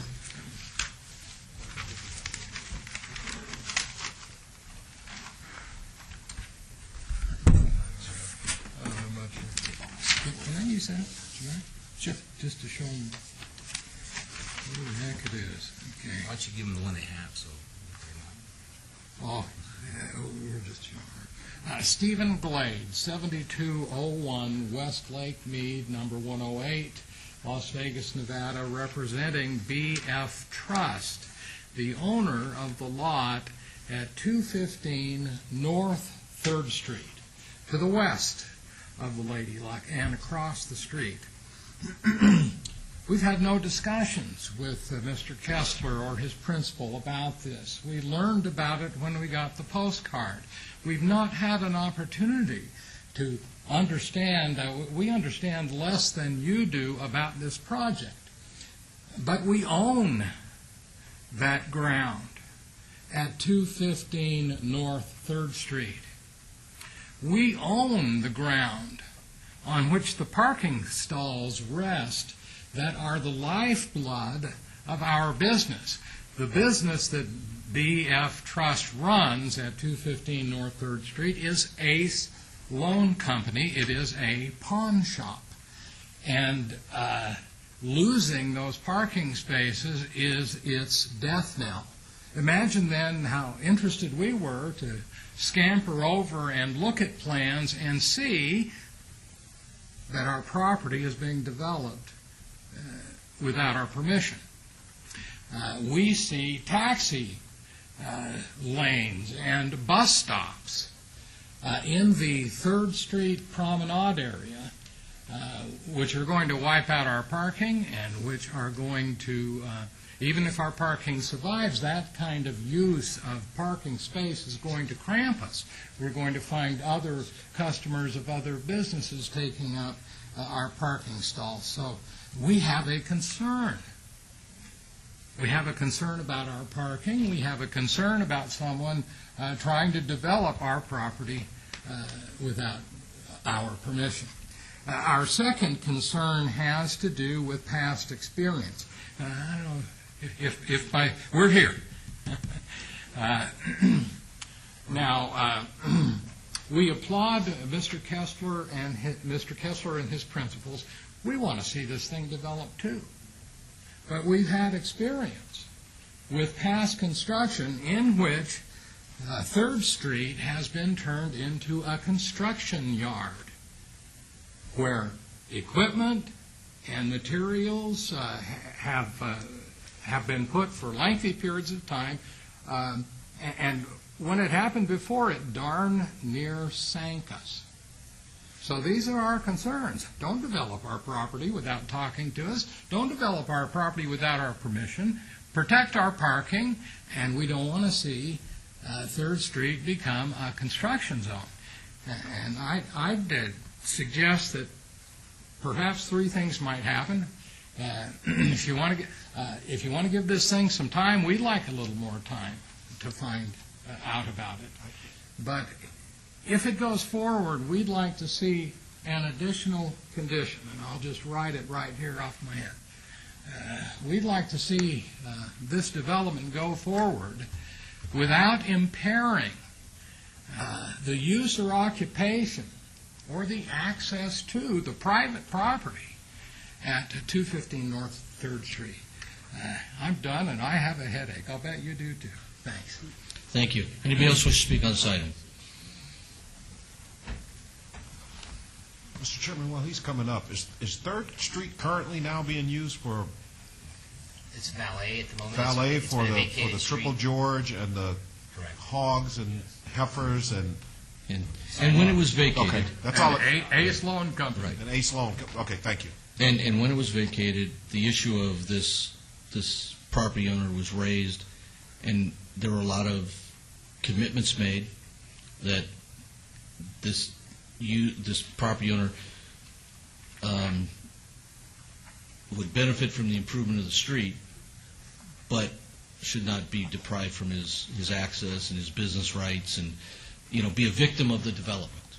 And I believe I can't remember who presented the thing before us, made those assurances. So I think there's nothing new under the sun being brought up tonight in that regard, except maybe promises weren't kept. They have 2 dedicated parking stalls at the moment. But if everybody has to drive through a construction yard to get there, and you decide to close down valet because you're doing construction from that side, that doesn't keep him in business. We have businesses that exist on that street too. It's not our intention to close that street. What I'm saying, when this was done, those businesses were being created. Correct, probably. So, okay. So if there are no more people wishing to speak on this item, we'll go ahead and close the public hearing. And some questions I had. There is going to be some work on Third Street, right? Yes. With this project, on the west side tower, as part of the rooms are being taken out for a spa? They're actually in the east. On the east side? Yes. Isn't there some facade work on the west side as well? There's facade work, yes, a new lower, on the lower level elevation. And creating some retail bays, I Spaces, guess? correct. Okay. So, there's going to be work on Third Street that may impact those businesses, the other ones along that street as well? Hobbs and Eppers, Triple George, et cetera. And we've worked on creating a schedule that allows for the, only if there is going to be any shutdown of the streets for it to occur on a weekend or a Sunday. We've also created, so when we do all the work on the bridge, we're going to net it so that we don't have to build up a scaffold that will impact the street. Yeah, because, I'd like to say there's a lot more to this project than just the few trees we're arguing about. It's actually a detailed project, and there's a lot coming down there. And I think that got lost in the presentation, unfortunately. Because I just wanted to clarify, for the sake of the people that are concerned, that the bridge is going to be lightened up. Minimized is the and word. Visually, the visual impairment is going to be reduced so that people along 3rd Street looking down will have a view corridor that will greatly enhance their view of the Mob Museum, right? Correct. We're removing the parapet and the soffit and taking it down to its frames and putting in a transparent glass. Okay. Which again is a great improvement, just short of taking the bridge out totally. But correct. And the streetscape improvements around there, and quite honestly, just creating the pool deck, I guess you're going to have a cabana club with that as well, or meeting space that's going up there. So 300 square feet. A lot of enhancements. Now, where's the parking related to this project? Well, we have a parking lot that sits right here. It's called out here. It just says Lady Luck Parking Garage. It's an existing parking garage that has 450 stalls. That was once the city's, right? It is still the city's that we have a long-term lease with. Okay, all right. These are questions I just had, because Sure. I think it's a great project. I just want to understand as we approve things. Is there any improvements happening to that, visual or otherwise, at this point, at this phase? Yes, improvements in the sense of making it signage or exterior improvement. Signage will submit under a different package, but no, the existing structure itself will remain in its format. The elevators will be improved. Okay. Structural things will be supported. Those kinds of things. And one of the parking things is we've taken off almost over 150 rooms from its heyday, and reduced it, and yet still have put on additional 54 parking places. Okay.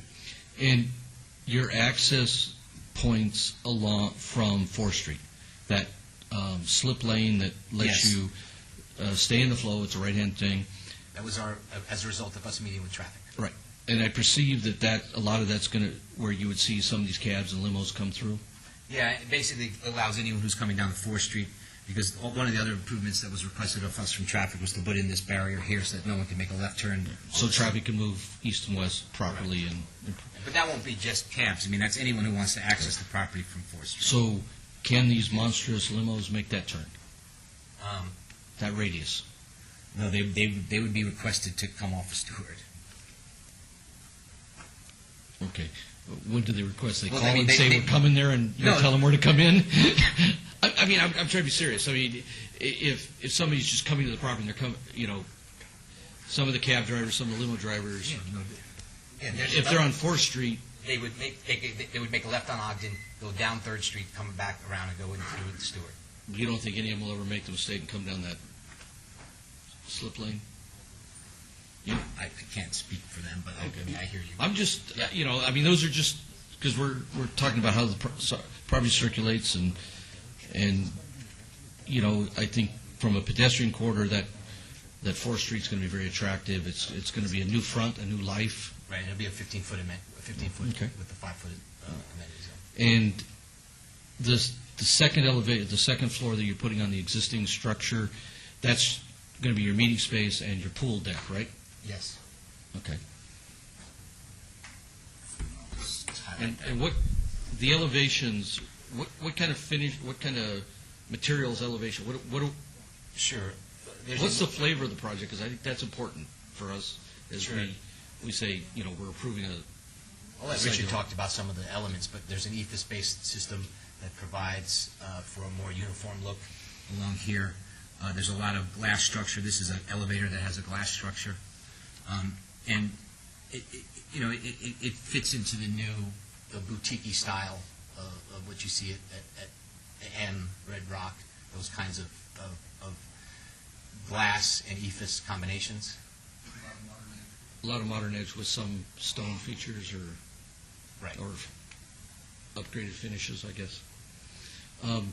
And do you have an elevation of the retail on Third? How that? I mean, we have some black and white, but I got to tell you, I don't think they do justice for the work that you're presenting us. It's not a full view down Third, but as you can see, we're putting in additional uses that you can see on your elevations down along Third Street. And we're trying to do what we did similar with Triple George and sidebars, come up with facades that make it look like it's been there for a long time, and that it's kind of like a city street, where it's not just one long casino-looking thing. It has different structures, such as here and here, and they match similarly what's across the street. Okay. And since you're talking about these limos coming down Stewart and then going down Third, I take it when the valet moves to the front of the building, right, or the other side of the building, I mean, it's hard to say which one's front, Third Street will then be back to two-way? Two-way. Two ways, yes. So now it'll be back the way it was, where people could come from Ogden to the Mob Museum and buy all that, which gets it back to what downtown kind of was, although public work, I don't mind one-way streets, but this one is, with the valet out of there, I think it'll make Third Street a real attractive place to hang out again. We realize that valet on Third Street has its concerns and its constraints, and that's why we developed the Portico Share. Okay. And I had a couple more questions about the site plan. Sure. You talked about how your trucks come in. Correct. Your yard area. Because right now your yard area is, let's say, it was kind of awkward to get. It looks like there's multiple drives. Just perception one wise. for in and out because of the awkward. Yeah. Your deliveries come up pretty much standard delivery times. Correct. Wouldn't it be easier, and this may be something for your architect, that delivery trucks could come in your main drive and actually make an easier movement to back into your stall rather than that kind of like fishhook turn I see on your plan? Where you really wouldn't need any visual, you wouldn't need anything on Stewart. They could come in and just make a full, gate could open up and they could back into your delivery behind your central plant. Yeah, we were trying to alleviate the backing, and that was a huge concern in the past of any truck backing off of Stewart. And this allows them to just kind of free flow in. Okay. Meaning simply get out of the flow of traffic quickly and into the yard. Right. And the other one would let them pull on site and be out and then back through. It kind of looked a little different, but I like the project. I support your project. I think the big issues that staff has raised, which they may not seem like big, but they are big, for us to be consistent with our downtown plan. So, Commissioner Ellsworth. I want to compliment you. You've taken the proverbial situation of a square peg and trying to fit it in a round hole. I think you've carved this peg down to make it fairly round to fit, and I commend you on your efforts. And I like the project. I want to see it go forward. I do have some things I got to make sure that we're understanding. That the individual came up and said that you're building on his property, but you're not actually building on his property, are you? Well, I don't know what he's technically talking about. Since the Third Street was vacated, right, the property lines then get extended out. Okay. But they were vacated with conditions of site approval for whatever traffic would go on Third Street. So I don't know whether or not it's his property given those conditions. I'm not positive All right, but right now, I think he's most concerned about, he's got some, if I understand correctly, some herringbone parking stalls of some sort or some configuration.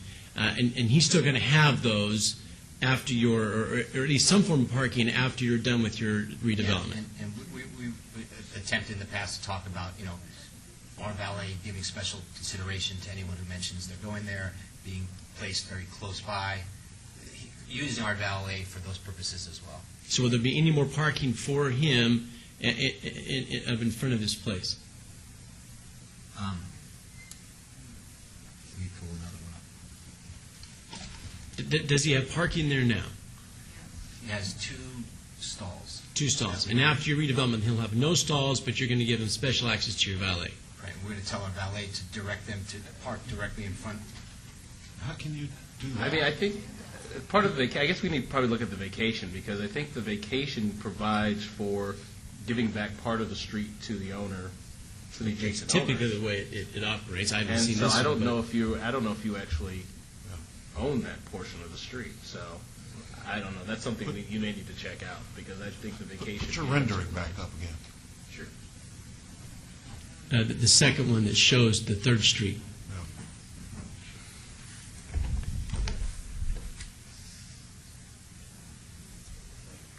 So you have some parallel parking that's there on his side, right? Correct. All right, so there's still going to be parking there. I think you will. Okay. I just don't know if he can build what he's built.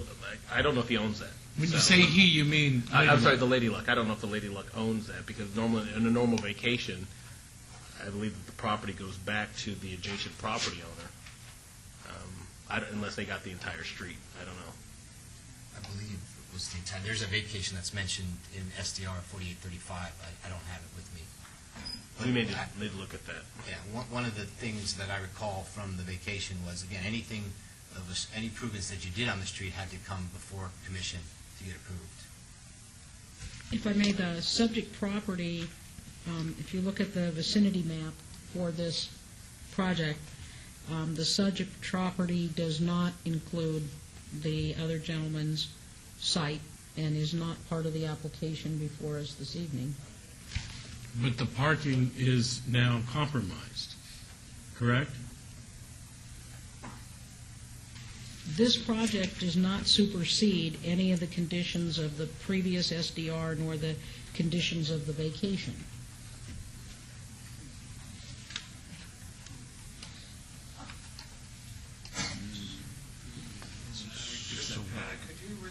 So what? For 30 seconds. Please, forward. We have 4 angled parking stalls. 3 are in front of our place. Our friends Lady Luck ran a raised pedestrian hump right up to our front door without our consent, without our knowledge, and the previous SDR plan said it was going to be down the street, but it winds up in front of ours. And so Mr. Kessler and his then principals kindly agreed to give us an additional stall just outside our property line on the other side of that. So we're looking at 4 angled parking stalls right now, and I need hardly tell you that most of the clientele of a pawn shop are not interested in valet parking. So hold on, before you step away, wait, come back. I'm sure there's going to be several that have questions, but you see the renderings here. You see what it's proposed. Do you object to what they have proposed for parking? I'm not going to speak to what I see tonight. I think that's very unfair. I don't know what this is proposed here. I have a planning director here telling me it doesn't involve me, and I have a client at risk. I'd like a little time to know.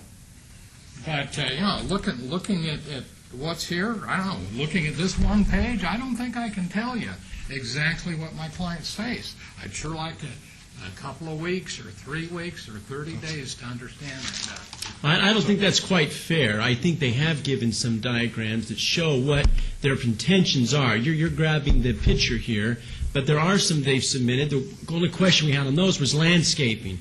All right, and there appears to be some trees that were missing off the renditions that were submitted. But you saw what they have there. I just want to know, is there going to be an objection?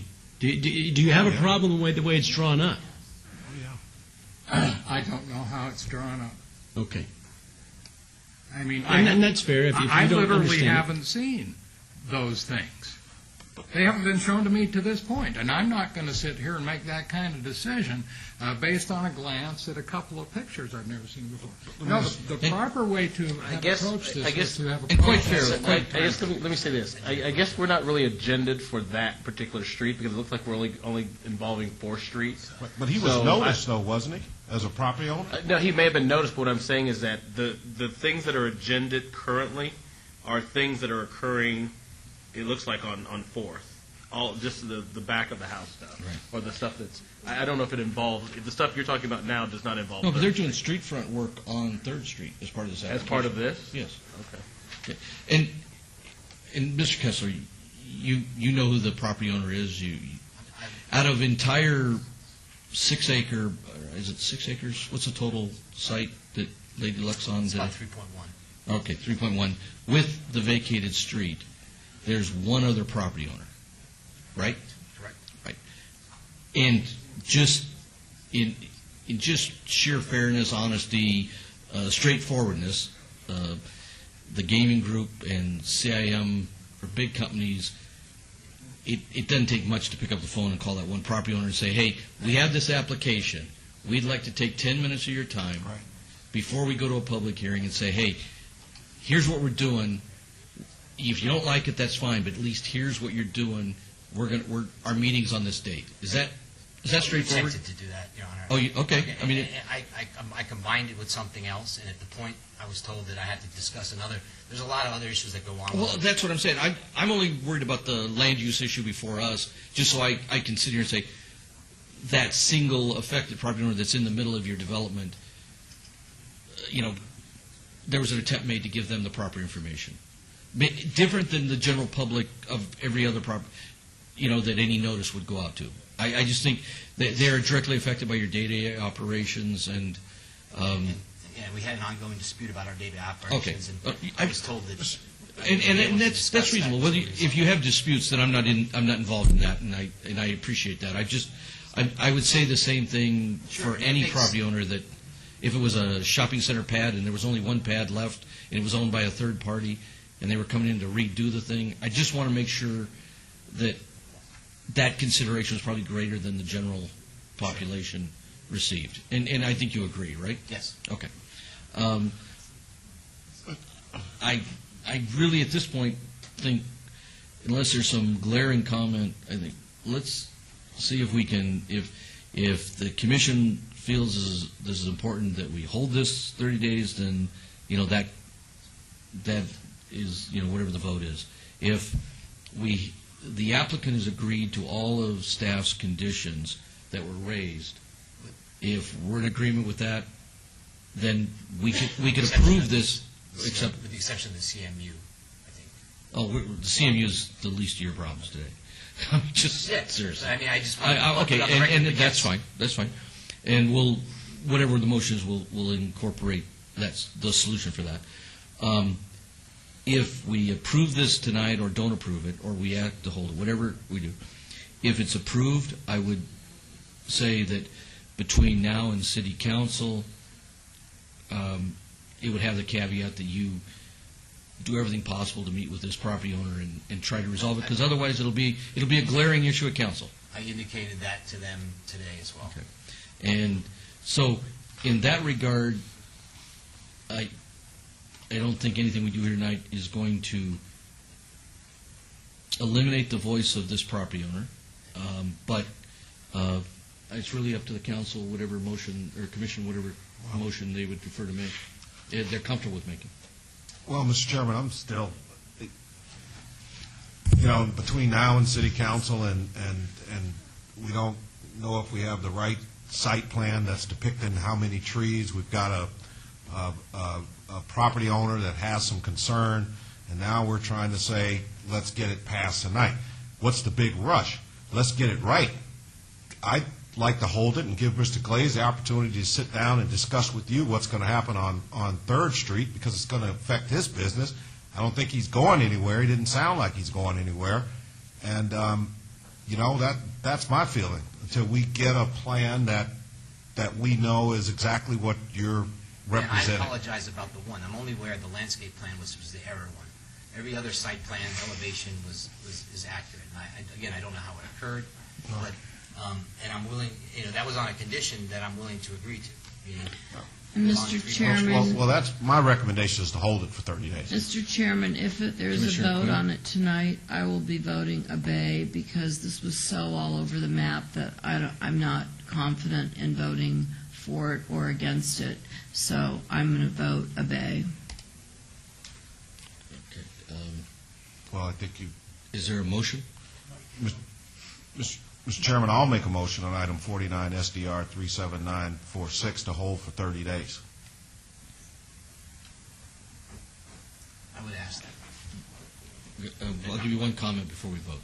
Sure. I mean, we have a lot of timing issues that are going on behind the scenes with construction drawings and beginning construction and getting open at the right time frame. We attempted, whether or not it's based on our past history, misinterpretations, we've attempted to reach out, talk. I, again, apologize for the one error in the landscaping plan that occurred that caused the confusion as it relates to the 3 trees, but I indicated again that we gave up on that condition. I believe that we've discussed every other staff recommendation as it relates to what they would approve based on, and that we've agreed to those, and therefore that we should go forward. That's my last comment. Okay. Thank you very much. If there are no other comments from the commissioners, please cast your vote. The motion was to obey this for 30 days.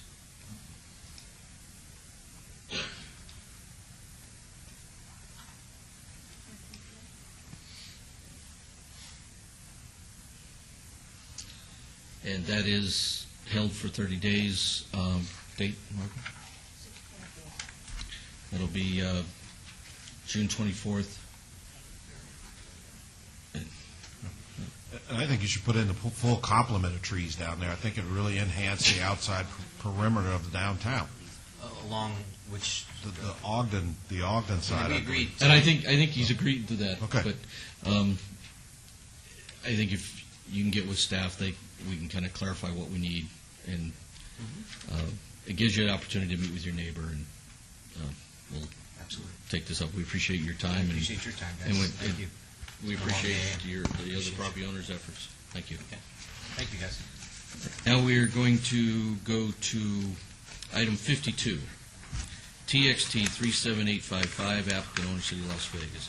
Discussion and possible action to amend Table 2, Title 1904, and the Town Center Development Standards Manual to update standards and applicable districts for the motor vehicle sales new use. Mr. Chairman and members of the Commission, this text amendment would modify conditions allowing that motor vehicle sales new would be allowed in not only the GCTC, as is currently the case, but in ECTC or SCTC designations with an SUP. And there would be minimum requirements for this new vehicle sales use. In essence, it expands the allowable use zonings for new car sales in the town center area. Staff has no recommendation on this item. Expands the zones in which it would be allowed in the town center. Okay. Director, do we have a plan that, or a picture showing where we would see additional motor vehicle uses? Because I know the map, it's got the colors on it and all that, but I think it'd be easier to understand where we're expanding it to visually. All right. And it may even be in the back if I...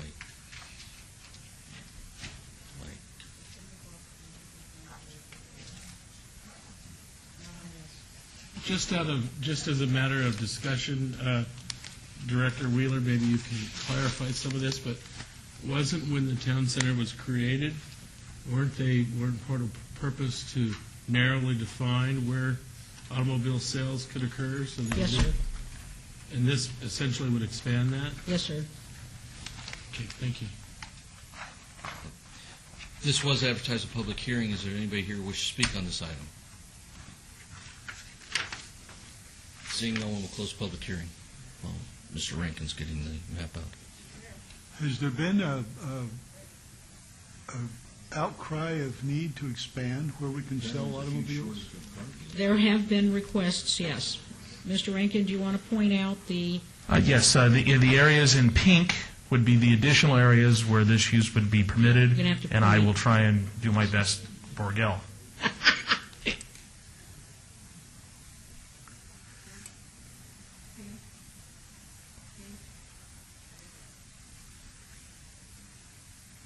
So generally, and I want to kind of present this properly, all the areas where we have no viable retail today because of the current economic trends will kind of throw the door open to auto dealerships when in fact we have probably 4 dealerships that are currently almost boarded up in the existing auto section. I mean, when this was passed, it was just, it was very specific on why nobody wanted auto dealerships in certain areas because it wasn't appropriate to a town center. And this is a pretty significant change. Like up there where we have that, what was the Carina development, I guess? What's that village called? It's a village at Centennial Springs. Right, where it was that little Main Street deal with those houses in that Bob Squires Park, or Pop Squires? That is correct, yes. So, in essence, all that vacant dirt there could wind up being a new car lot. It would be eligible for that under this ordinance. Okay. And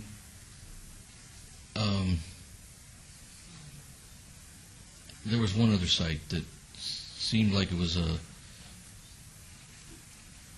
that little island behind that, what's that? The housing tract that was in the middle of town center? Where there's a county island there just to the right of that? No, just to the, yeah, you're right. This one here, right in the diamond. You can't see where my pen is, but I can see where. Well, here's village just east of Timberline. I'm sorry. Oh, east of Timberline? Yeah, with that little odd-shaped piece there. That would now be... That actually is zoned Main Street mixed use. That's not part of this. Oh, okay. I'm just... The color is very close. It's magenta, maybe. I missed it. This part is. This is not. So so this is here. That diamond that was part of the Great Mall of Las Vegas would now be the Great Auto Mall of Las Vegas? It would be eligible. Okay. Mr. Chairman, I'm just concerned, not knowing the full ramifications of this, that there would be unintended consequences. I recall they were very, very specific about limiting automobile sales to specific parts of town center.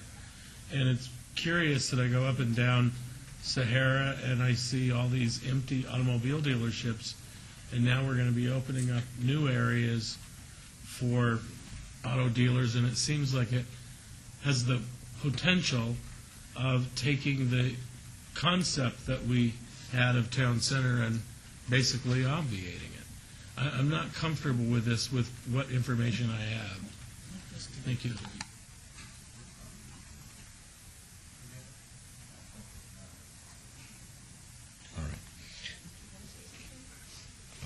All right.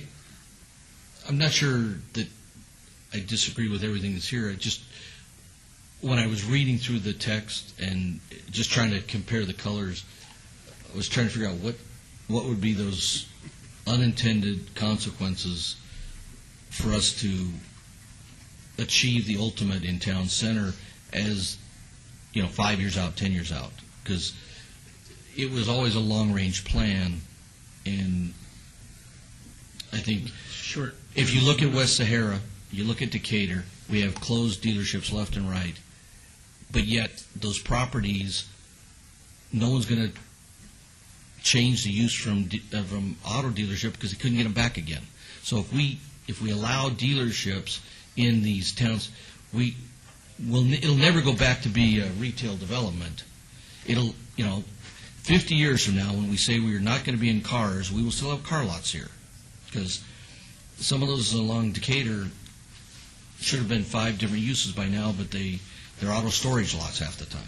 Mr. Chairman, should we vote on this, or can we perhaps hold it so that I can better understand it? I mean, I'm willing to go either way, but it's not something I'm comfortable with at this time. Okay. Then, if there, Commissioner Trowbridge? Well, I'll tell you, just my thoughts on it. I'm willing to hold it to get further information if we need it, but my original impression of this proposal is it's not good. I think it just expands a land use in an area that previously has been protected from this type of thing, and I don't think it's in the long-term benefit of the city or the area that this is intended to protect. The town center area out there has very specific areas where things can go. And to go back now and to modify this so we could have car lots pop up just all over the place. I don't think it's necessary or in our best interest. It allows the opportunity for existing car lots that are along Sahara and some of the other areas just to leave those parcels as soon as the opportunity presents itself and move to the far northwest, leaving further blight along Sahara. And I just don't think it's in our best interest to do things that will accommodate development that we don't really intended for in one area and the abandonment of other areas, leaving additional blight. I think it's bad on both sides of the coin. That's my thoughts, but I'm willing to wait. Okay. Mr. Chairman, Commissioner Ellsworth. Here's my recommendation. Let's continue this for 30 days and see if we can find more information on this, and let's revisit this next month. That'd be my motion. Okay. There is a motion to hold the item for 30 days, and if we do, I'd encourage everybody to try and kind of contact staff if you need additional information so we can address this going forward. Please cast your vote.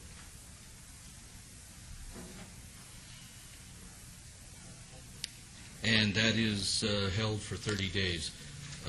Item 53, TXT 37903, applicant owner, City of Las Vegas, discussion of possible action to make various corrections and updates to the Downtown Centennial Plan. Mr. Chairman and members of the Commission, in the 2007 update of the Downtown Centennial Plan, there was an adjustment made in the map that, upon the best research we can do, was incorrect, and this would correct that, including 4 parcels that were mistakenly removed from the Arts District and putting them back into the Arts District. It is to correct the pedestrian trail alignment that currently shows a trail along Eastern when it should be along Bruce, and to allow for instead of only tree grates within the Downtown Centennial Plan area, but to allow the crushed granite in the tree wells without the tree grates. Research in other cities has proven that this has actually a greater safety than do the tree grates, allows for the trees to expand, and is also easier for walking. Therefore, those are the 3 recommendations for change in the Downtown Centennial Plan at this time. Good evening. This was advertised a public hearing. Anybody here wish to speak on this item, please come forward. Yes, sir. My name is Carl Corcoran. I live at 8026 Silverton Drive in Sun City, 89131. I'm the owner of the Southern Nevada Center for the Arts, and my interest here is in the first part of the 3 items that you want to change.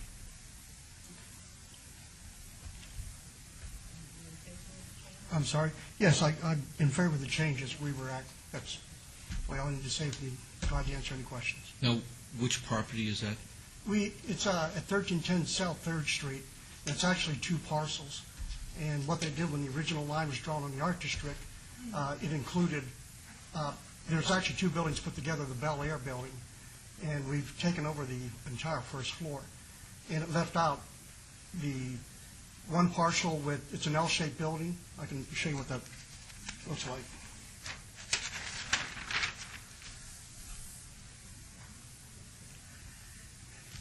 This part of the building is actually in a separate parcel from this part. And the Art District line used to come right through here. We signed a 7-year lease on the building. We took what was an adult film distribution building and turned it into an art center. We have 24 artists and 18 studios. We have 2 dance companies. We have 12 different countries represented in this building right now. We've been there for about a year. Our plan was to take advantage of the urban lounge benefits that we could take to make this a self-sustaining, self-supporting art center, and we're going a long way to make that happen. When they redrew the line, they didn't give us or the property owners any notice, and we found out only by mistake when we went to planning to get a license for one of our tenants approved. And so, we understand the research was done. They found out that notice wasn't given to the owner, nor to us, and we just requested it be corrected so that we can make this center work. Thank you. Okay, and that's reflected in this updated map? The 4 assessor's parcels numbers are listed in the specific recommendation before you this evening. Okay, but this map right here? Yeah. That doesn't include this parcel he's discussing.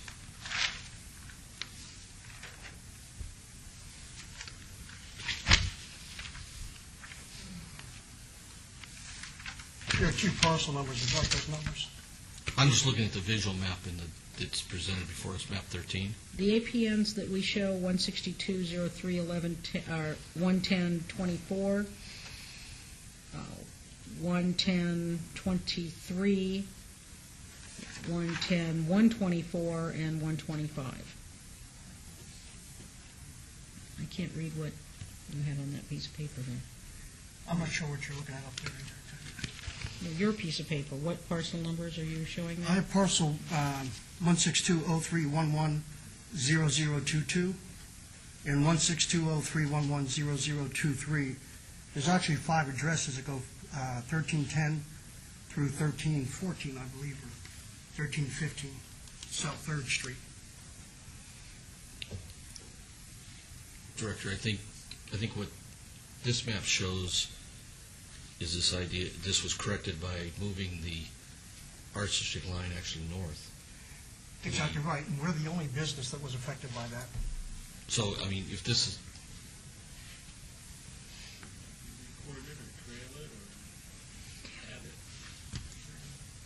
Well, I'm not sure there's a problem, it's just, if I would hate to say we approve this, we record another map and we create our, I understand. We don't want to open up a can of worms, but for us, we do want to apply. We're in the process of applying for the Urban Lounge, where they abate the fee for the liquor license. What's your actual address? Which corner?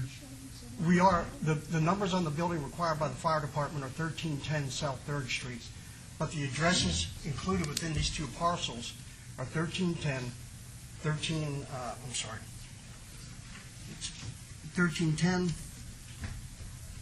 I need the parcel, I need the APNs. I'm sorry? The APN. I don't know what an APN is, I'm sorry. Assessor's parcel number.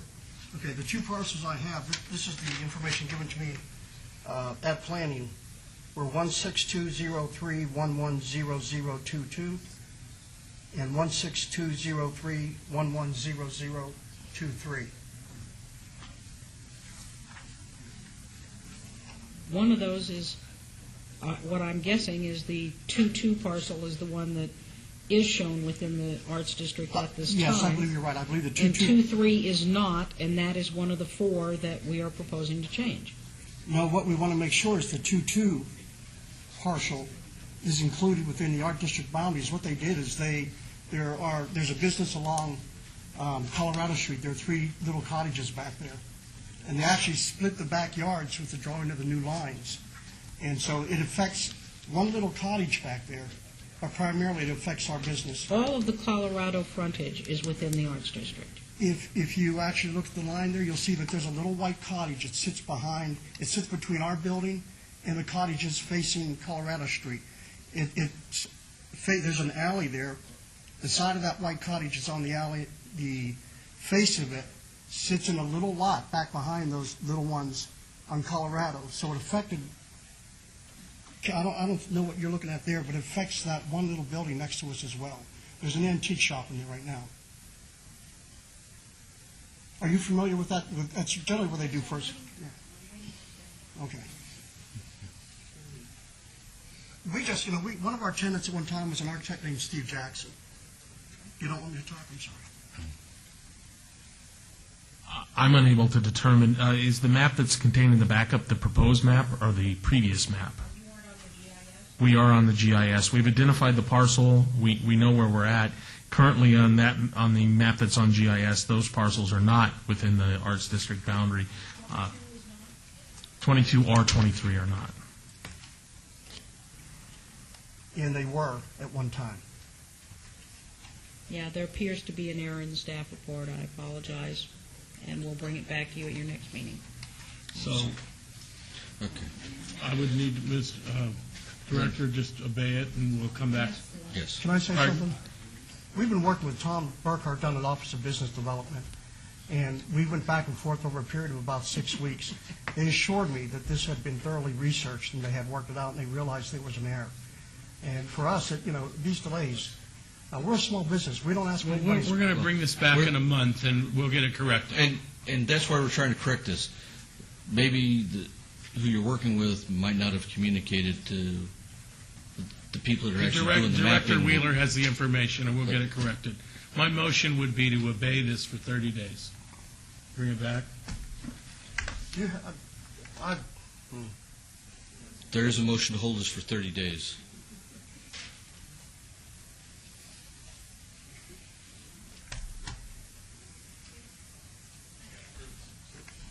We can't even hear from any other, because you made the motion. I guess it's too late, right? Restate the motion. Motion is to hold the item for 30 days. Thank you.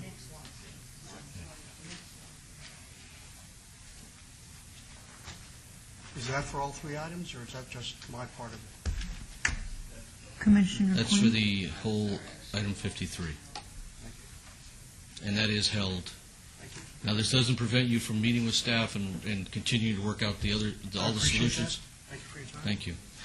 Item 54, TXT 37978, applicant owner, City of Las Vegas, discussion possible action to amend Title 1908 to revise minimum setbacks for accessory structures. The current minimum setback for detached accessory structures in the rear yard is 3 feet, and also for side yard area is 3 feet. In order to allow for complete consistency with building code, the staff recommendation is to amend that to read 5 feet. This will allow for property owners to be able to make their plans and not then be surprised with the requirement for additional firewalls, which has been the case. Obviously, if they wish to apply for a variance, they may certainly do so, but the concern has been that very often an applicant comes in, believes they are ready to go, and then they have the additional requirements placed upon them. So this would allow for them to move forward with that 5-foot requirement for consistency, and that is staff's recommendation. Okay. This was advertised a public hearing. Anybody here wish to speak on this item, please come forward. Seeing none, we'll close the public hearing. Commissioners? I'll make a motion for approval.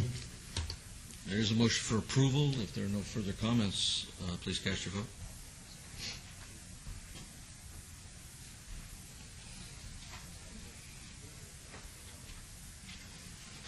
And that is approved, and that will go into City Council in ordinance form. Now we come to that portion of the evening, citizens' participation. Public comment during this portion of the agenda must be limited to matters within the jurisdiction of the Planning Commission. No subject may be acted upon by the Planning Commission unless that subject is on the agenda and is scheduled for action. If you wish to speak, please come forward, give your name. Thank you. Todd Farlow, 240 North 19th Street. Back in the 80s, Reagan said that government was not the solution, that government was the problem. And so he was going to let the different entities manage themselves. The banks regulated the economy, and we can see where we are on that. The oil companies regulated energy, and we can see where we are on that. The Defense Department regulated the State Department, and we can see where we are on that. My problem is with the banks. And in this disaster that we came out, the only state that wasn't affected by it was North Dakota. So I'm going to submit this. This is my idea, unless somebody has a different product, an idea. You ladies have already got a copy of this. Dr. Scott has got a copy, and Margot, you've got a copy. So the rest go to them. What's that? It's my proposal. North Dakota, the reason that they weren't affected by the Depression is that they have their own bank. And when the banking system was set up, North Dakota opted out. Whether it's legal or not, they've been doing it for 90 years. But whether it's legal or not, I don't know. But when the banks had this thing that says if something is over 90 days in errors, they have to foreclose, North Dakota just says we're not going to do it, basically. And they didn't get involved in this domino effect. But it's in there in the backup. It's all referenced. But if anybody has any other ideas, since you're the Planning Commission, it's time to get them out there, because I really think that this thing is going to nosedive. Thank you very much. Thank you. But, Mr. Farlow, North Dakota is also a safe haven for creative trusts and a lot of bank holding companies. So a lot of the banks have found some corporate entities in North Dakota that they like. Let's go home. The meeting's over.